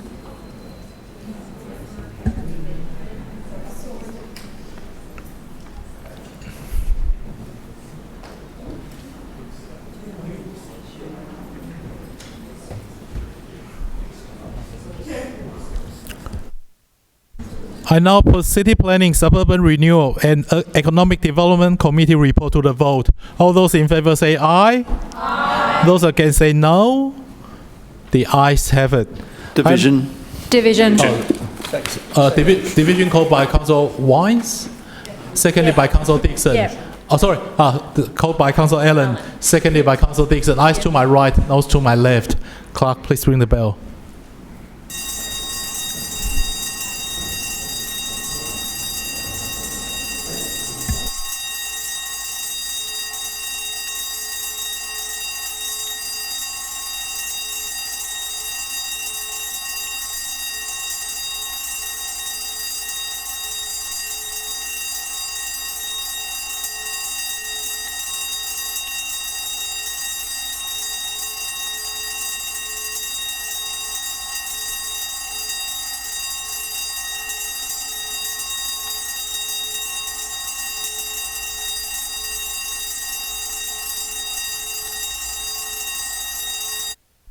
Clerk, please read the result. Mr Deputy Chair, the ayes have it, the voting being 22 in favour. The report's carried.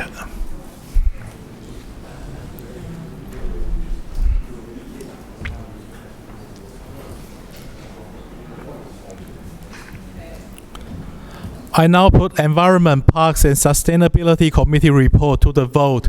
All those in favour say aye. Aye. Those against say no. The ayes have it. I now put Customer Services Committee report to the vote. All those in favour say aye. Point of order. Sorry. Oh, sorry. Yep. Can we take item B, seriatim? For customer service. Yep. So that's A, B. Okay. I now put item A of the Customer Services Committee report to the vote. All those in favour say aye. Aye. Those against say no. The ayes have it. I now put item B of Customer Services Committee report to the vote. All those in favour say aye. Aye. Those against say no. Aye. The ayes have it. Division. Division called by Councillor Cassidy, seconded by Councillor Collier. Ayes to my right, noes to my left. Yes. Clerk, please ring the bell.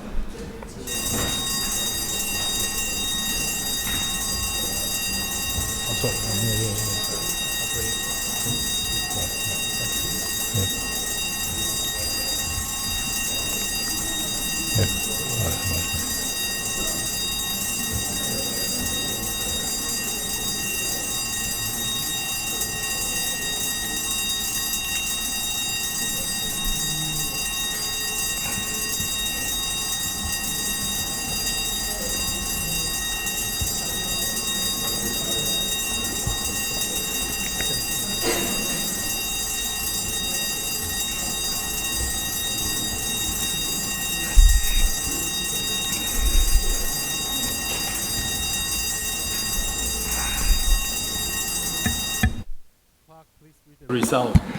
Mr Deputy Chair, the ayes have it, the voting being 17 in favour and 5 against. The items carried.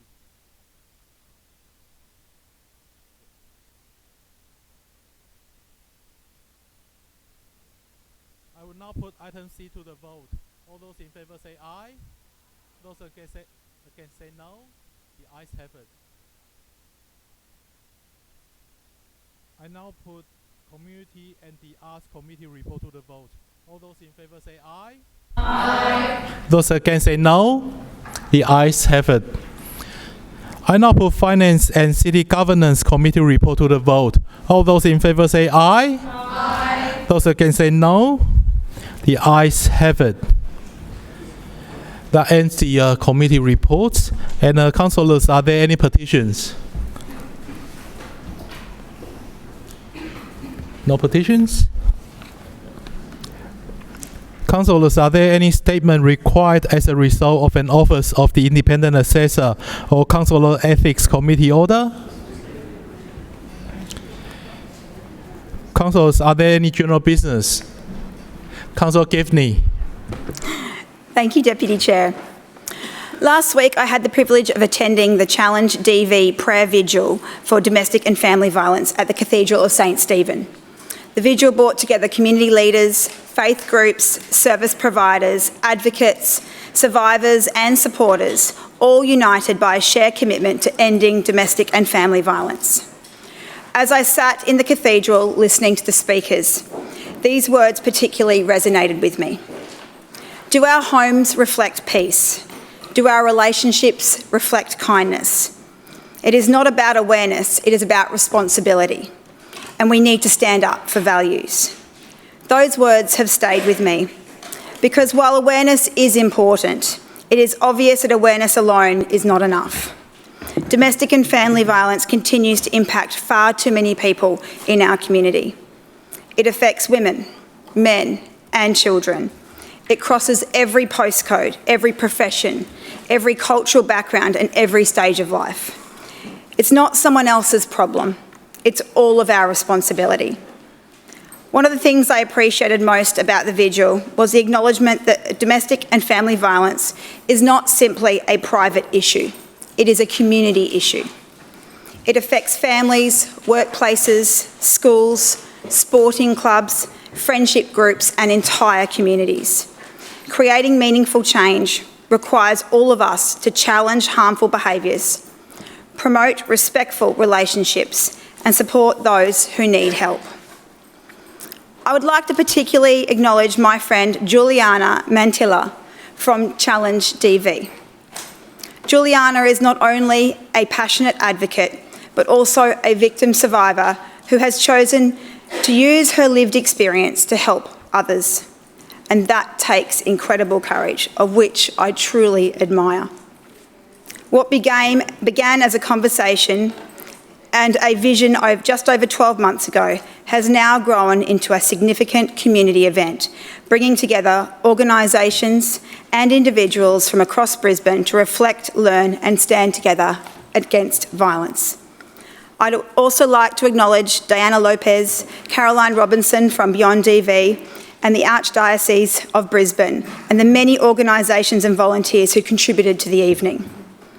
Many members may have seen Caroline Robinson featured on Sunday on 60 Minutes, sharing her own powerful story and continuing her advocacy for women escaping violence and her work with the Queensland State Government to develop a DV disclosure scheme, which will allow women to find out if a partner has been previously charged with DV orders. Caroline's work through Beyond DV is changing lives, and it was wonderful to see her at the vigil. Even though May is Domestic and Family Violence Prevention Month, we must remember that this issue does not disappear when the calendar changes. The work continues every day. The conversations continue every day. And sadly, for many victim survivors, the challenges continue every day. And that's why I would encourage members of our community to support Challenge DV's upcoming Darkness to Daylight event, which was unfortunately postponed due to the recent wet weather, and it will now be held next week. Darkness to Daylight is more than a walk. It is a powerful symbol of hope, remembrance and commitment. It is an opportunity for people to stand together and demonstrate that there is no place for domestic and family violence in our society. Whether you participate in the walk, volunteer your time, donate to a support service, check in on a friend, or simply have a conversation about respectful relationships, every action matters, because ending domestic and family violence will take all of us. Thank you, Chair. Further speakers. Councillor Cassidy. Thanks very much, Chair. Just because the Lord Mayor refused to talk about the corporate plan, I thought I would do that today. So the so-called corporate plan for the next 5 years, which takes us up to the 2032 Olympic and Paralympic Games, should be a huge opportunity, a crossroads for our city. But we have again in this document, just like in every action this Lord Mayor has taken with this LNP state government, no advocacy from this Lord Mayor for Brisbane. Now we know that because there's proof.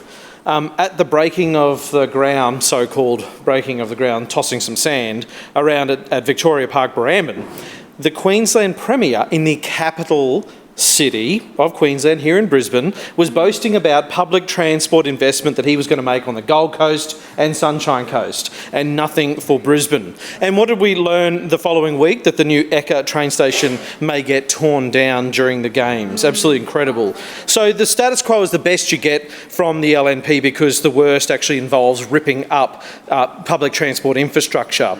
We hate to say we told you so, but the main point, the LNP and state government are full of high-level slogans that don't reflect the reality of communities across Brisbane. And the corporate plan that just passed by the LNP, it reflects that in reality. And 15 pages of the status quo, that's all they could come up with. For example, on accountability and transparency, values and ethics. The reality, guillotine debate here in the council chamber, no consultation on major projects out in the community, and removing any councillor's ability, and particularly important for the official opposition, to obtain information outside of our own wards. And they don't even answer questions on notice anymore.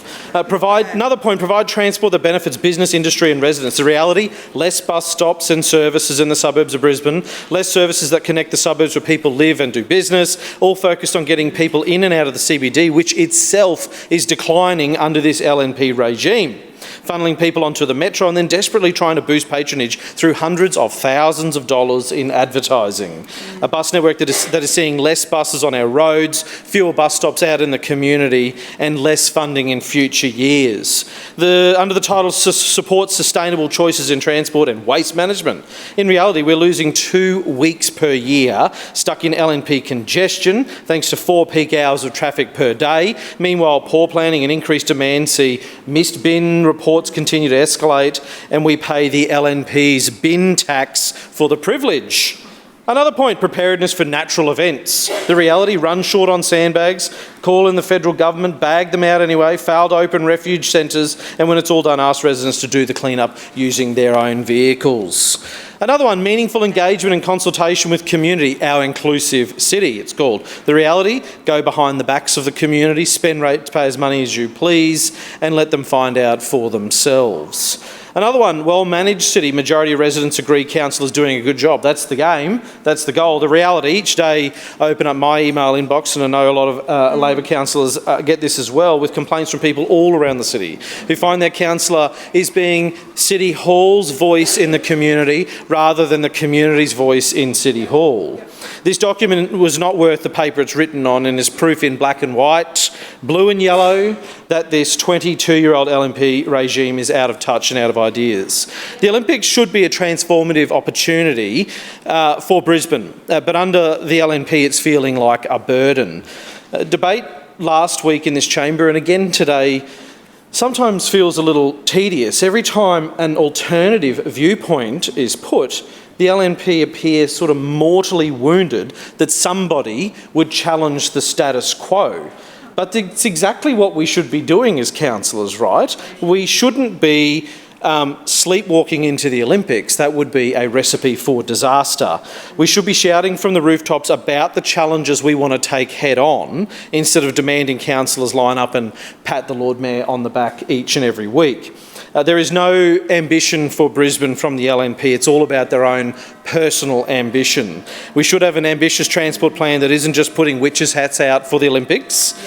We should We should have a Lord Mayor who doesn't flip-flop on his own position week in, week out, one week claiming he asked the federal government for money for metro expansions and the next week admit he never did. That is not a plan to address congestion here in Brisbane.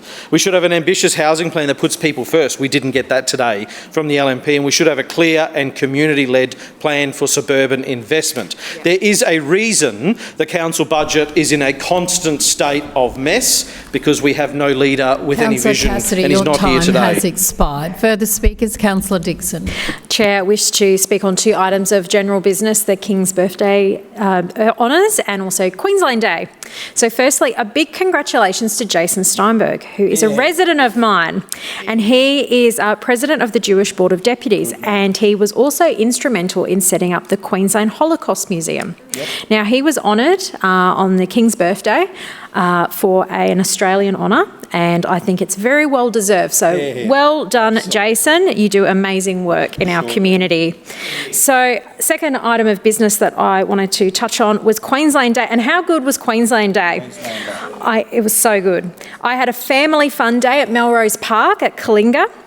The Lord Mayor came along, and that was really great, and we got to go to all the different stalls and talk to lots of different people. Flipside Circus were there, so they showed the Lord Mayor and I how to do a couple of circus things. We had a Little Queenslanders, Welcome to Little Queenslanders ceremony, which was really beautiful. So we welcomed all the under 2-year-olds in the Hamilton ward and gave them a little certificate. I do have one. I do have a Little Queenslander who's under 2, so yes.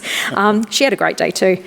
We also had the ambulance, we had the fire. We had the Excelsior Band who did a sausage sizzle to raise money, and we had lots of other activities. So we had Gumtree kids doing like some sensory activity.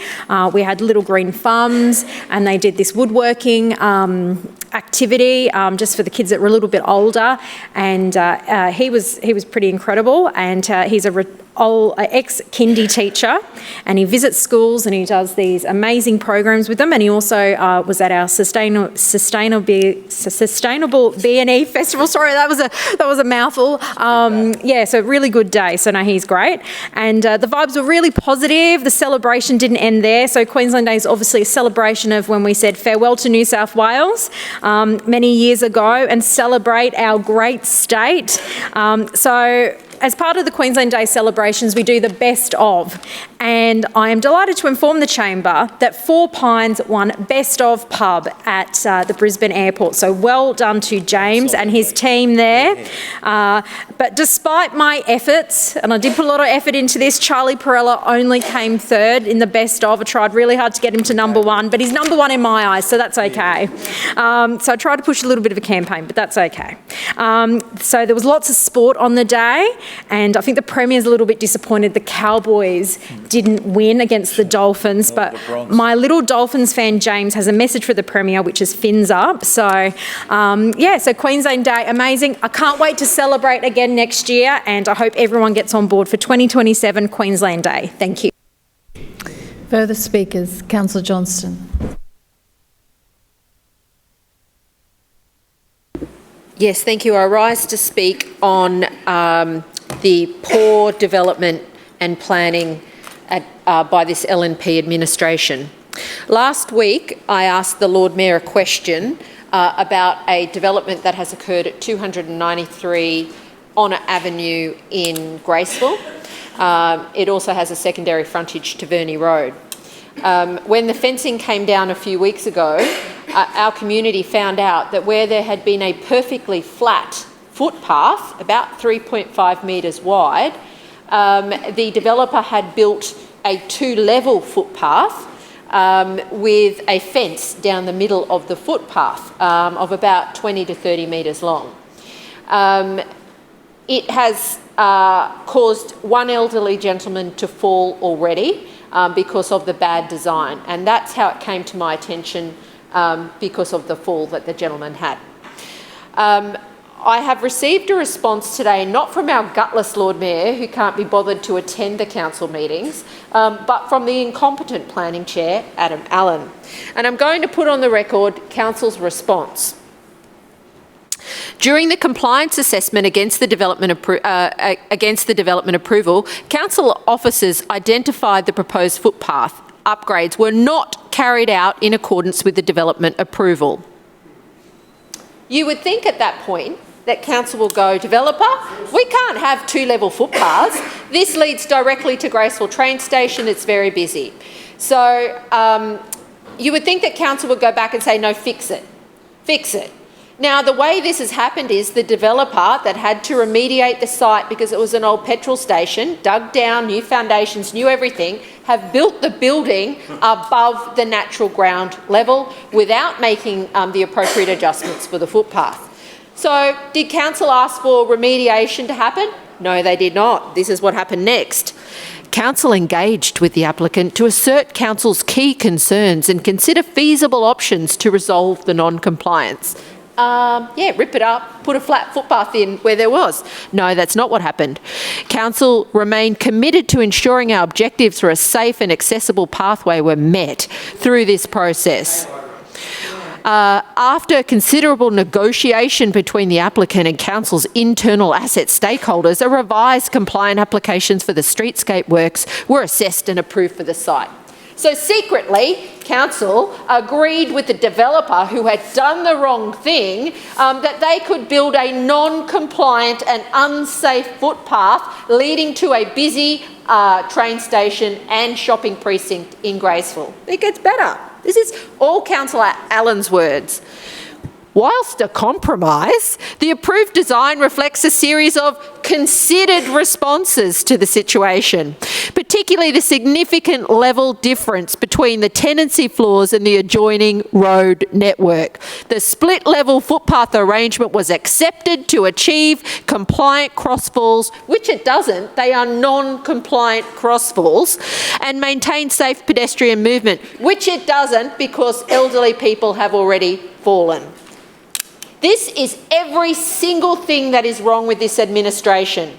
They fenced off this site, including the footpath, for 2 years, so we could not see what was going on. Repeatedly, myself and residents raised concerns about this development, which were ignored by council. And now we know why. All along, this developer had built a non-compliant, and the footpath is the tip of the iceberg. They've built huge gas canisters in the front setback. They've not done the landscaping, the public artwork, all of these things. And this is what this council will allow. Instead of asking the developers to do what they are approved and conditioned to do, Councillor Adam Allen writes that gobbledygook saying, oh, it's okay. We considered the developer's mistake and we've just let him have it. That's essentially what's happened here. Meanwhile, our community is paying for the bad planning and the bad decision-making of this pro-development LNP council. It is unsafe and it needs to be ripped up and it needs to be fixed. Residents had a flat footpath before this development and they should have a flat footpath after the development with the promised street trees, with the promised artwork. And it is unacceptable that after asking the Lord Mayor to intervene and use his statutory powers to do so, he doesn't bother to turn up, handballs it to Adam Allen, Councillor Allen, who simply goes, oops, sorry, we just let them have what they wanted. Councillor Johnston, your time has expired. Further speakers, Councillor Howard. Thank you, Chair. And I rise to speak on two items, one the King's Honours and the other River City Pride. Now, I have to say that I also would like to thank Jason Steinberg. I think he was a well-deserved recipient, but so too is Usha Chandra. And I have to say that the Lord Mayor was way ahead of the King in that Usha and Umesh were named Citizens of the Year, Lord Mayor Citizens of the Year, quite some time ago. And I know that everybody in this chamber knows the work that Umesh and Usha do for the Indian community. And we all know that without Usha, Umesh would not have got his first OAM. So now they both have an OAM, which is most well-deserved, and I just think that it's fantastic that Usha has been recognised for all of the work that she does in the community. And I think I know that India Fair Day is coming, and I know that many of the councillors here will be attending, and of course they put their heart and soul into that event, and it's something that is really sort of well received by all of our community. So well done, Usha, well recognised, and so and I'm sure that there's a whole lot of other people that I haven't quite found out yet have received awards, but it is amazing, I think, for us to recognise those that do so much good work in the community. So moving on to River City Pride, it is with a great deal of pride that I tell everyone in the chamber that yet again Brisbane City Council was recognised as a gold tier employer at the Australian LGBTQI+ Inclusion Awards. Yes, for the 4th time. So it is really a wonderful thing that this occurs. The awards are based on the Australian Workplace Equality Index, and as I say, reaching it 4 times tells a great story about this organisation and the kind of organisation that we choose to be with every single day. Now, a lot of that thanks has to go to River City Pride, and a lot of the thanks also has to go to David Mann and Luke Nixon. Luke, who are no longer, well, I see David Mann all the time. I think he tried to retire, or no, not retire, but do something else, but we keep bringing him back. So David does an amazing work, but Luke Dixon was one of the first people to hop onto Facebook to congratulate Brisbane City Council, to be so proud of the work that both he and David had done in achieving these wonderful recognition many times. But he was also, and we are also incredibly proud, to recognise Sarah Tell. Now, Sarah was the chair of River City Pride until a little while ago. There's another lady called Angie now who's in charge and doing a fantastic job. But Sarah has been recognised as the LGBTQ+ Role Model Award by Pride in Diversity. So her leadership in this space reflects exactly the kind of quiet, consistent commitment that makes a real difference to people's lives at work. So well done, Sarah. We know that you're a fantastic human being. I see Sarah every year at our wonderful Pride March, and it's fantastic to see River City Pride so well represented in that event. But also to know that all of the amazing work that River City Pride does in making people who work for Brisbane City Council feel so comfortable to bring their whole selves to work, to know that the work that Sarah and the team do has just been so important that they have been recognised in this way. So it's recognitions all round, whether it be an OAM or our beautiful River City Pride and the work that they've done. I just want to say huge congratulations to everyone. Thank you. Further speakers, Councillor Strunk. Thank you, Chair. Listen, I rise to speak on 3 items in general business. The first is to acknowledge an OAM in my ward, Dr. Noel Heyman, who established the Indigenous Centre of Excellence back in 2013, I think it was. I think it was at the opening with Anastasia, just in Weirway Parade at Inala. This Centre of Excellence has just grown from strength to strength. It's had probably about 3 stages, and there's a 4th stage to come. Now, Dr. Noel he said he'd like to have retired about 3 or 4 years ago, but they just won't let him. He's the leading researcher when it comes to Indigenous health in Australia. He was Queenslander of the Year 1 year as well, a few years ago as well. So there's plenty of recognition, but he's such a humble guy. It's just amazing to meet him, and honestly, it's a real pleasure to be able to crow about this, because it's just a stone's throw from my office, the Centre of Excellence, and just across from Inala Health as well. So it's a real pleasure to see someone recognised in this fashion as well. Queensland Day Awards happened on Saturday at the Bluefin Fishing Club. There were 17 local volunteers from various types of groups that were honoured with a medallion and a certificate and a nice bottle of wine to go with it, so they could celebrate when they got home. Paid for by me, by the way, not by council. As I say, there were 17 recipients. We also had the 3 high schools and their captains come along and receive an acknowledgement there as well for a Queensland Day Award, and that is Forest Lake High School, St. John's, and also Glenalla. And I tell you what, you listen to these backstories or the stories of what these kids have done, and they're only 17. And honestly, because we read out, what their achievements have been, and it's not academic achievements necessarily, right? It's all their achievements that they've done in the community and outside of school and within the community. And it's just amazing what these kids can actually achieve and still find time to study and achieve great things there as well. So. And again, it's always a thrill for them to, of course, meet the Speaker of the House, Milton Dick, and of course the new member for Inala, Margie Nightingale, and little old me. It's been over 20 years now that the awards have been held, and they were. The Southwest Progress Association hosted them, and as they have done over the last 20 years. So I just make that acknowledgement as well. Now, what was it? Oh yes, the Dragon Boat Festival. On Sunday over in the Tennyson Ward, just near the tennis centre, right? Now, this was the first year that was held outside of the Forest Lake Ward. There was on-water racing, of course, this year, which we haven't had for the last 2 years because of the water quality of the lake.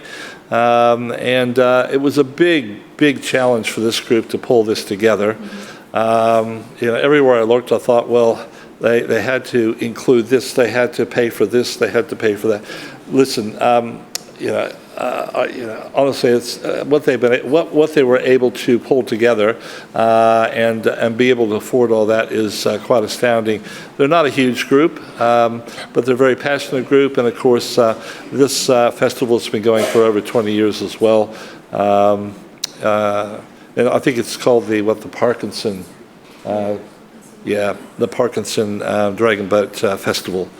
Maybe they need to change the name because it's not really related to Parkinson anymore. Anyways, I'll finish my comments there. Thank you, Chair. Point of order, Chair. Point of order, Councillor Dixon. Madam Chair, I move that the meeting adjourn for a period of 1 hour, which commences only when all councillors have vacated the chamber and the doors have been locked. Seconded. Has been moved by Councillor Dixon and seconded by Councillor Adderman that council adjourn for dinner for a period of 1 hour, which commences only when all councillors have vacated the chamber and the doors have been locked. All those in favour say aye. Aye. Those against, no. No. The ayes have it. The meeting will be adjourned when all councillors have left the chamber.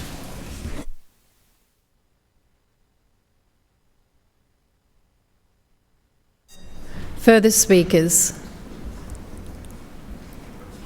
Councillor Dixon, are you? Okay. Councillor Chongwa.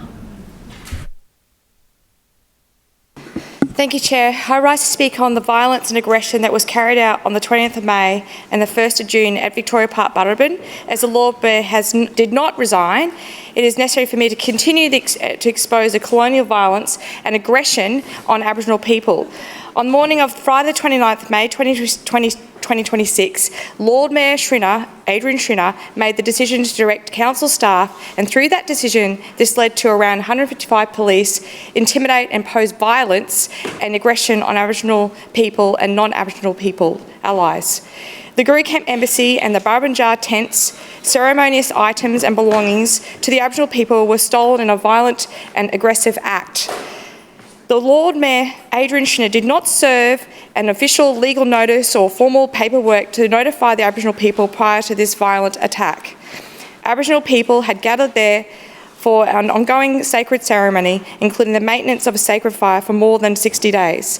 I also want to put on the record that the usual process to retrieve items is unjust. People need to call the council hotline, describe their belongings, then those belongings are to be picked up from the local police station. They also have to pay an application release fee of $235.15 per article. I want to acknowledge that one of the council managers helped me assist in this process to make it less stressful for Aboriginal people. But still, the idea that Aboriginal people would need to front up to a police station to collect their belongings is unbelievable and imposes further harm.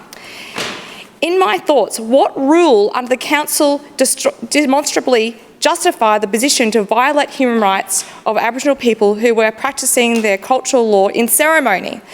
Under the Human Rights Act, Section 28, Aboriginal people have the right to practice their cultural LORE law and in ceremony. Queensland Police Service, Brisbane City Council and GICA are entities bound by the Human Rights Act 2019.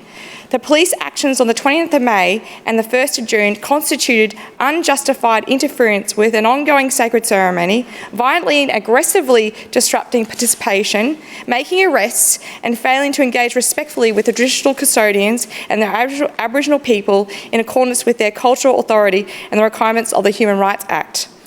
It was raised by Councillor Vicky Howard through the chair in the last week's Chambers meeting, 2nd of June. We had police doing their job. On the Friday the 20th of May, police violently and forcefully pushed, manhandled and injured Aboriginal and non-Aboriginal people. Aboriginal and non-Aboriginal people have shared their interactions with police with me, where they were forced to the ground, pushed, shoved, manhandled and sustained injury. There is a lot of video footage of police violence and aggression that was taken by the Aboriginal and non-Aboriginal people. Media images being played around Australia and the world are the images of excessive force and the abuse of government power to inflict vandalism and violence.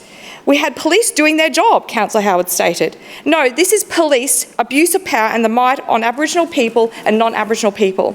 I have 9 photos of bruising and injuries that I want to table today.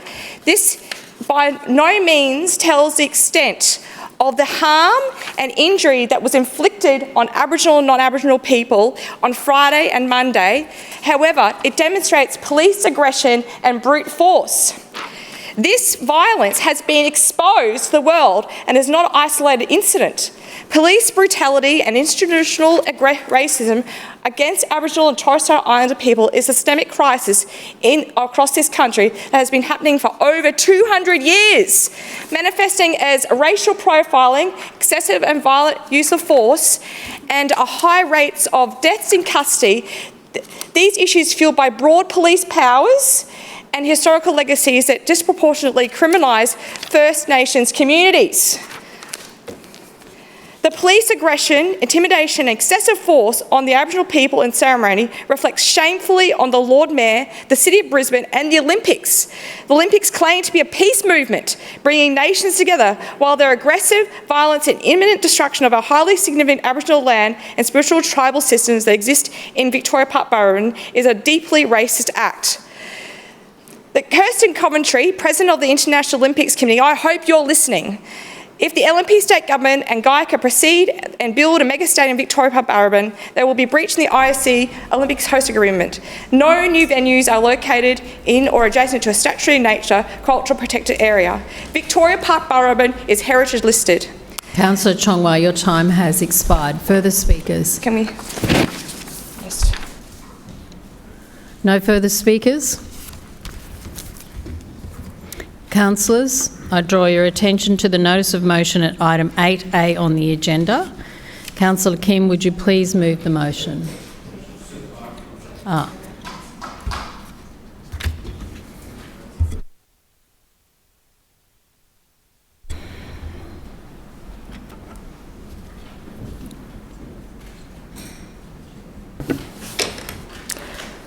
I move that this council calls on the Lord Mayor to consider funding in the 2026 to 27 budget for new community infrastructure plans which have been developed by engaging the community. These plans will inform the Lord Mayor on community priorities for the council budget. Seconded. It has been moved by Councillor Kim and seconded by Councillor Cassidy that this council calls on the Lord Mayor to consider funding in the 2026-27 budget for new community infrastructure plans which have been developed by engaging the community. These plans will inform the Lord Mayor on community priorities for the council budget. Councillor Kim. Affordable housing, scrapped. Infrastructure for our community, scrapped. Traffic congestion, the worst in all of Australia, is in Brisbane right now. In fact, the Lord Mayor isn't even here tonight to address the rest of City Council and all of Brisbane City about what his plans are for the rest of the next few years coming up to the Olympics in 2032. In fact, the LNP councillors are having a little chuckle tonight because they think this is funny, because they know that they can't commit to infrastructure for the rest of the few years that we need to commit to goals to make sure that we can accommodate for many people who are going to come to Brisbane City to showcase the best that we've got. This is meant to be our golden years, the time that we expand rapidly. Already our population growth is hitting its highest levels. In Callambale Ward alone, we've doubled our population in one suburb alone. The same place where Councillor Murphy, who was chuckling earlier, promised 2 bus stops when the term first started. Those same 2 bus stops, which still aren't being built right now, 2 financial years later. And that's exactly why we call for this motion today, which is confirmation of new community infrastructure plans, as well as consultation, because if they actually came and visited our suburbs and talked to our residents, they would know what we're missing out on. The Lord Mayor, we have written to him twice, we have visited his office, tried to call through to the phone of his office, which led to the contact centre for some reason, and now outside the office they've changed it over to some kind of Ring doorbell to make him look as inaccessible as possible. This is the Lord Mayor of Brisbane City, a $4.1 billion budget, and he can't even say hello to our residents. The same residents who pay their rates every single day, the same area in which its population has doubled, and this council has not matched that funding to that level of growth. If this is one example for 7,800 residents in Brisbane City, then what about the next few years with our rapid population growth for the entire city? This is exactly why we need to implement community consultation. Even earlier today, just seeing that there was only 500 submissions for a citywide consultation is simply not good enough. Last night alone, I met with 15 residents in one of their own residence homes on the same street for a brand new estate that has been built in Parkinson. From that meeting alone, I got so many opinions, so much feedback, and the same thing was said again and again. Where is the signalised intersection? There are angle crashes that are happening around our area. This is exactly the same thing that's happening in Polaro right now. In fact, Council's own traffic management plan states that there is an increased likelihood of this should Council not match its infrastructure funding. And you know what that says? Their goal to match this funding is by 2041.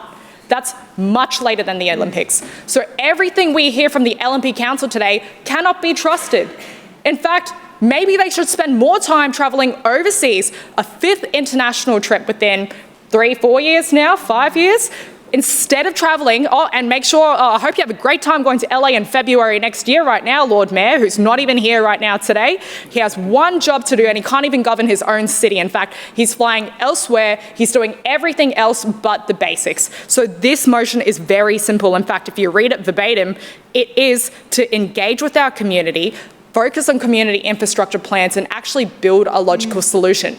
We discussed this earlier today, $45 million in revenue from parking fines, yet Council's own petitions states that they don't do parking blitzes. Then in its own petition, it states that there isn't enough funding to create the infrastructure that residents are asking for. So if Council can't even clean up trees after a natural weather disaster, if Council can't even pick up the rubbish properly, if Council can't even fix 50,000 potholes on time, unless in the middle of traffic congestion they have to roll down the window and take a quick snap according to the Lord Mayor's logic today, despite driving over Grand Canyons every single day, if Council can't deliver housing, if Council can't deliver affordable housing, what does Council actually do? Where is the Lord Mayor tonight? What is he doing right now? There was the option to take a Teams meeting instead of travelling to LA. Just mumbles. That's all we hear tonight. Mumbles. Head down and mumbles. These plans will inform the Lord Mayor on community priorities for the council budget. Year after year, we have asked, what have you submitted in your own council budgets? Because we've been very clear on this side of the chamber, which is to listen to residents, ask for what they need, and put that first. But at the moment, this LNP council cannot be trusted, which is why we've put up this motion today. Further speakers. Councillor Wolf.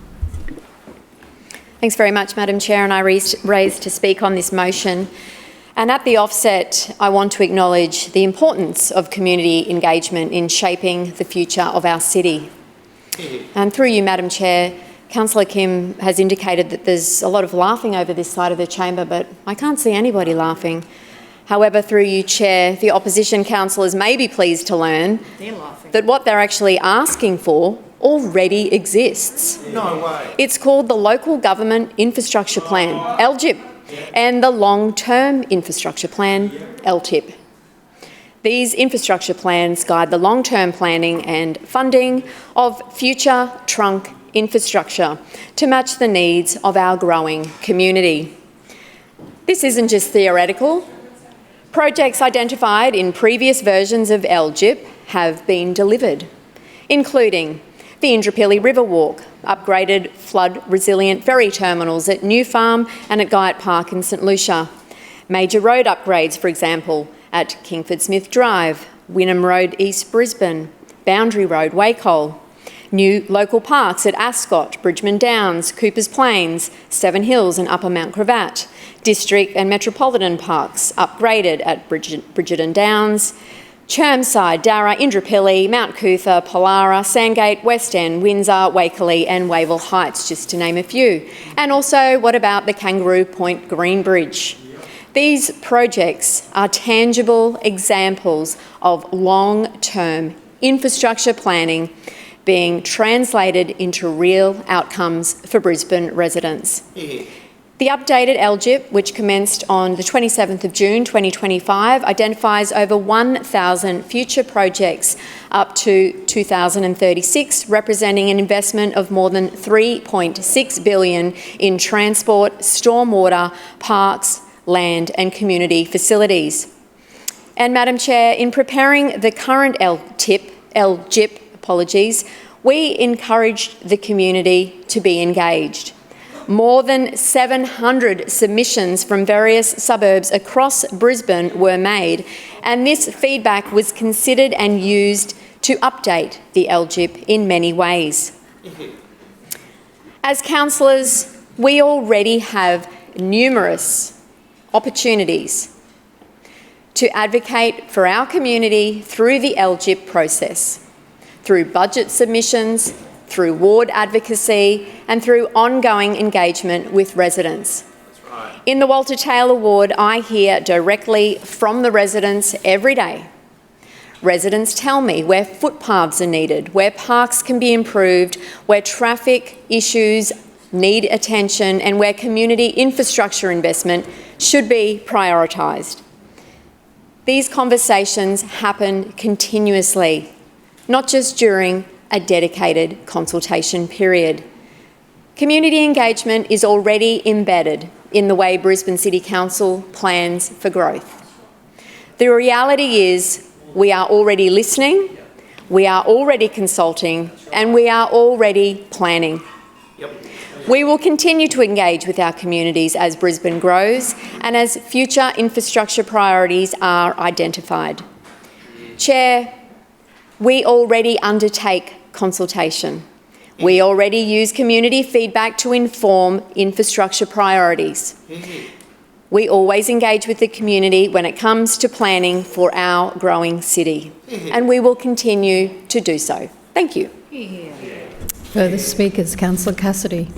Thank you very much, Chair. I rise to speak on Councillor Kim's motion, and I love it when Councillor Wolf gets up and speaks on these motions because she lets something out of the bag each time. And what we have learned tonight is that despite them being quite secretive and the LNP councillors will never release their budget submissions to the Lord Mayor, Councillor Wolf confirmed that they only ask for things that are listed in the LGIP in their budget submissions to the Lord Mayor.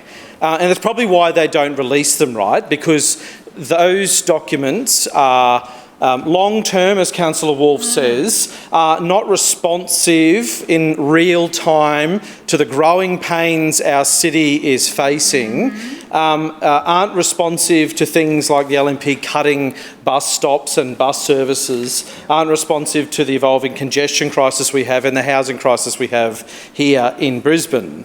And we all remember apparently the lollipops and rainbow version of the LGIP consultation that Councillor Wolfe is describing. I remember those letters. I remember those letters that Councillor Adams oversaw sent out, where people's homes were put under threat. They were told they were going to be resumed. And then Councillor Adams threw that council officer under a bus and said apparently it was all their fault and nothing to do with the LNP. Doesn't sound like great community consultation to me. But I do think a great example where Councillor Wolfe says she goes out and talks to the community. That's great. Good on her. Maybe she should give someone like Councillor Adams, as we've have discussed, as a typical LNP councillor in this place, who claims to local residents that there are no items for priority on a list for CEF. We found that out just last week. That Councillor Adams claims that there are no local projects that she can identify in her community that should be funded through CEF funding. That's pretty extraordinary. I suspect if you had a system in place like this motion calls for, where we have community infrastructure plans, maybe you could chip away at them with that CEF funding. Yeah. Maybe you could do that. I think after so long, she's out of ideas. Out of ideas, out of puff, out of this place soon. But somebody, now you, Chair, for instance, spoke to the media recently about your budget submission to the Lord Mayor. I know you didn't release it, but you did speak to the Sandgate Guide. And what you advocated for was business as usual, just more of the same, basically. You just said you'll continue to advocate for exactly the same things that have been delivered year in, year out by this LNP council. Now, what I gave the Sandgate Guide was my full budget submission, which was informed by hundreds and hundreds of local residents. I release that publicly each year. I think it's about 50 or 60 pages that get sent to the Lord Mayor each year these days, and that is informed by the community.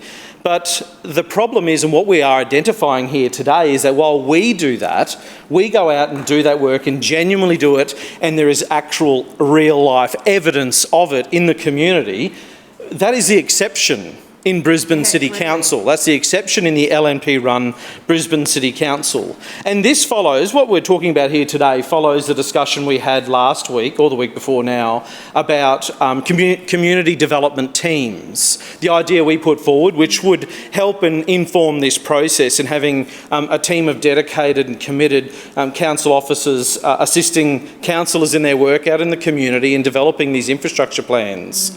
Now, Councillor Howard, during that debate, said that that already existed in council because we have community development coordinators, and provided a briefing note. So I went onto the Council Connect system just to identify all of the voluminous numbers of officers that are employed as community development coordinators. And I was very generous in that debate, thinking there was 4. There's actually 2. Did you know there are as many drivers for the Lord Mayor that drive him around his limousine in this council employed as there are community development coordinators? That's crazy. Lord Mayor has 2 drivers, and there are... he's not even in Brisbane, that's right. Maybe they fly to LA, I don't think so. So the Lord Mayor has 2 drivers. Brisbane City Council, representing and servicing 1.3 million people, has 2 community development coordinators. Imagine what they could do if they had more friends. I'm sure Mumbles over there will contribute to the debate. And there's over 50 lawyers in city legal practice. Goodness me. You know, this sort of gives you an understanding of where the priorities lay for this LNP regime, and the community thinks they're all wrong. Councillor Cassidy, your time has expired. Further speakers? No further speakers. Councillor Kim, your right of reply. Well, not only is it disappointing that the LNP have mumbles, just mumbles all evening, with an LNP Lord Mayor who has nothing to say in return because he's not even here tonight, but I have one response, which is LTIP, LGIP, Do you think if you did a survey right now to the 1.3 million residents of Brisbane in response to, hey, Lord Mayor Schrinner, can I please get a signalised crossing or a zebra crossing because my child nearly got hit by a car? Oh, just look in the LGIP. Do you think they'll understand if it's even there in the document? It won't be there. It won't be there. Why don't you tell the residents of Brisbane to take a look at the LGIP, make up a new abbreviation while you're gone and absent from here, just like the Lord Mayor did when he was in LA, and while in LA instructing Brisbane officers here to change signs over to a new Olympic City sign on the same road where residents then burst their tyres because of the Grand Canyon that formed. The priorities are backwards, and I hear more mumbles over there from the same LNP councillor who doesn't respond to their residents after they got mauled by a dog. So this LNP council here refuses to back a motion that calls on community engagement, which makes sense because their own councillors don't even talk to their own residents. Then we have another councillor who refers to a community consultation as a lynch mob. That's what happens after a double decade of decline. That's why we need motions like today to show this LNP council who's out of touch what it means to actually put people first. Is that why the LNP also accepted property developer donations shortly before the suburb of Pollara exploded and doubled in population? The same place where they refuse to invest in infrastructure right now? Heads down and no response. Yeah, of course. We try writing, we try calling, we try visiting in person, and the Lord Mayor, the leader of this city, refuses to come and visit our residents.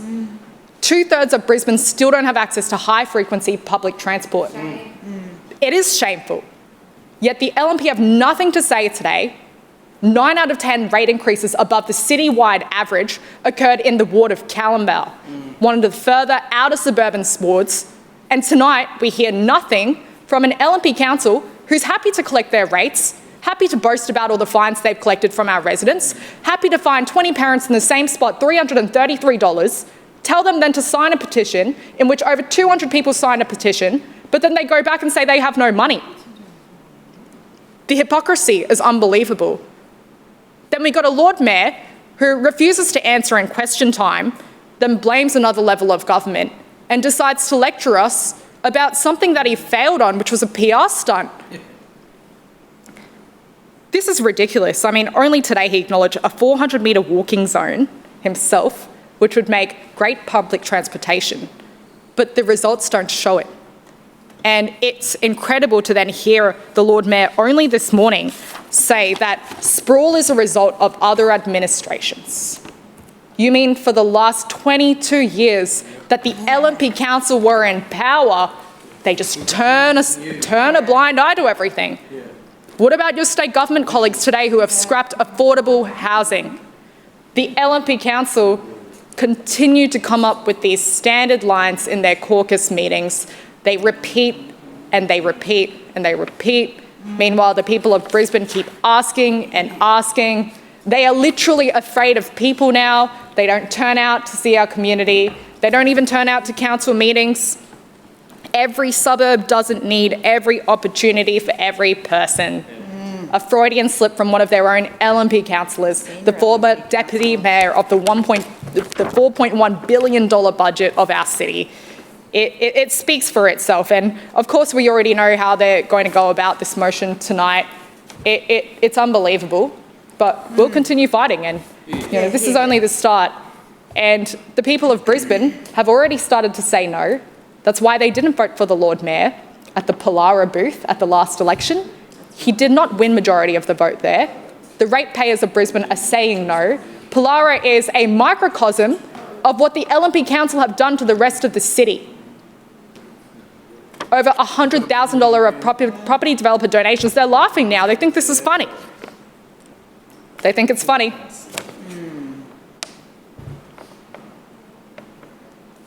And that is their response to the people of Brisbane. They laugh. They laugh in their faces. Well, good luck telling them about the LGIP and LTIP as if they'll understand. Councillor Kim, your time's expired. We'll now put that to the vote. All those in favour say aye. Aye. Those against, no. No. The noes have it. Division. Division called by Councillor Cassidy, seconded by Councillor Collier. Ayes to my right, noes to my left. Clerks, please ring the bells.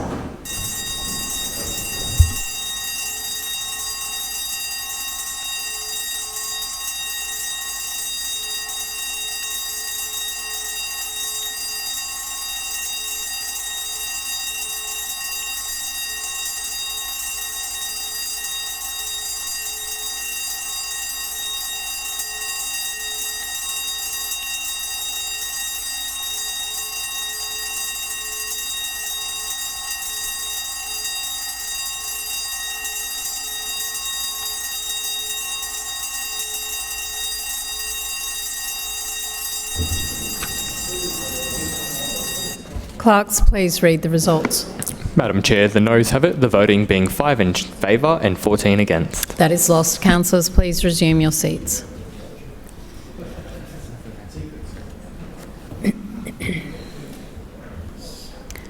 Councillors, I draw your attention to the notice of motion at item 8B on the agenda. Councillor Collier, would you please move the motion? Chair, I move that this council calls on the Lord Mayor to consider funding for upgrading the dangerous intersection of Thine Road and Lytton Road in Balmoral in the 2026-27 budget. Seconded. It has been moved by Councillor Collier and seconded by Councillor Cassidy that this council calls on the Lord Mayor to consider funding for upgrading the dangerous intersection of Tyne Road and Lytton Road, Balmoral, in the 2026-27 budget. Councillor Collier. Thanks very much, Chair. From day one, since I've been the councillor for Morningside, I promised the residents of Morningside that I would stand up for them, that I would be their voice in this place, and that I would make City Hall listen to them. And even since before I was a councillor, I have been raising this issue of this dangerous intersection at Thine and Lytton Road with this LNP administration that has been here for over 2 decades. Does anyone remember when the LNP used to do these things called community cabinet? And they would go out and they would actually speak to people and they would hold a little forum and people would come with a long, long list of grievances and you would get an opportunity to actually speak to a civic cabinet chair. Not anymore. Not anymore, not under this LNP. Well, I remember I went and saw the then infrastructure chair, Councillor David McLaughlin, and I went and spoke to him about this intersection. And at the time he said, this is not my problem, it's definitely not a priority, we're not going to do anything about it. And honestly, that was one of the pivotal moments for me going, my community deserves so much better than what this LNP administration is offering them. For years, this has been an intersection ignored by the LNP who have been in charge of Brisbane City Council for over 22 years. Every single year, this intersection, funding an upgrade or design of an upgrade, has formed a key critical part of my local councillor budget submission, and it is past time that something is done. I want to read out some of the words that residents have shared with me only just this past week about how this intersection affects them.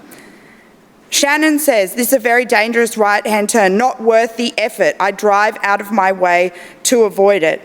Kim says, to turn right off Thine Road, I need to turn left. Then you turn into a slip lane back onto Lytton Road, which is ridiculous. I avoid it as much as possible, and that no doubt pushes more traffic onto smaller residential streets. It needs to be completely rethought. Another resident says, too many people get frustrated and cut across. It's a horrendous area. Another resident, avoid it. It's not worth your life. Another resident said, turning right at this dangerous intersection should qualify as an extreme sport. Throw in school traffic and you'll be sitting there questioning all your life choices. Something needs to change. Another resident says, it's terrible and so unsafe. Another, this intersection desperately needs upgrading. Another, I feel my life is flashing in front of my eyes if I need to turn right. This resident says, when I take this intersection, I say a lot of silent prayers and I never do it when my grandson is in the car with me. Another says, it's dangerous and nerve-wracking. I frequently make turns with held breath and my heart in my mouth.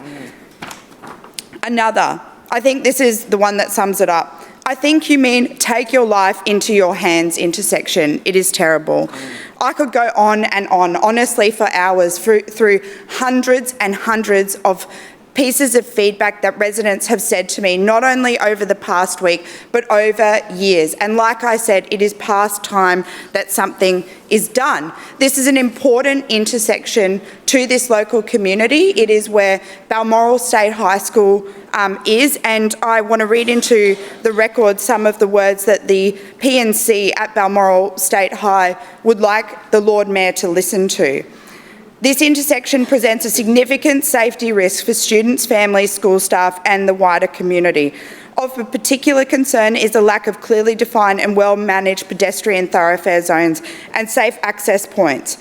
While we acknowledge and appreciate some recent traffic changes implemented by Council, they're referring to traffic lights that have been installed at the intersection of Lytton Road and Taylor Street. These traffic lights were conditioned as part of the Bulimba Barracks development.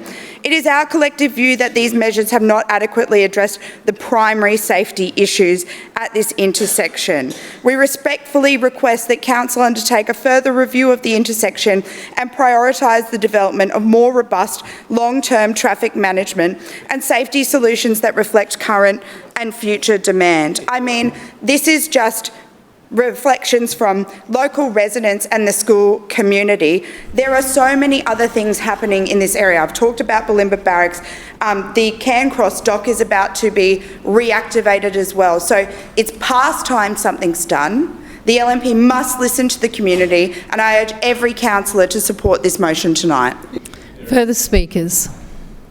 Councillor Atwood. Thank you. I rise to move an amendment.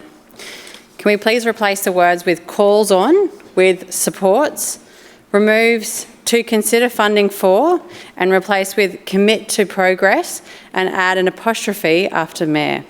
So the motion will now read, this council supports the Lord Mayor's commitment to progress upgrading the dangerous intersection of Tyne Road and Lytton Road, Balmoral in the 26-27 budget. Seconded. Thank you.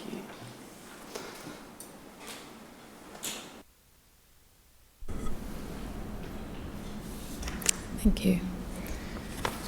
It has been moved by Councillor Atwood and seconded by Councillor Dixon to replace the words calls on with supports, removes to consider funding and replace with commitment to progress, and add an apostrophe after Mayor.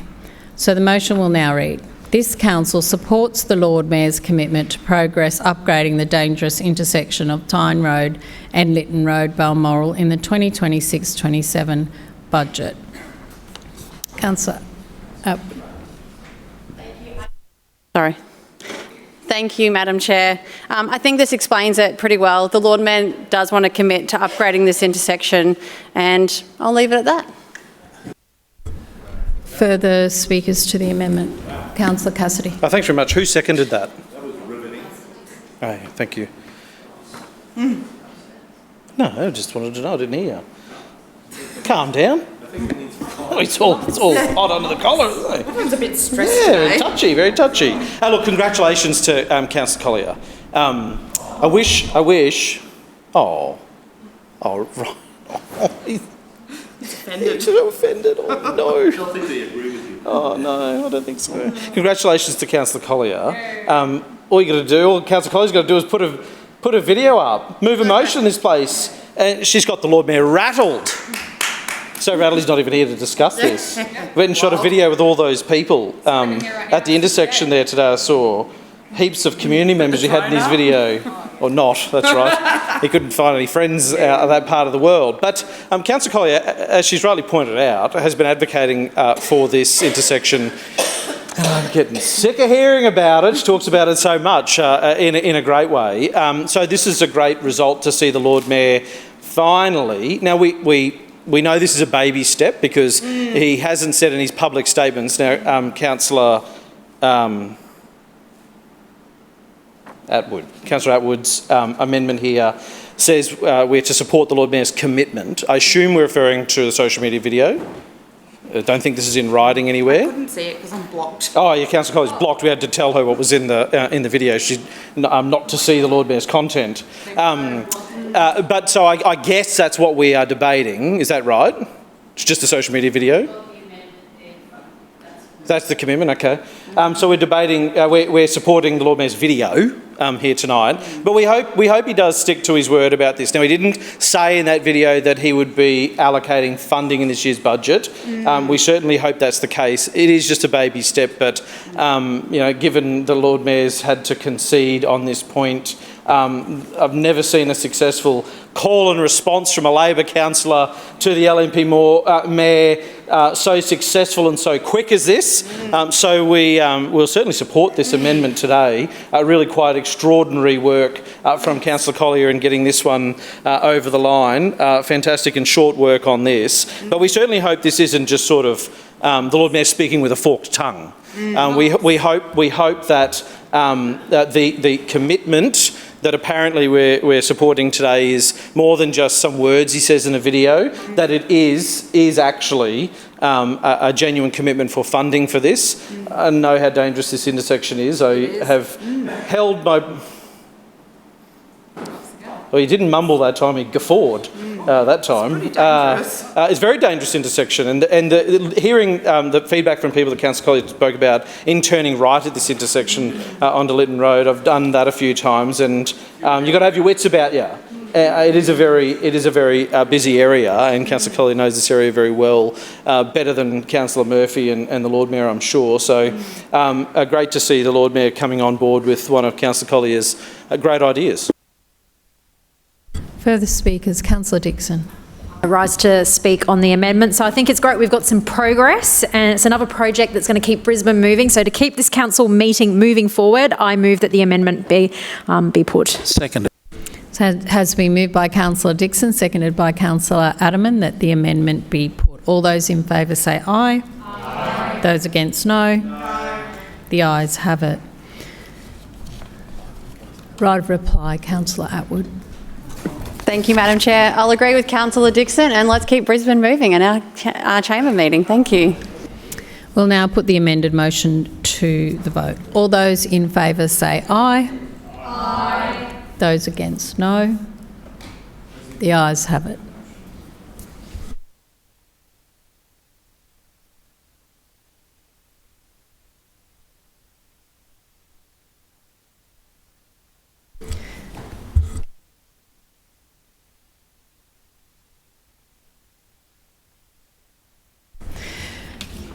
So, speakers on the new motion. Councillor Collier. Yeah, thanks very much, Chair. And I guess my comment on this amended motion is this. Do not make this promise lightly, Lord Mayor, to this community. And if he was here, I would be speaking directly to him. But he is not. Do not make this promise lightly to my community, because what I think you've promised is to do some community consultation. Well, based on the last community consultation you did in my community, Lord Mayor, that was, I think, 3 weeks of a short survey about the Bulimba Library upgrade.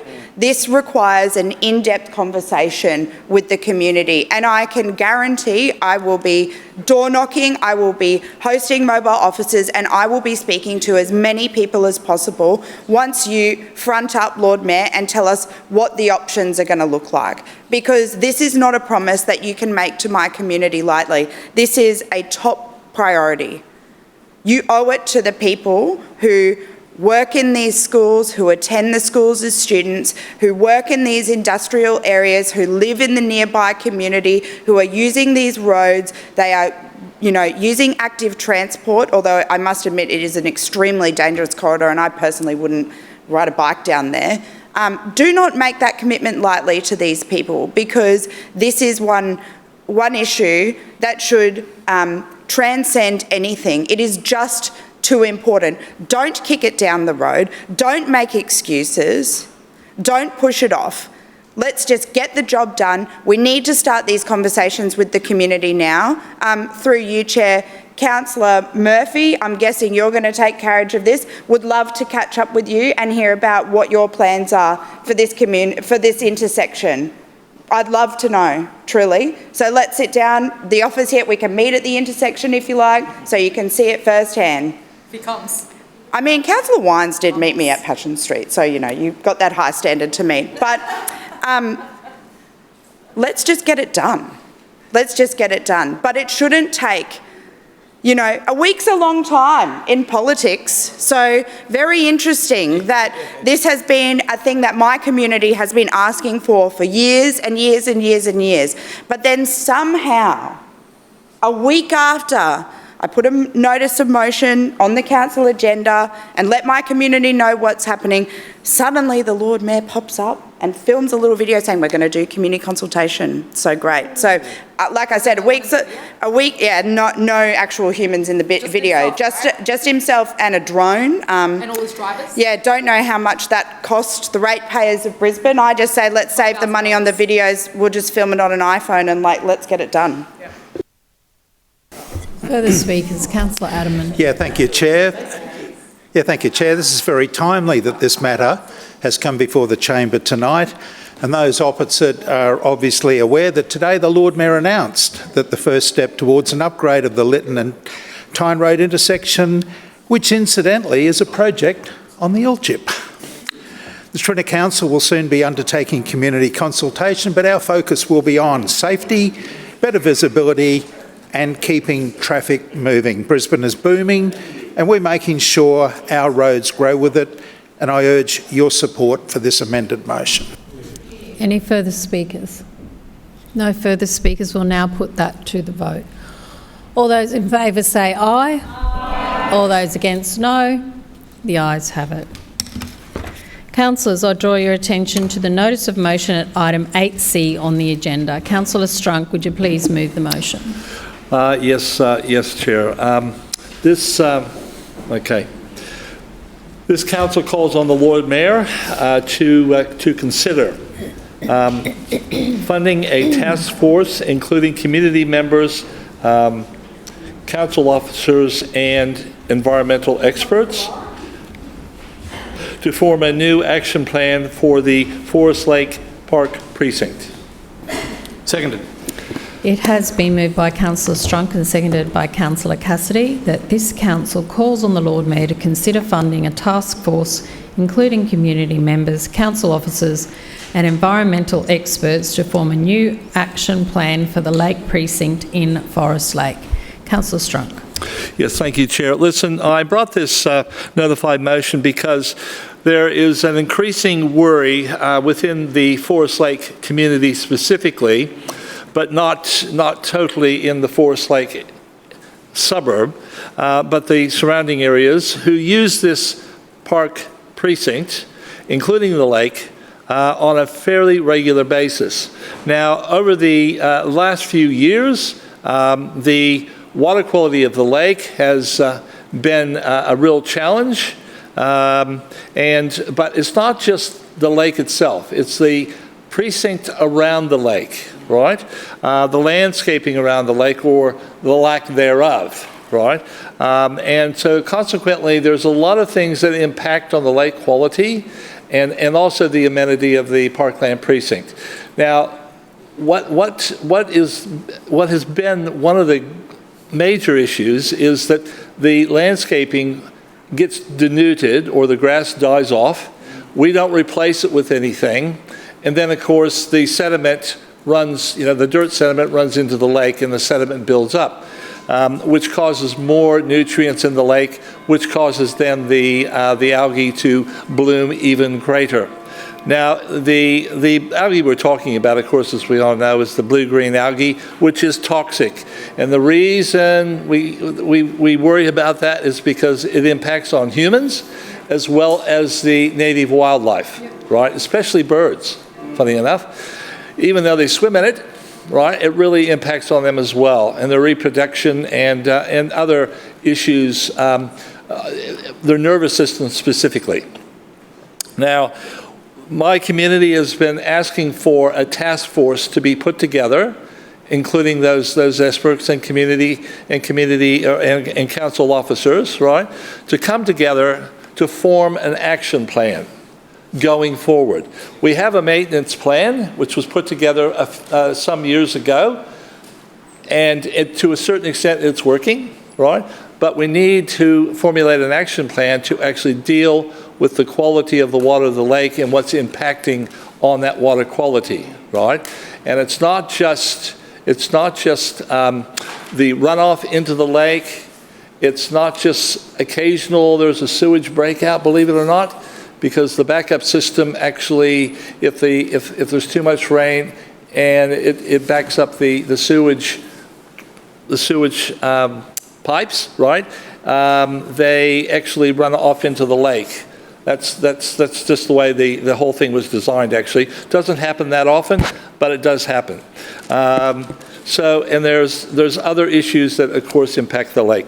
Now, that task force, right, we have a lake action group at the moment, and they would like to formulate that task force because they feel that this is the only way they can help council keep an eye on the lake, number one, and number two, help council try to ameliorate the issues with the sediment flowing in, with what's happening with the stormwater that 4,000 properties fill the lake when it rains with all sorts of stuff, including fertilizer and all that. But they would like to actually work with council and formulate a group that actually is an ongoing group.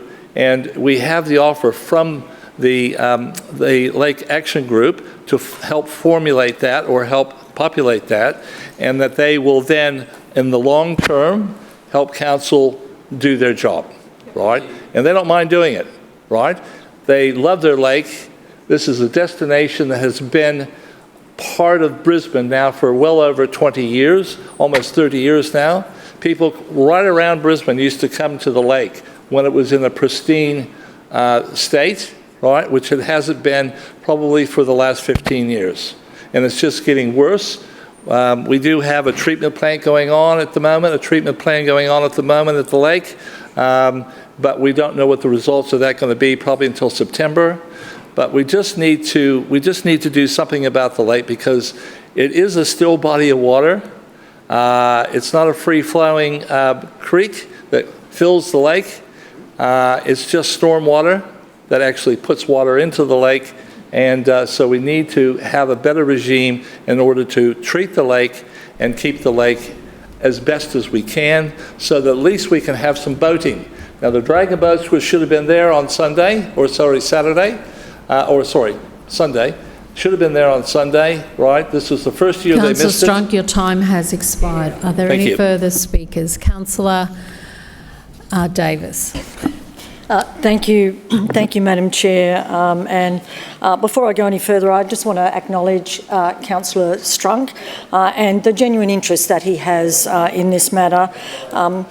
Forest Lake does matter very deeply to the residents that live around it, and I really want the community to know that it's a concern that we share across the chamber. Where I want to part ways with the motion as it stands is not on the goal, but on how we get there responsibly. We have to be very clear from the outset, Madam Chair, that we are genuinely interested in working with the local community and being collaborative on the matter. We know that it's a much-loved part of the community and the residents that live around deserves that council takes their concerns seriously and works alongside them. But through you, Madam Chair, Councillor Strunk knows that we have to be honest with what needs to be done and what we're actually dealing with. Forest Lake is a far more complex matter than it just first appears. The water quality issues stem from an underlying design flaw when it was first built by the developer. It's compounded by factors largely outside council's control. It's not a problem that we can fix quickly, and we shouldn't pretend otherwise. But council has not stood still. We've invested significantly over the years, including the 2019 Strategic Management Plan, and we are right now, as Councillor Strunk alluded to, in the middle of a trial treatment program in partnership with Monash University, using a natural product called diatomics to improve water quality. The trial only began last year, and given the size of the lake, it is simply too early to judge the results. The responsible thing and the right thing to do by the community is to let the trial run its course and to tell us what it can deliver before we lock in our next step. So I'm very happy to support a task force, one that brings together community members, council officers, environmental experts and others to shape a new action plan for the Lake Precinct. I just want to have it built on solid ground, informed by the evidence that this trial will give us. And with that in mind, Madam Chair, I move the following amendment. I move that we amend the motion to remove the word calls on the Lord Mayor to consider funding and replaces with the words commits to and adds the word pending the outcome of the trial with Monash University at the end of the sentence. So the motion will now read, this council commits to a task force, including community members, council officers and environmental experts to form a new action plan for the Lake Precinct in Forest Lake, pending the outcome of the trial with Monash University. Seconded.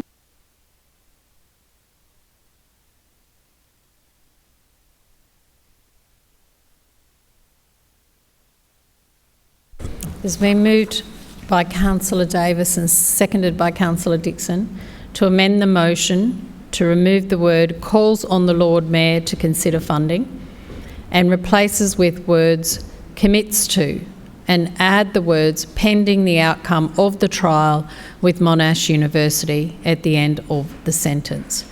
So the motion will now read, this council commits to a task force including community members, council officers and environmental experts to form a new action plan for the Lake Precinct in Forest Lake pending the outcome of the trial with Monash University. Councillor Davis. Thank you, Madam Chair. As I said, Forest Lake is far more complex than it first appears, and the honest truth is that the ongoing water quality issues are being driven by that underlying flaw in the design of the lake itself. When Forest Lake was first constructed, it was built without a natural flow path to let excess nutrients flush through the system. That single design decision continues to drive so many of the problems residents see today. And on top of that, the lake is affected by a whole range of factors that sit largely outside of Council's control. Runoff from surrounding homes and roads, grassed areas, wildlife, pets, stormwater and on occasion sewer overflows. I think it's important the community hears that plainly because no simple single solution is going to resolve the cause sitting underneath all of this. I'm very, very happy, as I said, to look at a task force. In fact, I welcome it. But I'm not prepared to commit to it before we finish the treatment we are currently running in partnership with Monash University to improve the water quality. To do so would be putting the cart before the horse. This is work we initiated with the university last year. As I said, it involves a treatment called Diamotrix, which Monash itself developed. It's a natural product that is designed to improve water clarity and reduce odour by supporting beneficial algae and limiting the harmful blooms. And I want to reassure residents on that point because I know people care deeply about the wildlife, and Councillor Strunk referred to that around Forest Lake, and this treatment has been tested elsewhere for over a decade now, and it's safe for wildlife and for the surrounding environment. My genuine hope is, Madam Chair, that over time this trial shows real improvement and becomes part of a broader long-term solution for the lake. Thank you, Madam Chair. Further speakers to the amendment? No further speakers to the amendment. Councillor Strong. Thank you, Chair. Listen, I appreciate the commitment that the amended motion is making here in regards to the treatment, the current treatment. I think through you, Chair, I think the results they were supposed to take about 12 months, and I think the 12 months ends up in about September. But I could be wrong there. The Chair may want to clarify that. But suffice it to say that the treatment, if it's partially works or works very well or doesn't work at all, we still need to put together a task force and to try to put a strategy in place to reduce the nutrients, and that's what's really driving the algae, the nutrients that are actually going in the lake. and we need an education, a community education, which the task force could help put together and publicize, right, through a website, through a Facebook page, or whatever. The other thing we need to do as well is we used to actually put up online through our website, right, what the results are of the lake water testing, right, and they used to go up every few months when the testing was actually done. So the transparency was there. Now that did happen for about a year, and then they stopped being published on the website, and I missed that fact until it was a little bit too late. But anyways, it probably should be one of the strategies we put into place so that people can keep track of it as well.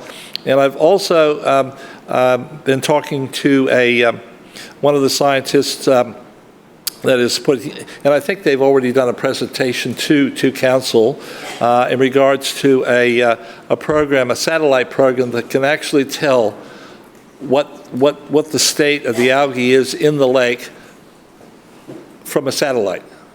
They don't actually have to have waterborne testing actually happening.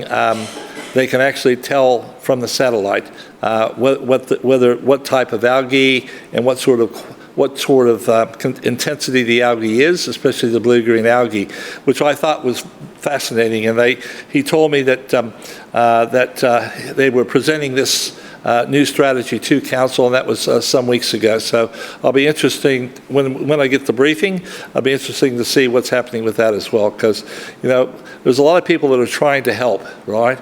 And so I think if we can all just get together, put this action plan together, then I think we'll go a long way to trying to improve the quality of the lake, maybe to the point where we can do some boating.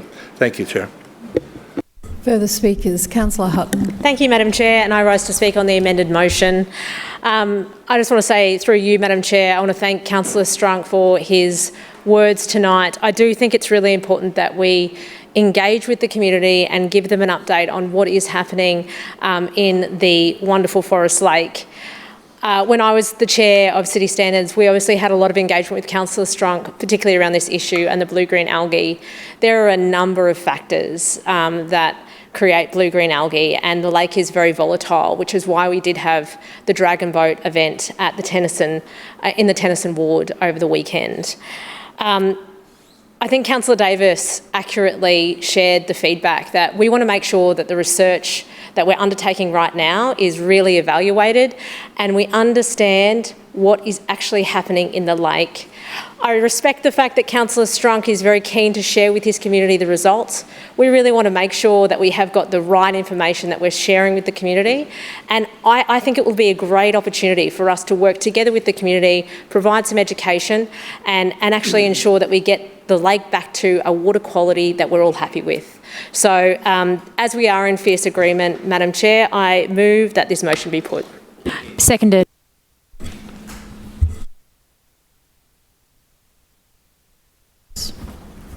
We'll now put the amendment to the vote. All those in favour say aye. Aye. Those against, no. The ayes have it. Councillor Davis. Thank you, Madam Chair. Complexity has never been an excuse for inaction, and this council has a genuine track record that I'm proud of. Over the years, we've invested a significant amount into managing this issue and searching for a long-term solution. Many in this chamber will recall the Forest Lake Strategic Management Plan back in 2019. We drained and cleaned the lake, removed the weeds and replanted it with around 100,000 plants. Councillor Marx, I understand, has very fond memories of walking around the empty lake bed, and I know that Councillor Howard was the chair at the time and had a lot to do with that particular project. But sadly, Madam Chair, prolonged drought undermined much of that effort and a large influx of ibis damaged that new vegetation. So it did not deliver everything that we had hoped for, but we learned from it. and we have kept refining our approach ever since. But given the sheer size of Forest Lake and the fact that the trial only began last year, as I've said, it's simply too early to draw firm conclusions. I'm not willing to preempt the science, and I don't think the community would want me to either. So for that reason, Madam Chair, my amendment does two things. It strengthens the commitment this council commits to a task force. It does not merely consider one, and it grounds that commitment in evidence by tying it to the outcome of the Monash trial. And I think that this is a responsible path forward. Give the trial a genuine chance to work and tell us what it can deliver, and if those outcomes are not what we had hoped for, then we will revisit the option. Madam Chair, again, can I thank Councillor Strunk for his genuine collaboration over many, many years with regards to the work that is being done on Forest Lake. I know he cares very much for his community and he really wants to try and deliver an outcome for them. Councillor Strunk, as I've said tonight, we commit to working with you and pending the results of the trial of Monash University, we will look at a task force. Thank you, Madam Chair. Further speakers? We'll now put the amendment to the vote. All those in favour say aye. Aye. Those against, no. The ayes have it. That is carried. Any speakers on the substantive motion? Councillor Marx. Thank you, Madam Chair. I rise to speak in support of the amended motion before us. I want to do so by sharing something that has stayed with me. Madam Chair, as the delightful Chair, Councillor Davis, has already mentioned, I actually have walked on the lake bed of Forest Lake back in 2019 when the lake was actually drained for major renovation and replanting works. I had the opportunity to walk out across the exposed lake bed. We saw the lake bed, there was absolutely nothing in there. We cleaned the complete lake, we removed all the weeds and we replanted it with some 100,000 plants, and we actually picked up a fair amount of rubbish as well. One thing that Councillor Strunk mentioned, and I know Councillor Davis has talked on this, is Councillor Strunk's commitment to the lake and his community and dealing with this issue. I think that's a great thing to hear because, as I mentioned to Councillor Strunk through you, Madam Chair, on Sunday, one of the things they've discovered is that people are walking their dogs and not doing the right thing and picking up after the animals. So not only have you got animal faeces running into the lake, potentially people are picking up, throwing into the lake, I don't know, but that's certainly what some of the testing has shown. Obviously, he's also mentioned the sewage overflowing, which I'm guessing is coming from the surrounding residents. Other things that are contributing to the pollution of the lake could be, you know, people are washing their cars, people are fertilising their gardens. All of that, as Councillor Strunk has quite rightly said, leads and contributes to the condition of the lake. So I think getting on those local residents on board with this task force that Councillor Davis and the Lord Mayor have committed to gets those people understanding that they live in the area. This is their lake. They need to be responsible for its upkeep and maintenance as much as council does, given that we've spent millions on it already and we will continue to look after it. They need to help us as well. Thank you, Madam Chair. Further speakers? No further speakers. We'll now put the motion to the vote. All those in favour say aye. Aye. Those against, no. The ayes have it. That is carried. Councillors, that now ends today's meeting.